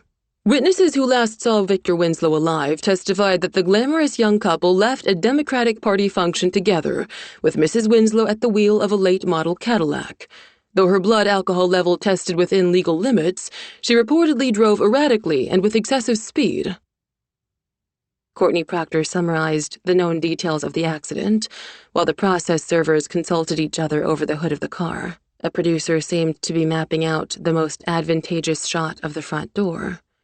Grieving parents have initiated a civil suit against Sandra Winslow, Proctor stated, charging her in the wrongful death of their son. The camera panned and tightened its focus on the constables crossing to the front of the house. In moments, they would force their notification on Sandra. Mike flashed on an image of his kids, sitting at her kitchen table and drinking spiced cider. Then he remembered the day he'd received the divorce summons and complaint. He just stepped out of the shower and stood on the doorstep wearing nothing but a towel, dripping water on the document and staring at it, as though it were a package delivered in error. The shame and failure of that moment lived like a rock inside him, but at least he'd been the only witness to it. A predatory sparkle flashed in Proctor's eyes. One of the men pounded at the door. It all happened in a matter of seconds. Mike held the nozzle in one hand as he flipped on the compressor with his foot. The machine roared to life, and the hose bucked and stiffened. The wild stream struck the satellite dish on the van, knocking it to the ground. A fountain of sparks erupted, and the startled constables ducked low, yelling in confusion. He killed the compressor with the touch of his foot, just as the front door opened a crack. The stream of water died in a gradual arc, but not before spraying one of the cameramen, and Courtney Proctor. "Fuck," she said, dropping the mic. Mike hurried forward. "Geez, ma'am, I'm sorry as I can be. I don't know how the heck that happened." He took out his bandana and dabbed at her shoulder, her silk scarf. Half of her blonde hair hung down as though it had melted. "I hope to God you're bonded," she sputtered, grabbing the handkerchief from him and taking over, "because you're about to get sued from here to kingdom come." From the corner of his eye, he saw the front door open, heard the constable speak in a commanding voice, and Sandra's halting reply. The envelope changed hands, and the door closed. The moment was over almost before it had begun. "It was an accident," Mike said. Chapter 13. Journal entry. January 10th, Thursday. 10 synonyms for desperate. 7. Hopeless. 8. Splenetic. 9. Woebegone. In the hours following the visit from the process servers, Sandra remembered how she had felt waking up in the CCU after the accident. She knew she was wounded, but a numbing cushion of shock kept the pain at bay for a little while. Gradually, though, the cushion deflated until there was nothing but a bright window of pain. Milton had warned her this was coming, and she'd braced herself, but she knew no preparation could keep her from feeling the broken shards of betrayal and disbelief. She wondered if she could have, handled the incident differently. It had all happened so fast. She'd taken a step back from the door, folding her arms in front of her, but the envelope had been pushed into her hand anyway. She didn't remember what the constable said, didn't recall her wooden-tongued response, but a few moments later, they left her holding the papers, her forehead pressed against the front door, while outside, Courtney Proctor gave Mike Malloy a piece of her mind. The summons now sat untouched on the hall table. She gave the manila packet a wide berth each time she passed it, as if it were a disgusting piece of taxidermy. Wrongful death. Victor's parents were suing her for killing their son. Loss of society, companionship, care, counsel, negligent infliction of emotional distress. The litany of damages read like second-rate free verse. Calling on her well-developed talent for avoidance, she retreated to the study, closed her journal, and read over the final chapter of her book, taking refuge in a fictional world far more hospitable than the real one. The story was a sanctuary, a place where she could make everything turn out all right. Simple Gifts, a novel of loss and redemption, was finally done. Charlotte, the main character, had come to accept her grandmother's irreversible senility, the grandchild becoming the old lady's caretaker, in a role reversal that Sandra had wept through as she wrote it. With acceptance came healing, like a single trickle of sunlight through a midwinter day. On her friend Barb's advice, Sandra briefly considered letting poor Charlotte get a puppy in the end, maybe even a basset hound, but she couldn't bring herself to do it. The simple gifts of the title were much more subtle than that. She used to have a ritual to celebrate the moment the final draft of a novel drifted out of her printer. She and Victor would share a bottle of champagne, indulged in only on special occasions. Tipsy after a glass and a half, she'd giggle through her acceptance speech for the prestigious Addie Award, doing a wicked imitation of Victor addressing the Daughters of the American Revolution. She wasn't sure what to do now. How could she finish a novel without Victor around? "You got any navel jelly?" called Phil Downing, the workman who had been banging around in the basement for most of the day. A sense of the surreal passed through Sandra as she went to the top of the basement stairs. "What kind of jelly?" "Navel, as in navy. Pink stuff that comes in a white container for removing rust." "Oh, it's possible. You could check the garage." When she was small, her grandfather used to put her each summer away in the old carriage house that smelled of motor oil and insecticide, pursuing his unfathomable passion for taking apart small motors. Fixing a lawnmower made life worth living for the old man, who had died so gently when Sandra was in college that she wasn't even certain how to grieve. He had left the old summer place to her. Now she wondered if he had a sense of humor she was only just discovering. "Help yourself to anything you need out there," she said to Phil as he passed through the kitchen. "Some of that stuff in the garage has been sitting around for half a century, though." "Thanks, I'll take a look." Phil clomped up the stairs, his tool vest clanking with wrenches and voltmeters. He was the sort of person who didn't seem to want to take up much space. He held himself coiled inward and regarded the world with a tired wisdom in his eyes, lines of trouble around his mouth. There was a shiftiness about him Sandra didn't quite trust, but he worked quietly and steadily on the house, and unlike Mike Malloy, he didn't distract her. Malloy was another issue altogether. She could see him in the front hall, standing halfway up a ladder as he inspected the fanlight casement. Late afternoon sunshine streamed over his long body, his dark hair, his muscular forearms. He had the flat stomach and narrow hips of a trained athlete, though he didn't strike her as the type to spend hours at the gym. There was no hint of classic refinement in his face. It was the sort of face you saw in war movies or outdoor equipment catalogs. But the attraction was more than physical. Beneath the tough guy exterior, she had glimpsed a surprising, bright humanity. It was evident when he was with his kids, and again when he'd seen the original house plans. And maybe, just maybe, when he fixed her blistered hands the first day she'd met him. Or maybe not, she told herself. Maybe she was reading too much into a guy who simply intended to restore her house. Even so, she kept thinking about the way he watched his children with love and pride and uncertainty, or the way he drifted somewhere far away as he studied the antique blueprint, or the way he touched her with a gentleness that nearly made her cry because it reminded her of how long it had been since any man had touched her. She picked up her manuscript, fitting a long rubber band around the loose pages.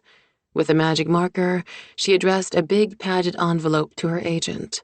Though not a superstitious type, she didn't feel quite right about simply stuffing the 284 typed pages into the envelope and shipping it off without a second thought. This was Charlotte, after all. Charlotte, who had lived in her imagination for over a year and who had been a part of Sandra for much longer. Despite the fact that she was a fictional character, Charlotte was a powerful force. She'd been present with her stringy hair and big, uncomprehending eyes all through the tragedy with Victor. She'd helped keep despair at bay, even in the darkest moments of the night. She acted out a shining life on the page that was far nobler than any life in the real world. For that, Sandra loved her in a strange, abstract way. Impulsively, she lifted the stack of pages and pressed her lips to it. At the same moment, Mike Malloy walked through the door carrying a stepladder. The oddest expression came over his face as he set aside the ladder.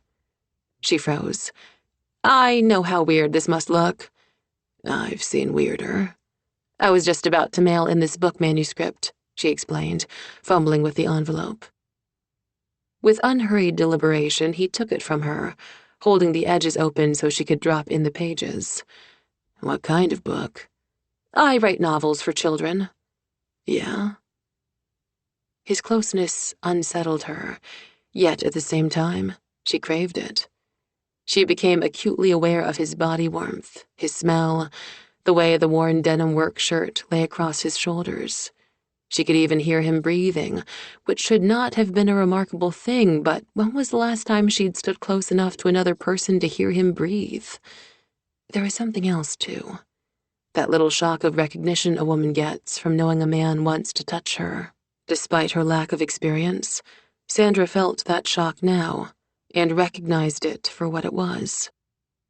Flustered, she rummaged in a kitchen drawer for a stapler. "I studied writing in college and published my first book under my maiden name a few years ago." "That's something. Really," he said. "I wonder if my kids have ever read any of your books." "Mary Margaret might have. They're aimed at her age group."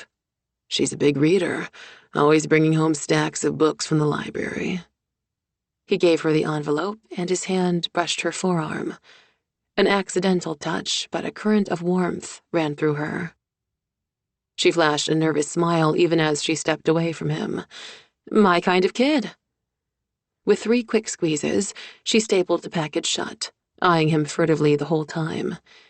It had been so long since she'd had an ordinary, personal conversation with anyone. But more than that, she was drawn to other aspects of him, aspects that inappropriately fascinated her. The negligent way he stuck his thumb into the waistband of his jeans, the heat of his gaze lingering on her a heartbeat too long.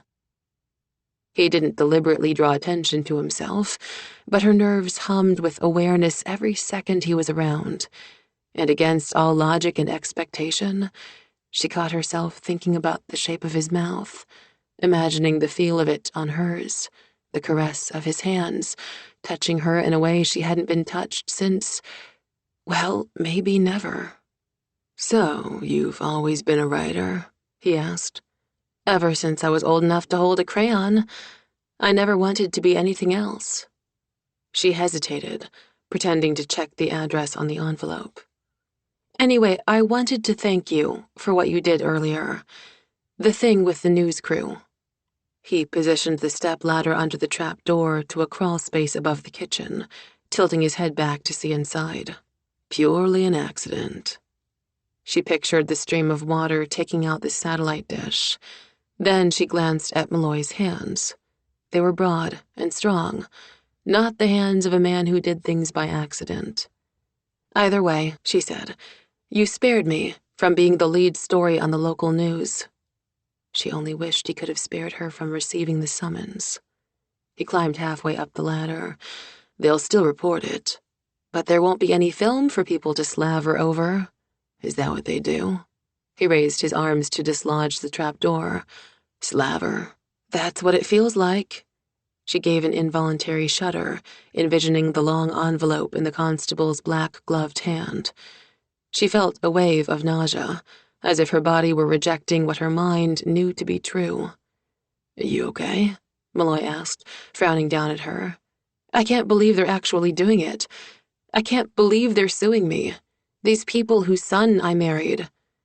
He shuffled his feet on the stepladder. Tough break.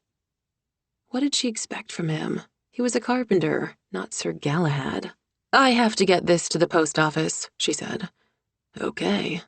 He climbed higher, so that only his lower half was visible through the trapdoor.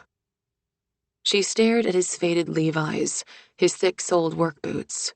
She thought of the big, squarish hands and the shaggy, dark hair that needed cutting, but probably wouldn't get it anytime soon. And she blushed at the high, unholy heat that burned inside her. Every time she caught her thoughts wandering to that forbidden place, she tried to bring them back on track, to focus on practical matters rather than impossibilities. But she couldn't deny it. She needed warmth, connection, no matter how many times life had taught her that those were things she would have to do without.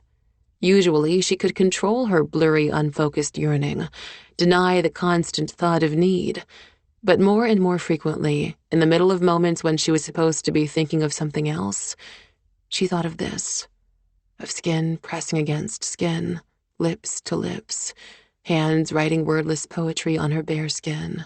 There was something exquisitely ironic and painful in imagining something so vividly and knowing it was out of her reach.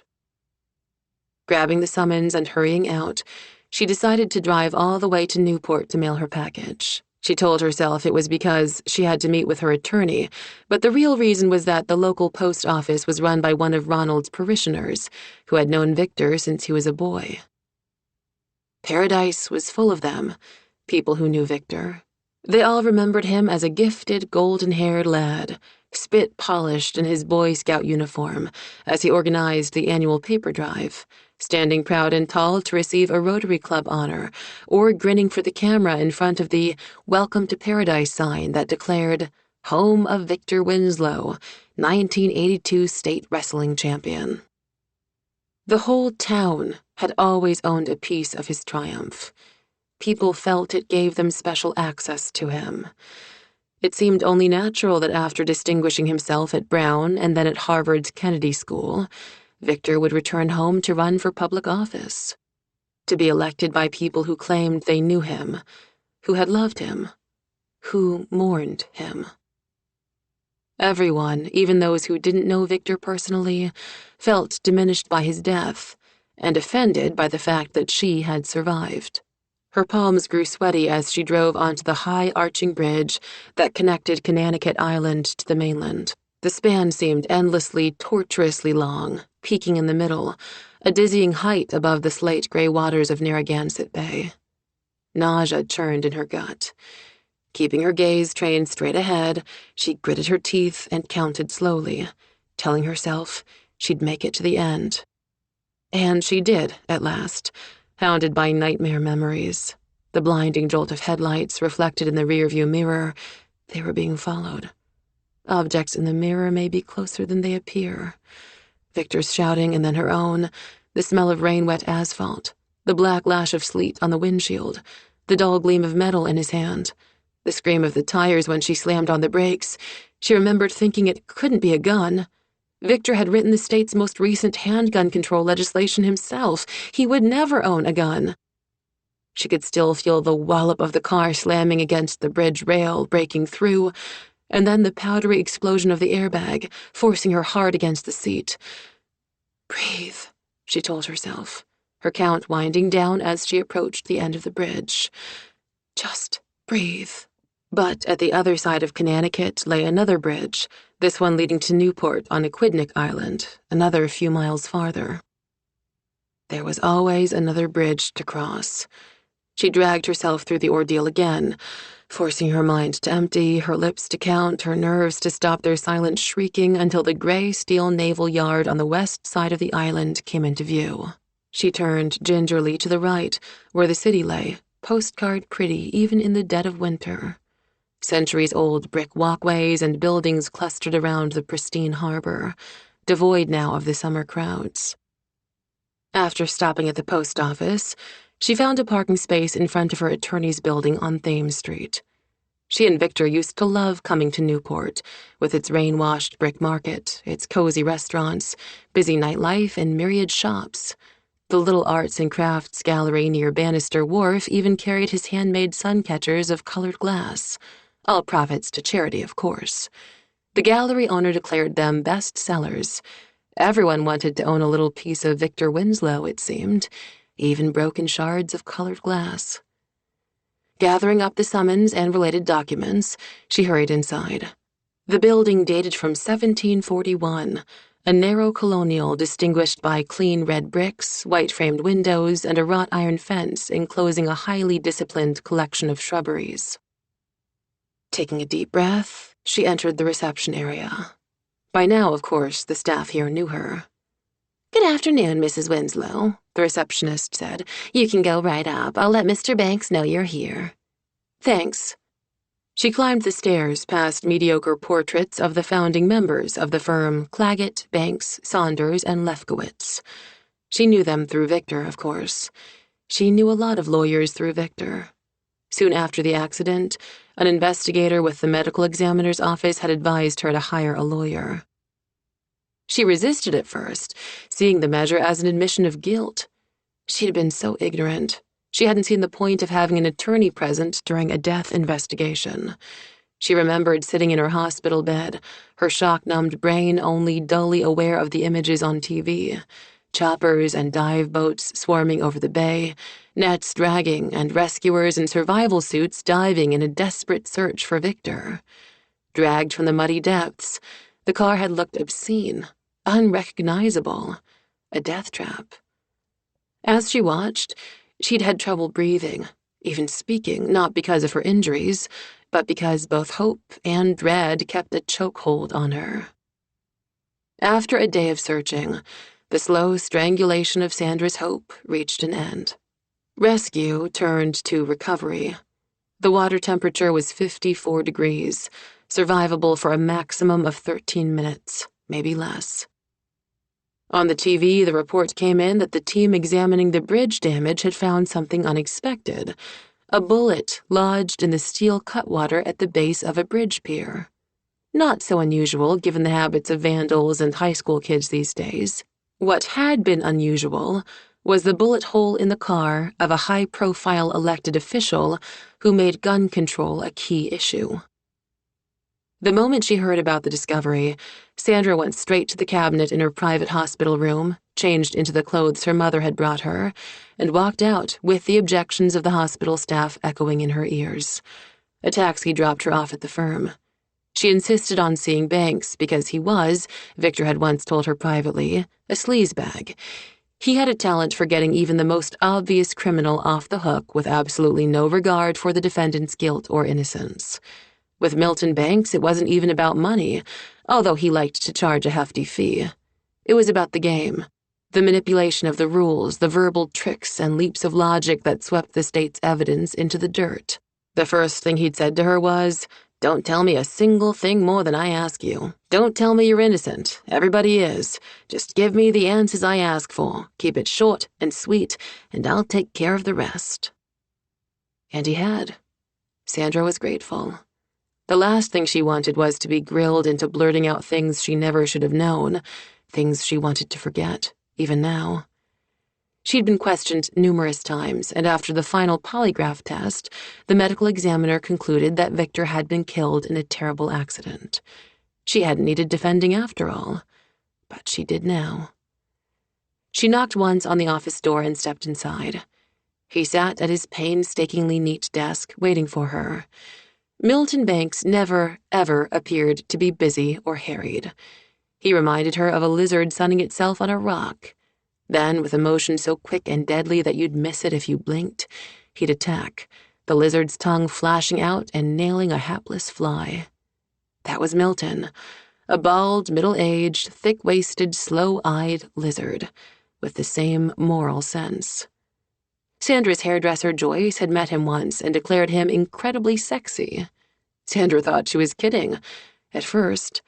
Then, as she'd come to know Milton, she realized that his very coolness, his self-assurance, and his aura of power worked magic on certain women. Not on Sandra.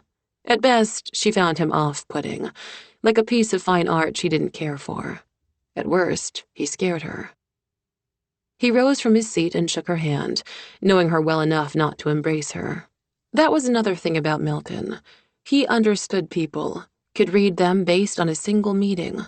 Sometimes Sandra even thought he knew the secrets she held inside, but he was Milton Banks. He knew better than to pry. She dropped the thick envelope on his desk. "Here it is, hand-delivered." He sent her an ironic grin. "We were expecting this." She told him briefly about the news van showing up to film the whole thing, and how a workman had derailed it. He chuckled appreciatively. Milton usually liked subtlety, but sometimes expressed a healthy admiration for the direct approach. Then he looked over the documents that had been served, his pale, manicured hands drifting down the long sheets as if to absorb their meaning. "Nothing special," he concluded after his inspection. "A civil suit. The complaint is that, through reckless driving, you caused the wrongful death of their son, Victor." "It's insane." "That's the beauty of it. A civil suit doesn't have to make sense. Doesn't even carry the same burden of proof as a criminal case. The law requires a preponderance of evidence, or 51%, compared to beyond a reasonable doubt in a criminal trial." "It was an accident. Why can't they see that? Why can't they let it go? I'm no more responsible for Victor's death than I am for the weather." Milton said nothing. "So what's going to happen?" "They are seeking reparation." "Money." "Yeah, it's the old, nothing can compensate us for the loss of our precious son, so a big fat chunk of change will have to do shtick." "God, I should be used to you by now, but I'm not," Sandra said. He wasn't even insulted. "Okay, look, here's what you need to know right now. This is a civil matter. It doesn't involve jail time regardless of the ruling. Not that I'll let it get that far. If it does, though, the value of Victor's life is going to be determined by arbitration, or by the enlightened conscience of an impartial jury." She shut her eyes, feeling the burn of tears. How much was a life worth? A life like Victor Winslow's? What was the value of his special smile, the cost of his hidden pain, the sum total of his complicated heart? "You okay?" She opened her eyes, forced herself to concentrate. "The suit is seeking all the money and property he had at the time of his death. Would that include his campaign debts?" she asked. "I'll gladly sign those over, as well as compensation for the intangible factors. Enjoyment of life, contribution to society, all that crap. You'll also be ordered to forfeit your claim to the insurance policy. But it's all moot, babe, because even though they don't have the same burden of proof as a criminal case, they won't prove squat." She hated it when he called her babe. "How long?" she asked. He shrugged, flipping the papers with his thumb. "We've got 20 days to answer this. The plaintiffs will need a lot of time for discovery, but they're not going to discover diddly, are they?" He didn't let her answer. He didn't want to know. "This won't go to trial. I won't let it. But the Winslows being who they are, they could get a hearing fairly soon. My advice? Stick around, go about your business, don't sweat it. I'll handle the rest and I'll be in touch." She nodded as he dictated instructions to his assistant into a recording device on the desk. When he finished, she gripped the arms of her chair, preparing to leave. "My parents are getting a divorce," she blurted out, surprising herself even more than Milton. "Say what?" "They've been married 36 years, and now they're getting a divorce." "You don't say." Twisting her hands in her lap, she said, "It's not your problem, I know. I needed to tell someone because it's been bothering me." "Do I look like an agony aunt?" he asked.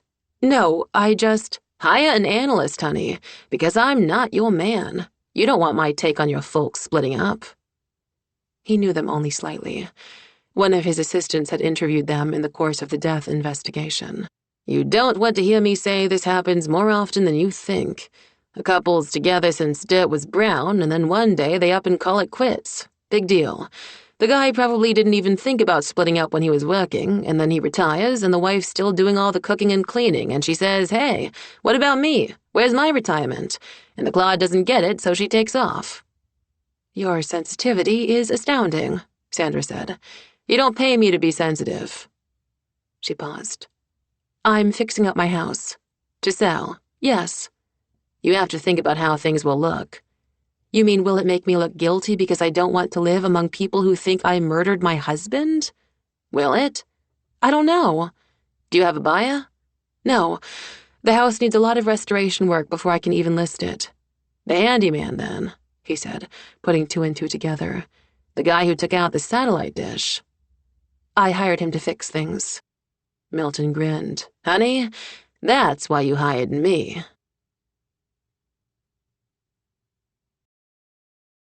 Chapter 14. Mary Margaret's dad picked her up at the curb in front of the house, as if he were a taxi driver or something. Even now that this was the usual routine, she felt funny walking out the front door, her backpack trailing its straps, her mother's watchful eyes boring into her so hard Mary Margaret swore she could feel it in her shoulder blades. When the divorce had first come up, she hadn't worried too much. She figured it would go away, like a bad cold or a low grade on a spelling test. That's the way it always used to work when she was little, around Kevin's age. Her mom and dad would fight, not yelling or stomping around or anything. Their fights were like walking into the deep freeze at Carmine's restaurant, a chill that made you shiver inside and out. But after the freeze, there would be some quiet talking and everything would be okay. For a while. Then one day they used the word every kid on Earth feared more than ghosts, more than booster shots, more than adults feared the word cancer. Divorce. The sound of the word was the wind rushing out of someone who had been punched in the stomach. At first it hurt so bad she couldn't move or breathe, and then when she started breathing again, it subsided to a dull ache that stayed with her all day and all night every night, and she knew it would be there for the rest of her life. Her dad got out of the pickup and gave her a hug. She inhaled his smell of lumber and truck and shaving stuff, the best smell in the world. "Hey, princess," he said, grabbing her backpack. "Hi, Daddy-o." As he shoved her backpack into the cab and held the door for her, she saw him looking sideways at the house. It was one of the nicest houses in the neighborhood, definitely nicer than Candy Proctor's, who drove Mary Margaret nuts because her aunt was on the TV news. The big yard sloped up toward the white porch, and the front door had fancy glass. The small upstairs dormer windows made the place look cozy and warm. Her dad had restored the house. He'd even won an award from the Historical Society for it. Now he could barely set foot in it without her mom's permission and practically a signed order from a judge. Since her mom had married Carmine, they'd added a sunroom, all new furniture, everything they wanted, overnight. When Dad was around, changes happened gradually. You got used to each little thing before moving on to the next. Now everything whizzed along like someone had hit the fast-forward button. Mary Margaret released a sigh as her dad shut the door and she fastened her seatbelt. The weird thing was, as time went on, she found herself getting used to the way things had become. Her stepfather, Carmine, was actually an okay guy, even though his hair was oily and he smiled so hard you just knew he was faking it. But he made tons of money, bought Mary Margaret pretty much anything she wanted, treated her mom like a queen, and kept her happy most of the time. Getting used to the divorce was scary in its own way. What kind of person was she, getting used to something so horrible? It was like learning to eat raw oysters. What was the point? Sometimes she wished she could be more like Kevin, who figured out a way to like everything. The whole business confused Mary Margaret. When her dad first moved out, her mom took her to a therapist who told her to talk about her anger in terms of numbers. Was it a 10 today? A 7? A 4.5? Mary Margaret thought it was really dumb. She did want to sort out all her scrambled feelings, but not like that, with a woman who wore Birkenstocks with socks and had Yanni music playing in the background. "How was school today?" Dad asked, pulling out onto Walnut Street. He balanced his wrist on the top of the steering wheel. Driving was the easiest thing in the world to him. Carmine always cussed at other drivers, shook his fist, gunned the engine, but Dad was always totally laid back. "Fine, I guess. Mrs. Geiger was in a bad mood, but I got an A on my math test." During PE, Mary Margaret had taken refuge in the nurse's office, something she did as often as she could, but she decided not to tell her dad that. He and her mom both worried when she said she despised PE with the heat of 1,000 suns. And actually, it wasn't the sports or the teacher she hated. It was the freaking locker room. She was practically the only one in her grade who hadn't started her period, the only one whose chest was still as flat as a waxed surfboard. Candy Proctor had already turned 13. She liked to prance around, showing off her cleavage in the lacy bras she shopped for with her famous Aunt Courtney. She also wore those butt floss thongs for underwear. Privately, Mary Margaret thought half of Candy's assets consisted of body fat. The girl ate like a cow, but everything seemed to settle in all the right places on her. 8th grade boys were already asking her out, and once she even sneaked into a high school dance. "Good job on the test," Dad said. "You're awesome." "Math is a cinch. They give you all the information, and you just have to organize it so the numbers all fit together." She liked it when there was only one possible answer in the universe, and you could check to see if you were right by plugging the solution into the equation. It either worked or it didn't. Her dad checked his watch. "What time's the meeting at the Y?" 4:30, and Kevin's done with basketball practice at 5:30. "We've got a half hour to kill then.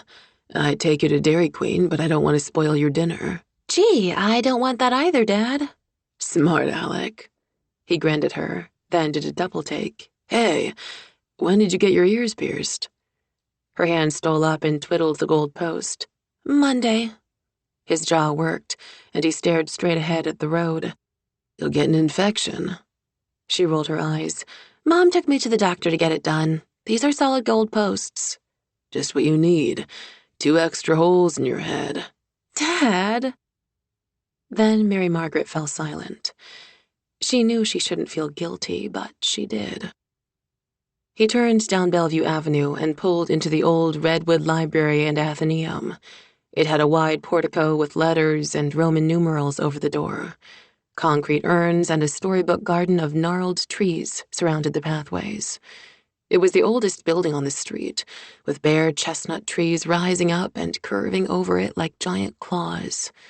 2 black crows perched in the upper branches.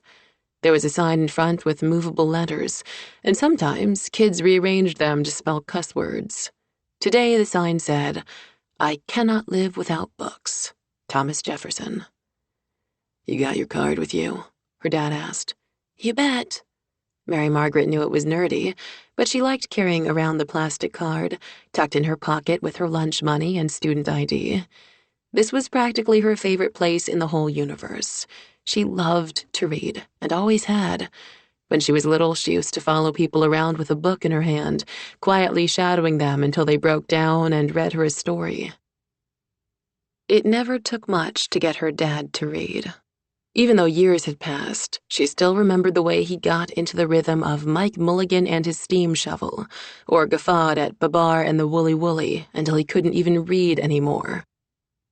Sometimes she wished she'd never learned to read, so her dad would always do it. They went into the library together. He took off his cap, folded the bill in half, and stuck it in his back pocket. Miss Kavanaugh, who worked behind the main desk, looked up when they came in, and a huge smile lit her homely face. The fact was, practically all women loved Mary Margaret's dad. It was gross the way they turned flirty whenever they saw him. Grocery checkers at Stop and Shop, the pediatrician, even the teenager who worked at the video store and was only a few years older than Mary Margaret. As far as she could tell, he didn't encourage them on purpose. He was just a hunk. It wasn't his fault. He nodded to greet the librarian, then whispered to Mary Margaret, "I need to look something up on the computer."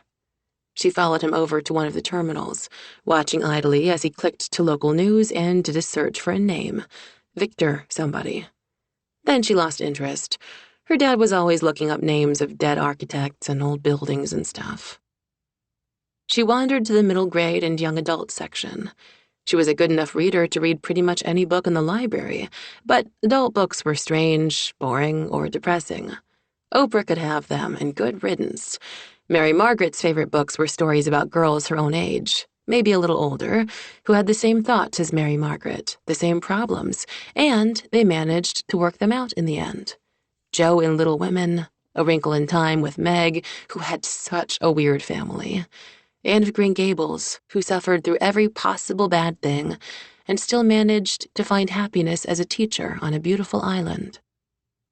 She browsed through a few books, waiting for something to catch her interest. A few minutes later, her dad came over, standing in front of the shelves with his thumbs hooked into his back pockets. She frowned. Now what? Had the stupid family court judge thought up a new rule for him? Did he have to start reading children's books in order to prove he was fit to be a father?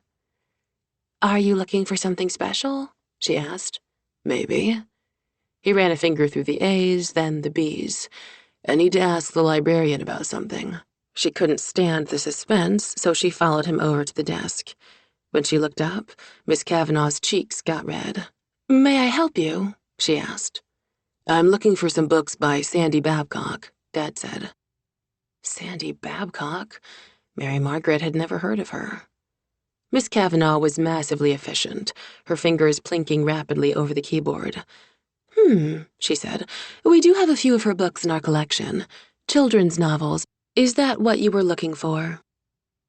"Yeah, I think so. I didn't spot them on the shelf." "They're available by special request." "What's that mean?" Miss Kavanaugh pushed a paper form across the desk to him. "You have to fill that out and sign it, and then I can get you the books." "Why is that?" he asked. Her face turned even redder. "Well, it looks as though these are disputed titles. A disputed title is one that a patron claims contains questionable or unsuitable material. A special request is required in order to access them." "I thought censorship died out with the McCarthy era." "I don't make the rules, Mr. Malloy. To be honest, I find this sort of thing appalling, but we're a public institution financed by public money and governed by a board of directors that answers to the taxpayers." "Tell you what," he said, leaning his elbows on the counter. "Why don't you track down these books, and we'll see what kind of obscene material they contain." Mary Margaret was starting to feel embarrassed for poor Miss Kavanaugh, who hurried to the shelves behind the desk, her rubber-soled shoes squishing quietly on the old wooden floor. "What's up, Dad?" Mary Margaret asked. "I'm curious about these books is all." "How did you even hear of them?" Before he answered, Miss Kavanaugh came back with 2 books. Mary Margaret liked the look of them immediately. They were long. She loved long books. Her dad picked up one called Beneath the Surface and read the stuff on the inside of the book jacket. "Do you have some way of knowing why this was disputed?" Miss Kavanaugh scanned the barcode and studied the computer screen.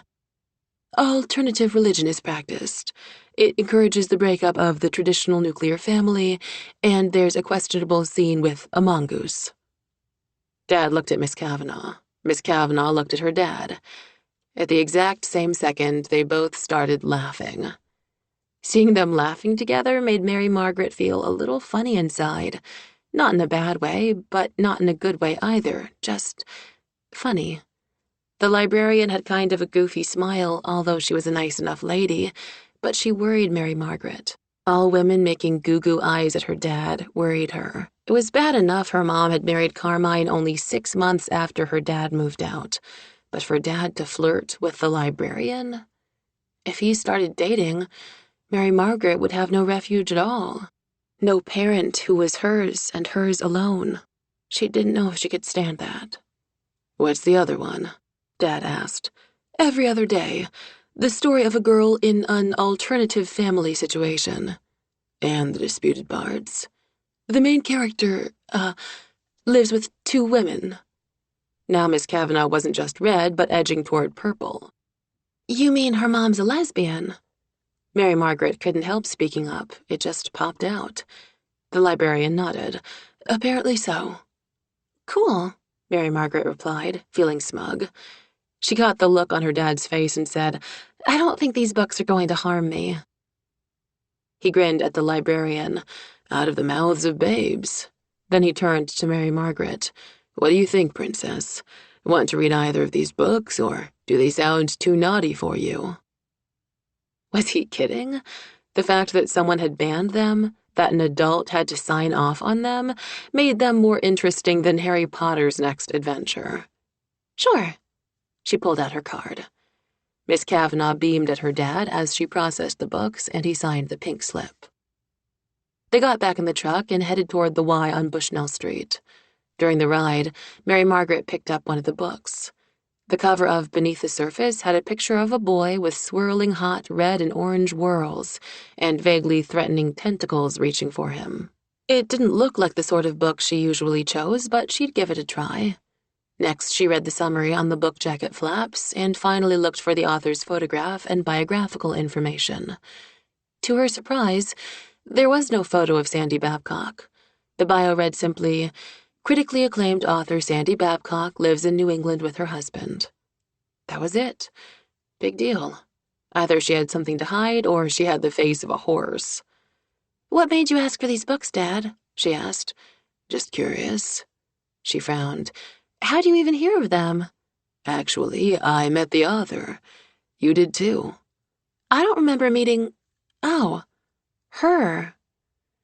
She thought of the woman with the silky brown hair living in the rambling old beach house at the end of nowhere. A real live writer. She always pictured them as magical creatures, different from regular people, living in faraway places, subsisting on misty air and dreams. The woman in the beach house seemed ordinary, funny, and maybe a little sad.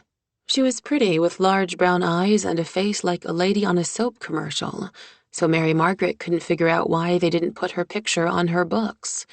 Maybe because they were the sort of books that got banned. So she's an author, huh? Yep. Mary Margaret stared down at the books. They felt weightier, somehow.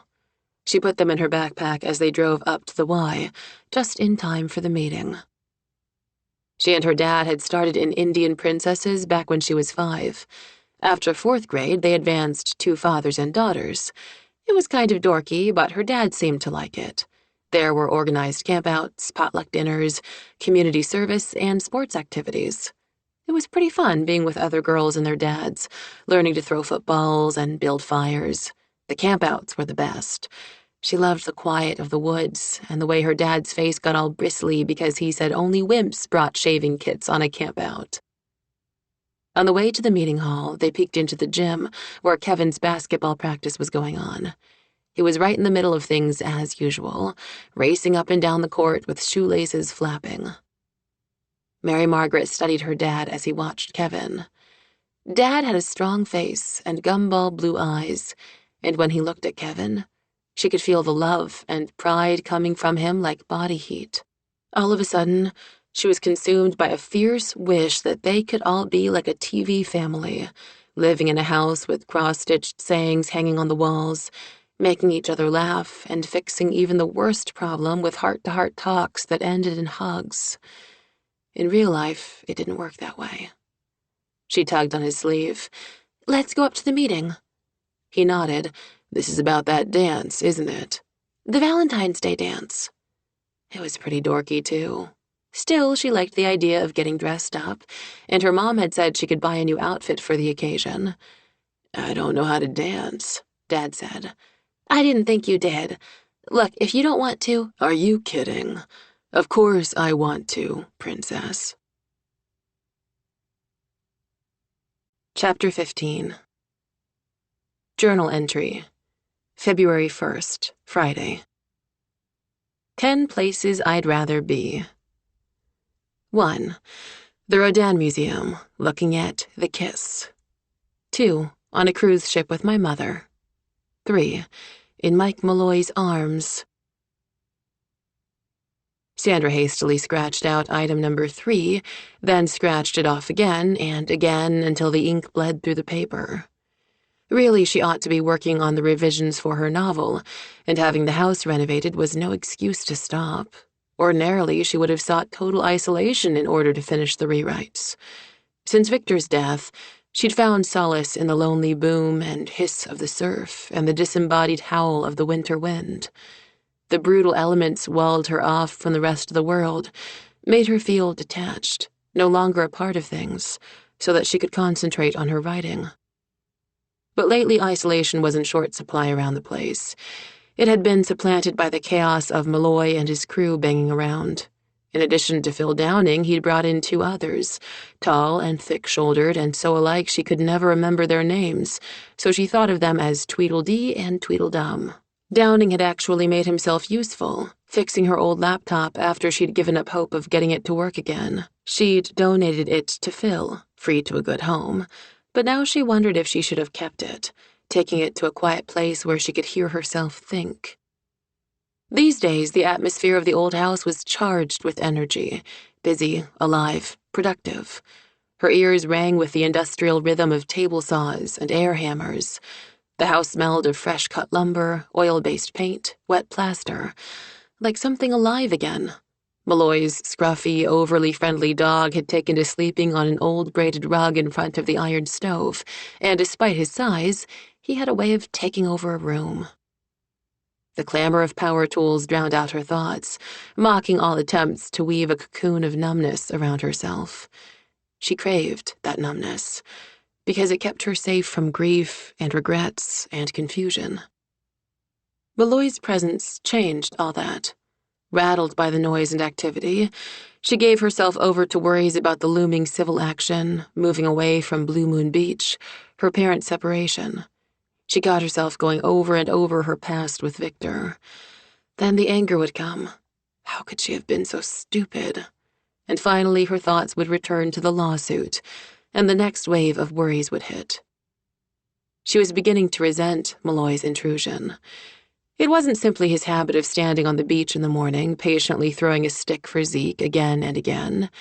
It wasn't even that piercing sapphire stare, or the way he bent over a table to study the house plans, his angled body so close to hers that it felt like a long, quiet caress. Surrounded by activity, she tried to sink into the strange music of the construction noise and delve into her book. She studied the opening page, but in the middle of the first paragraph, a series of hammer blows upstairs made her jump. Exasperated, she shoved her chair back from the desk and stomped upstairs. Malloy stood in the middle of her bedroom, his imposing presence incongruous amid her dollhouse-sized furniture and frilly linens. A light dusting of plaster covered his baseball cap and the dark hair curling from the edges, and just for a moment she could picture him, old and still maddeningly handsome, like a latter-day Sean Connery. The image fueled her resentment. She didn't want to think about him getting old. She didn't want to think about him at all. Perched on a ladder, he held a hammer in one hand and a long iron pry bar in the other, which he used to work the ruined plaster free to expose a plumbing leak. Spying her, he holstered the hammer and took off his safety glasses. "You need something." She felt stupid standing there, seething, and that only made her madder. "A little peace and quiet might be in order," she said. He laughed, completely unsympathetic. "A quiet house restoration. Hey, I'm good, but I'm not that good."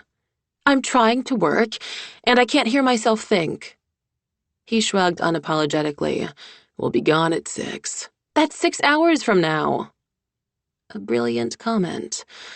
What was the matter with her? Did staring at well-defined pectorals cause brain damage? He came down from the ladder. His body moved like a sleek machine. There was nothing awkward about this guy. "Relax, maybe you'll get used to the noise. Well, I've got you here. Take a look at the paint for the upstairs." Flipping open a binder crammed with invoices, work orders, and product sheets, he turned to a page of historic milk paint colors ranging from Wedgwood blue to clotted cream. "I thought the green for the hall and—" The sample was labeled Tavern Green. "I hate green."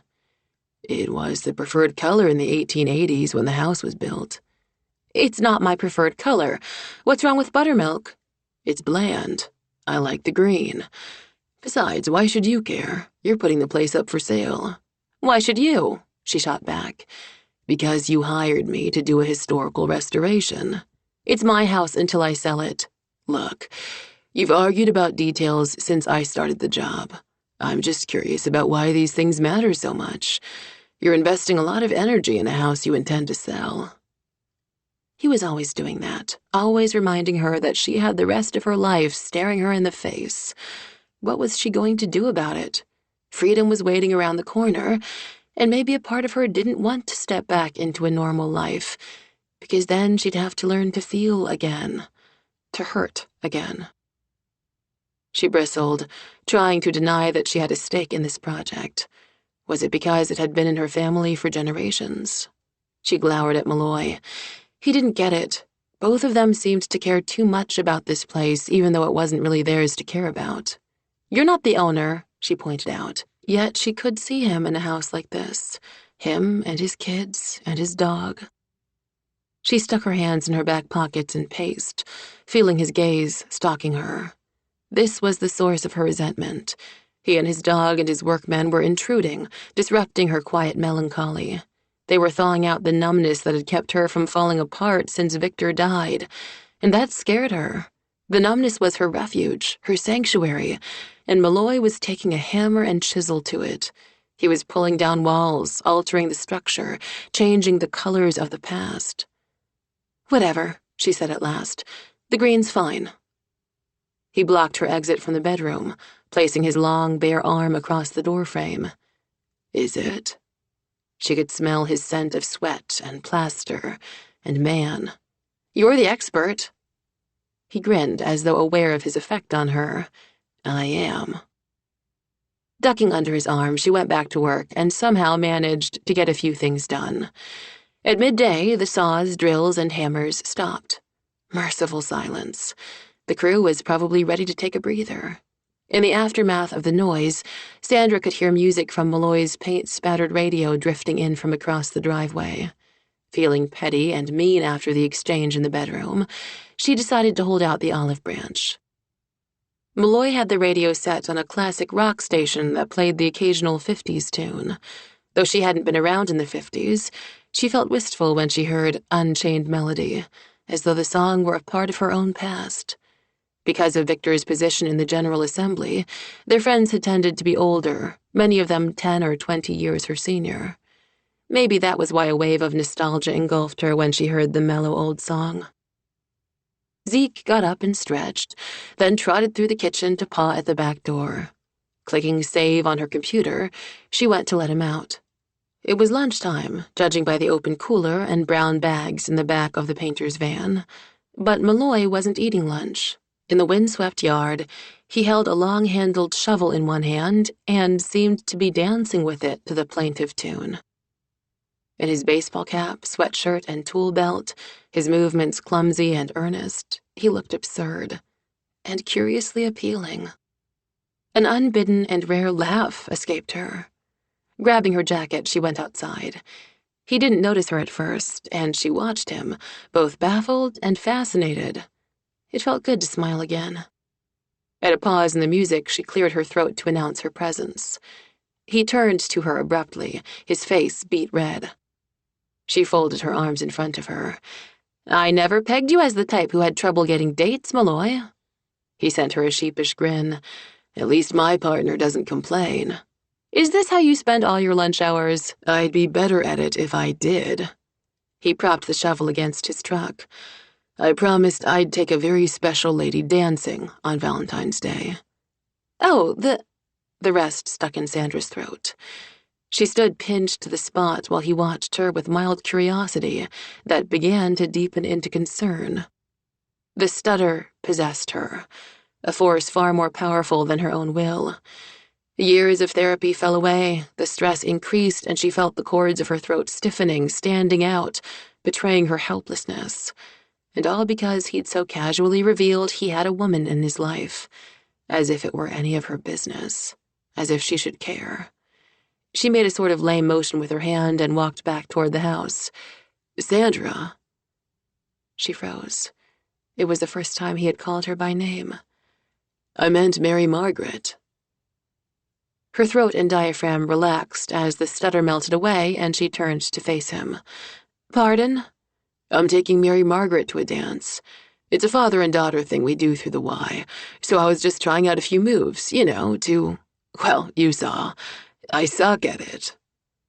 He had an aw-shucks air about him that showed both the depth of his love for his daughter and a touching vulnerability. Interesting. Malloy was an expert at everything she'd seen him do. This uncertainty was new, and, perversely, she liked it. Your daughter must be really excited, she said, praying her relief didn't show. Yeah, well, she hasn't seen me dance yet.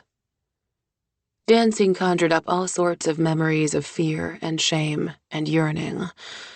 Oh, how she had wanted to go to a dance when she was Mary Margaret's age. But no one ever invited her, and wild horses couldn't have dragged her there alone. She would have loved it if her father had taken her dancing. Of course, it never would have occurred to him. He wasn't the type. But Victor... Now, Victor had been the dancing type. He more than made up for the lack in her earlier years. He taught her all the social graces, and dancing was near the top of the list. Sandra hesitated. The music from the radio swelled to a crescendo, then echoed to a quiet finish. Maybe you could use some pointers. You got any? She hesitated again, then asked herself, where was the harm? I do, she said. So you're a good dancer. I've had a lot of practice, she said. I was a politician's wife. Victor used to joke that his best move was the sidestep. All his moves had been good. She stepped a little closer to Malloy. Her stomach clenched, but she smiled up at him. Are you up for a lesson? He slowly unbuckled his tool belt. Holding her gaze with his, he let it drop onto the tailgate of the truck. Let's go for it. The radio announcer was reading the weather. Cloudy, small craft advisory in the coastal regions. Winds up to 20 miles per hour. Cold. Don't worry about music for now, she said. I'll show you the footwork. It's really simple. You're going to make a square starting with your right foot. Standing beside him, she demonstrated. He stepped forward. Good. Bring your left foot up to meet the right. Again, she showed him the move. Now half a step to the side, together. And the other side. Step together and back. See? It goes for 8 counts. Side by side, they practiced the footwork. The radio blared a song that worked all right for rhythm. His feet, in the well-worn boots, were huge. His hands were huge. Everything about him made her heartbeat speed up. You've almost got it, she said. Just keep it up. Don't think about what your feet are doing. You sound like my old football coach. I should have guessed you were a football player. What position did you play? It was so long ago, I barely remember. Quarterback, I bet. When he said nothing, she knew she was right. There was something about him, something modest and circumspect, that made her want to ask him all sorts of things. Where did you go to school? URI. For a while, I didn't finish. Ah, she thought, catching a note of regret in his voice. Why not? I can't learn to dance and tell you my life story at the same time, ma'am. He laughed, but the message was clear to Sandra. He didn't want to take her to that part of his life, to dreams and regrets and missed chances. Okay, she said. If the next song's any good for dancing, we'll do it as a couple. Same footwork, but you'll have me blocking you. She positioned herself in front of him. Where do I put my hands? Reaching out, she took his left hand and placed it at the inward curve of her waist. Here, like this. As soon as they touched, she felt an unexpected shock of awareness. Body heat gathered under his palm, so intense she wondered if he could feel it too. The sensation of his hand circling her waist felt shamefully good. Flustered, she took his other hand in hers, cold fingers folding around his.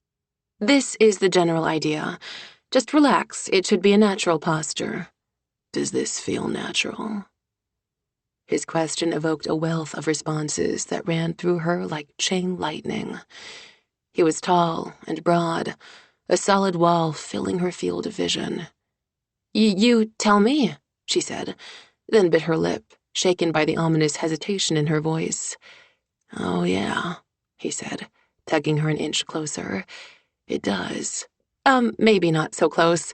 We're going to need a little room to maneuver. Like this?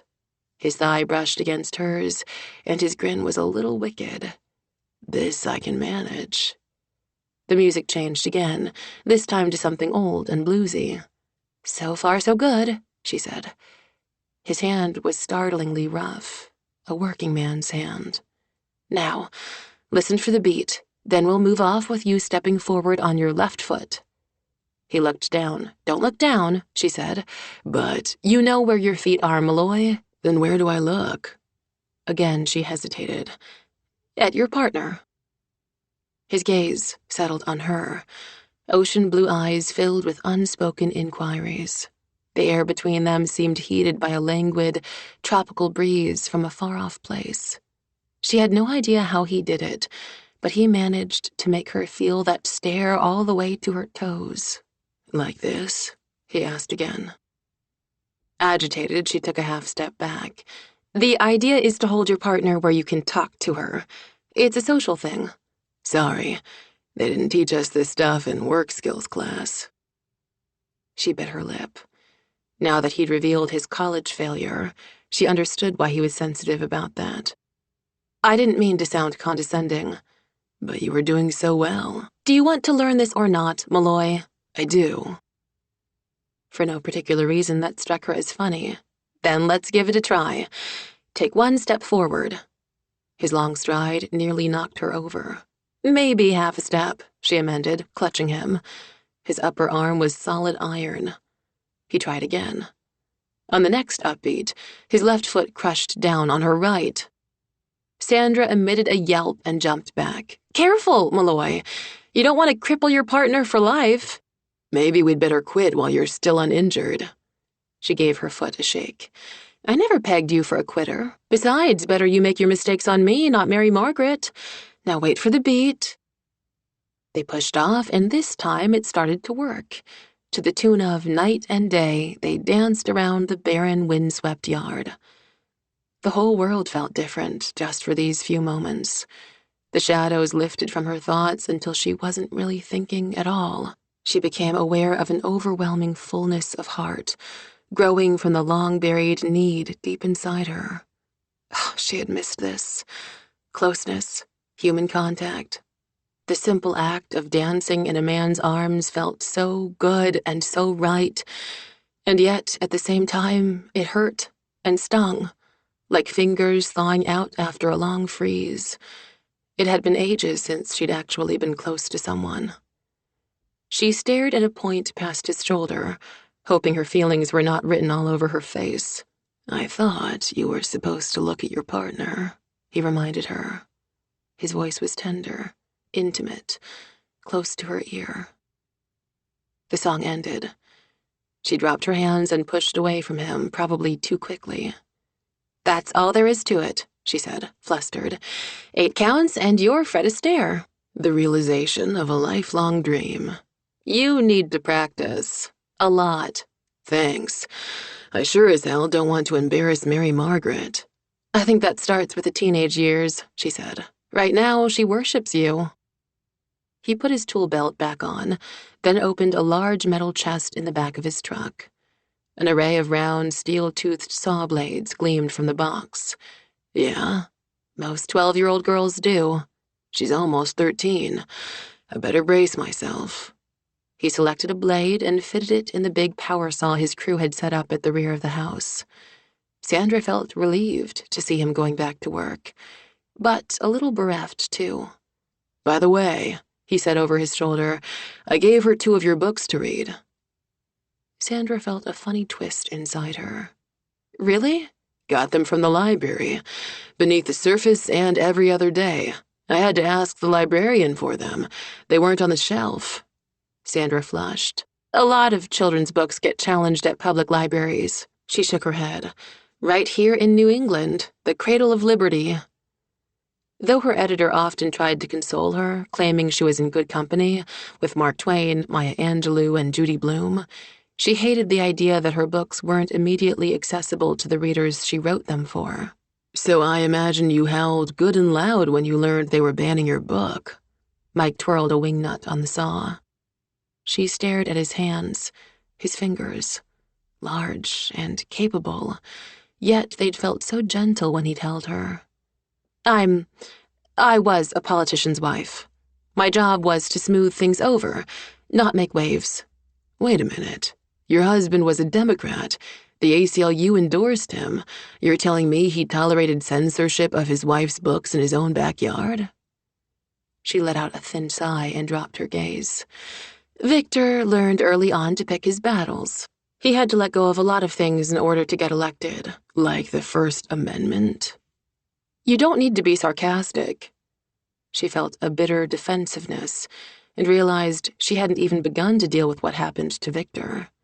I'm no politician, Malloy said. Still, I can't believe you'd let some fascist fringe group get away with this. Doesn't it make you crazy knowing someone's censoring your work? She stuffed her hands into her jacket pockets. Malloy, at this point in my life, pretty much everything makes me crazy.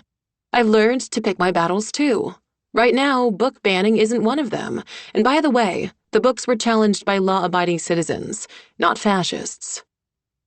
As she spoke, he measured and marked lumber, pausing every few seconds to consult a computer-generated diagram. I figured an author would make a priority of free speech and freedom of the press.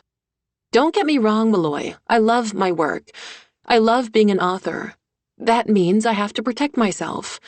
I don't want my personal problems to cast a shadow on my publishing career. In case you've forgotten, I'm in a bit of trouble here. The last thing I need is for WRIQ to do a feature on my controversial books.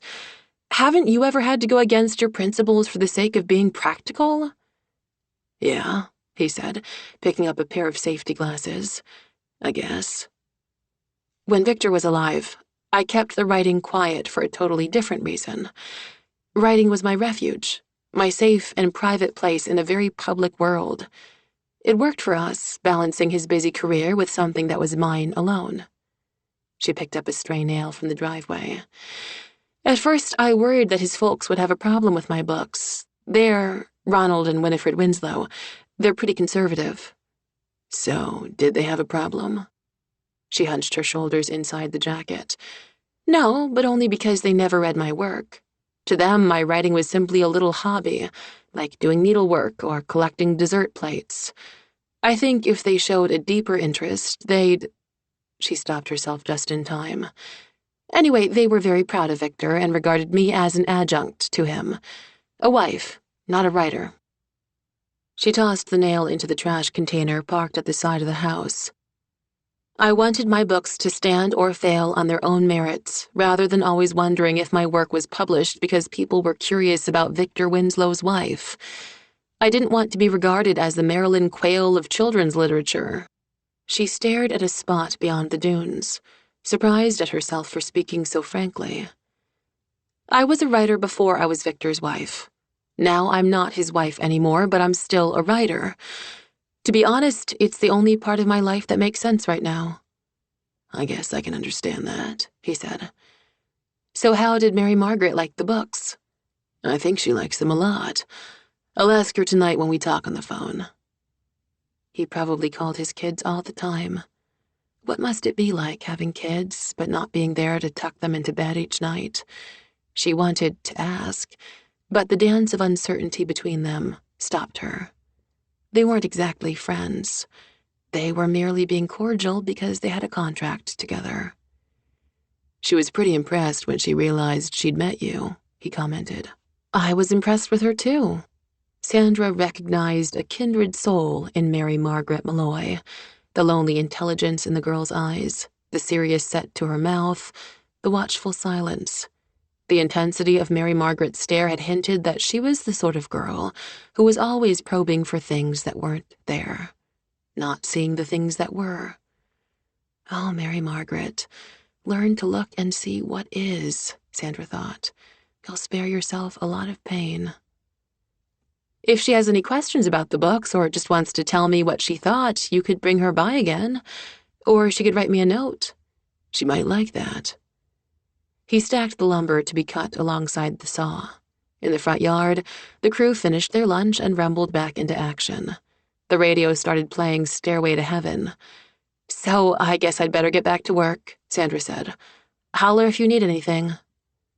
He lowered his safety goggles and bent from the waist, positioning a board in front of the saw blade, eyeballing it like a pool shark lining up a shot. "Will do, and thanks for the dancing lesson. Don't forget to practice tonight." She took a step backward, curiously reluctant to return to the house. "Every night." "You got it." Flashing a reckless grin, he tripped the switch of the saw, and with a powerful roar and the reek of hot wood, sliced the board in half as though it were butter. Chapter 16. "So, I see you were getting pretty cozy with the client," Phil said, ducking his head under the sloping attic roof. He didn't look at Mike, but concentrated on tracking an electrical cable and checking it against the diagram on his chart. "She was showing me how to dance," Mike said. If only that was all that was going on between them. He tried to think of her like any other client. Restoring someone's house involved a certain level of intimacy that didn't happen under ordinary circumstances. Until today, it had been a forced closeness, an accidental touch, two strangers on a bus. Now the chemistry was different with Sandra. In bringing Mike into her house, she brought him too close for comfort. He saw the way she lived, the things she ate, smelled the light, soapy perfume that hung in the air of her bedroom. Each day he delved deeper into restoring the old Victorian beauty, and had to remind himself that this was about the house, not the owner. Yet he discovered layers and secrets within her, too. "Dancing, huh?" Phil poked around a crate of old books. Mike pried bits of ancient caulk from the ocean view dormer windows. "Mary Margaret has a dance coming up, and I don't want to embarrass her." Phil cast a look over his shoulder. "You definitely need more practice." "Thanks for the vote of confidence, pal." He went back to work, but kept thinking about Sandra. She'd felt like heaven in his arms, soft and warm, smelling of fresh air and clean skin.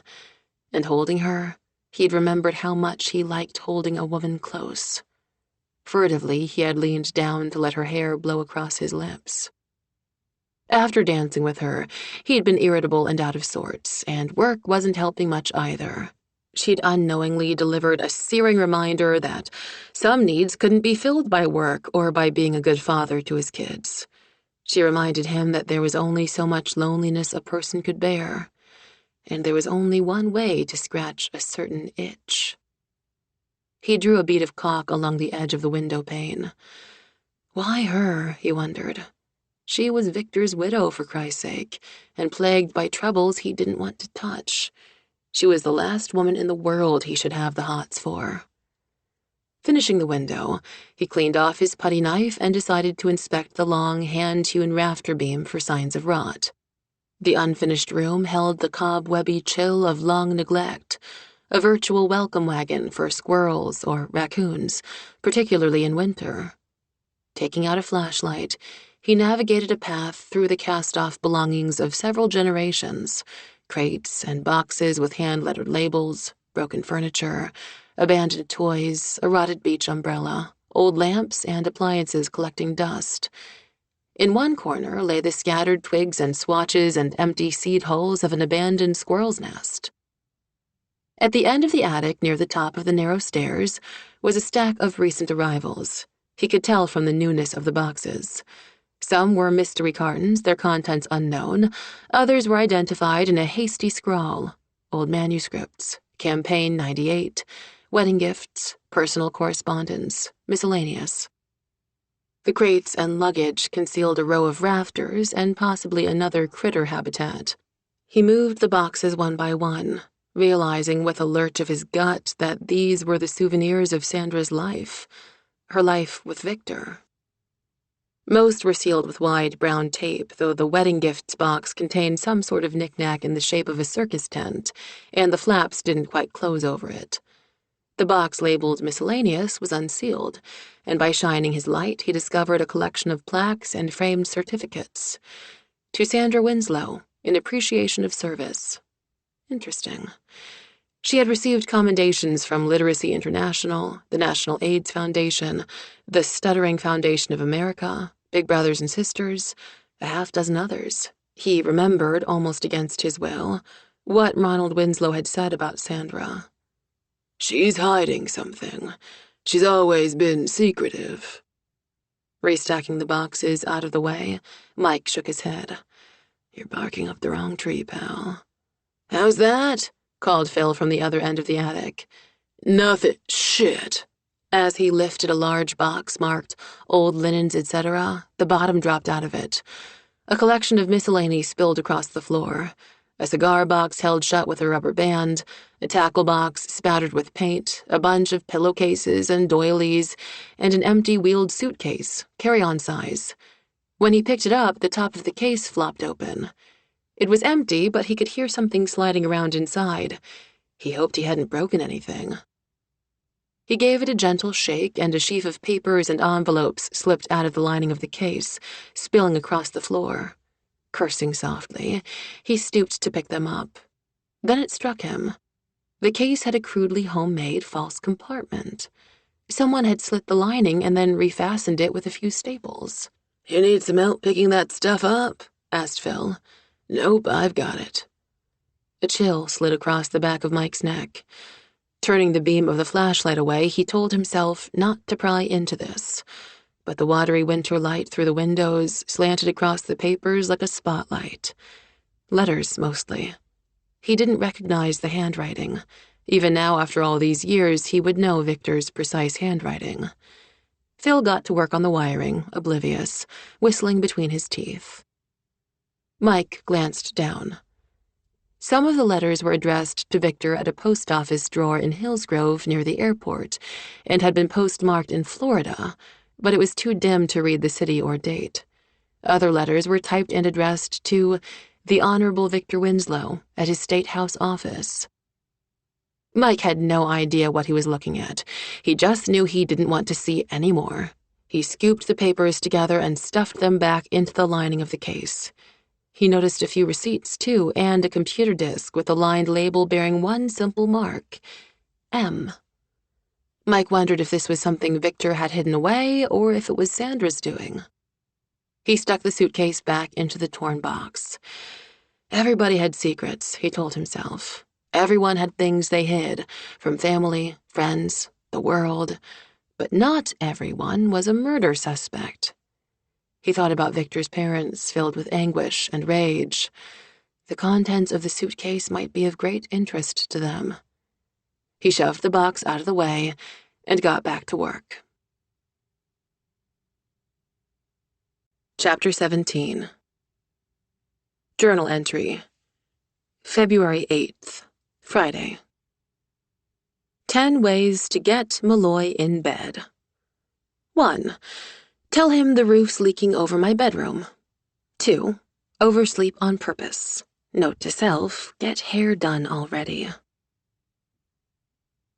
Sandra dreamed of being the president's date at a state dinner, but when she stepped into the east room of the White House, she looked down to discover her bare feet, toenails disgracefully unpolished, sticking out from the hem of her gown.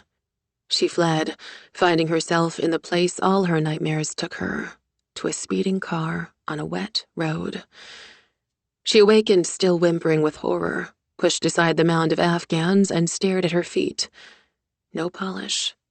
Then she blinked at her journal, shoved it aside, and pulled one of the blankets around her shoulders. The Afghans, knitted by her mother, smelled faintly of Aquanet and Kent golden lights. "Miss you, Mom," she said aloud to the empty house. She wondered what her mother was doing right now, what she was thinking. Was her cruise everything she'd dreamed it would be? Was she learning a foreign language, a new sport, a new definition of herself? Running a hand through her tangled hair, Sandra yawned and blinked herself awake. Lord, dawn already. Saturday. She reached over and snapped off the little gooseneck reading lamp. The book she'd been reading, Take Control of Your Life in 10 Days, lay half buried in the mound of blankets. She didn't remember getting past the first paragraph before setting it aside to scribble her futile fantasies about Malloy in her journal. There was something supremely pathetic about falling asleep on the sofa in front of the stove. It meant you didn't go to bed because there wasn't anyone waiting for you there. No one to gently take the book out of your hands and turn off the light. She went to the bathroom and brushed her teeth without looking in the mirror over the sink. She didn't want to see the hollow shadows under her eyes, bruised evidence of nightmares no amount of sleep could banish. She still suffered from them too often, was still visited by images of Victor turning into a stranger, a car careening out of control on a dark night, a terrible ringing in her ears, water so cold that her brain shut down, an eerie sensation that as she lay on the beach after the accident, she was not alone.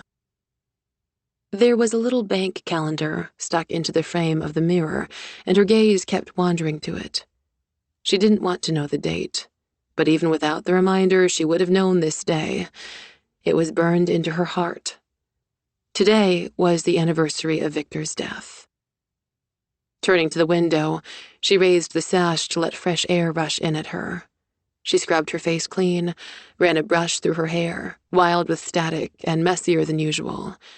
The hairbrush slowed to thoughtful strokes as an idea came to her. The day was hers to spend as she saw fit. There was one person in paradise who welcomed her no matter what, who didn't for a moment believe she'd hurt Victor. Sandra decided to pay her a visit. She dressed in wool slacks and a burgundy Shetland sweater and drove into town, passing the landmarks of Main Street at a slow roll. Paradise was the sort of place that lived in the heart. A true hometown of tree-lined streets, a park with a pond, brick bike paths, and hand-lettered signs over the storefronts. It was a place people brought their hopes and dreams, and sometimes even their sorrows. She pulled up at the Twisted Scissors, the local beauty salon. A huge pair of mechanically improbable scissors hung in the window beside a sign that said, "Open, walk-ins welcome." Sandra's heart lightened. How bad could things be when she was going to get her hair done? "Hey, stranger." Joyce Carter greeted her with a grin and a wave. "It's about time you stopped by." Joyce was tall and boldly attractive, with bottle-red hair, long legs, and a tight skirt. Even after the accident, her smile held a genuine warmth for Sandra. "Can you handle a drop-in?" Sandra asked. "You bet! Have a seat." Joyce draped a smock over Sandra's shoulders. Robin, the nail tech, came in, all smiles, until she spied Sandra.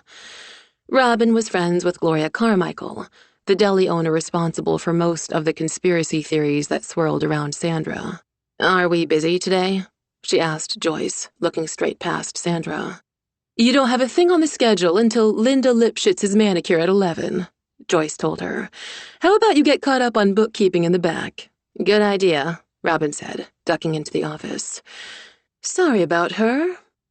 Joyce eased Sandra back to wash her hair with soothing, practiced strokes. "Don't worry about it." She stared at the acoustical tiles on the ceiling. "I've decided to stop worrying," she added. "Yeah? Glad to hear it." "There's no point," Sandra said simply. "I want to get the house sold and get out of town." Joyce worked in silence for a few minutes. "Are you sure about that?" "I'm not sure about anything." Sandra shut her eyes. "I don't belong here anymore. I don't know where I belong." "Oh, hell, you do too belong here, as much as anybody else. No one appointed the Winslows judge and jury." "You'd be surprised," Sandra said. Joyce shut off the water and scooped Sandra's hair into a towel, then marched her to a throne-like salon chair. "Okay, let's see what we've got here. Lordy, girl, this grows like corn in July. You need to come in more often. I was thinking of doing it myself. I'm a pretty good amateur barber. Do not try this at home." Joyce punctuated the words by stabbing the air with a pair of Swiss-made scissors. "So, how's the renovation coming along?" "It's fine. Malloy, the contractor, he's good." Joyce studied Sandra's face in the mirror. "Look at you blush, hun. He's single, isn't he?" Sandra nodded, and the telltale burn in her cheeks persisted. "My God," Joyce grinned from ear to ear. "You're attracted to him." "Maybe. I might be. It's pointless, though." Why? You're young, he's single, and you've been alone too long? She combed and snipped with ruthless efficiency.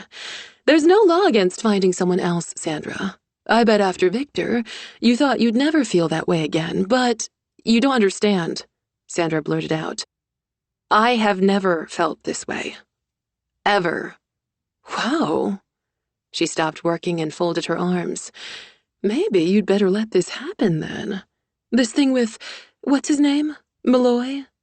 Mike Malloy. Why? I'm leaving when the house sells. So what's the point? Joyce started sniffing again. Helen, if I have to explain that to you, then you're really in trouble. Mike spent all day Saturday with his kids. He took them bowling and gave them pizza for lunch, then treated them to a mind-numbingly stupid movie. Although Kevin had giggled his way through it, Mary Margaret kept getting up to go to the concession stand or restroom. Mike had been restless too. He'd always been crazy about Kevin and Mary Margaret, but since the divorce, his love for them had taken on an edge of desperation. There was never enough time with them. Bit by bit, they were becoming strangers, taking on habits he had nothing to do with. And he was becoming a walking cliché, the single dad who wore himself out trying to show his kids a good time those few hours a week when they were his. Ordinarily, they would have spent the night, but Angela wanted them back in Newport because Mary Margaret's confirmation was tomorrow. Mike hadn't been invited. Oh, he could have shown up and would have if Mary Margaret wanted that, but the fact was, Angela's side of the family specialized in over-the-top Italian celebrations of Catholic milestones. The Miolas had been known to party for 2 days in honor of a child's first communion. It would have been awkward for Mary Margaret if Mike insisted on being there for her confirmation, when she formally became a member of the church. Catholics weren't supposed to divorce, and his presence would remind everyone of that fact. So he bowed out and pretended not to notice his daughter's relief as he dropped them off at their mother's. After a solitary drive to Paradise, he pulled into the dock parking lot and let Zeke out of the back of the truck. The dog stuck close, jumping up to sniff at the grocery bag Mike hefted in one arm. He'd stopped at Gloria's Deli for half a roasted chicken, and the aroma had been driving the dog nuts for the last 4 miles. The amber lights of the port picked out bobbing silhouettes of the fishing fleet, charters and lobstermen, the squat blocks of ice houses and packing plants. Stopping at a dilapidated bank of mailboxes, he pulled out a handful of envelopes. Bills, mostly. "Mr. Malloy?" called an unfamiliar voice. He stopped walking and waited for the stranger to catch up with him from the parking lot. The man was medium-sized, heavy-set, wearing a denim jacket and jeans. Mike sifted through the various possibilities. Bill collector, social worker, attorney's assistant. A year ago, they had all been unknown to him. Nowadays, he never knew what to expect. "What can I do for you?" The man held out a business card. "Lance Hedges, assistant news producer, WRIQ-TV. A bad feeling infested Mike's mood as he took the card. "Look, if this is about that problem with the satellite dish, It's not about that. Not necessarily." The words slid from Hedges, oiled with suggestion. "What can I do for you?" "You're the contractor restoring Sandra Winslow's house," Hedges said. "Uh-huh. I'll be straight with you. The murder of Victor Winslow, the accident, you mean. The death of Senator Winslow is an ongoing story for us. Our researchers are gathering facts on the new investigation, and it occurred to us that you might have come across some information on the case. In the course of your work, that is." Mike held his silence, listening to the quiet slap of the water against the hulls of the fishing fleet. He lifted the grocery bag. "I'd better go," he said with forced ease. "Dinner's getting cold." "We have a generous budget for this type of thing," Hedges continued. Mike thought about the bills clutched in his hand. "You want to pay me to snoop around her house for you?" "It's a baffling high-profile case. Any information that throws some light on the facts would serve the public's need to know. Maybe your co-worker, Mr. Downing, was it? Maybe he's come across something." Shit. Had this slimeball approached Phil? "He doesn't know any more than I do," Then if you'd consider— I don't need to consider. Mike wished he'd never stumbled across those papers in the attic. I'm a contractor. I work on old houses. I don't know anything, and if I did, I wouldn't hand it over to you. Mr. Malloy, you caused considerable damage to the equipment. Hedges held himself stiffly, and his voice chilled a few degrees. We're prepared to absorb the loss, but only if you cooperate. I don't know a damned thing, and threats don't sit well with me, Mike said, swallowing the choice words he really wanted to utter. Is that your final answer? Mike broke in. Game over.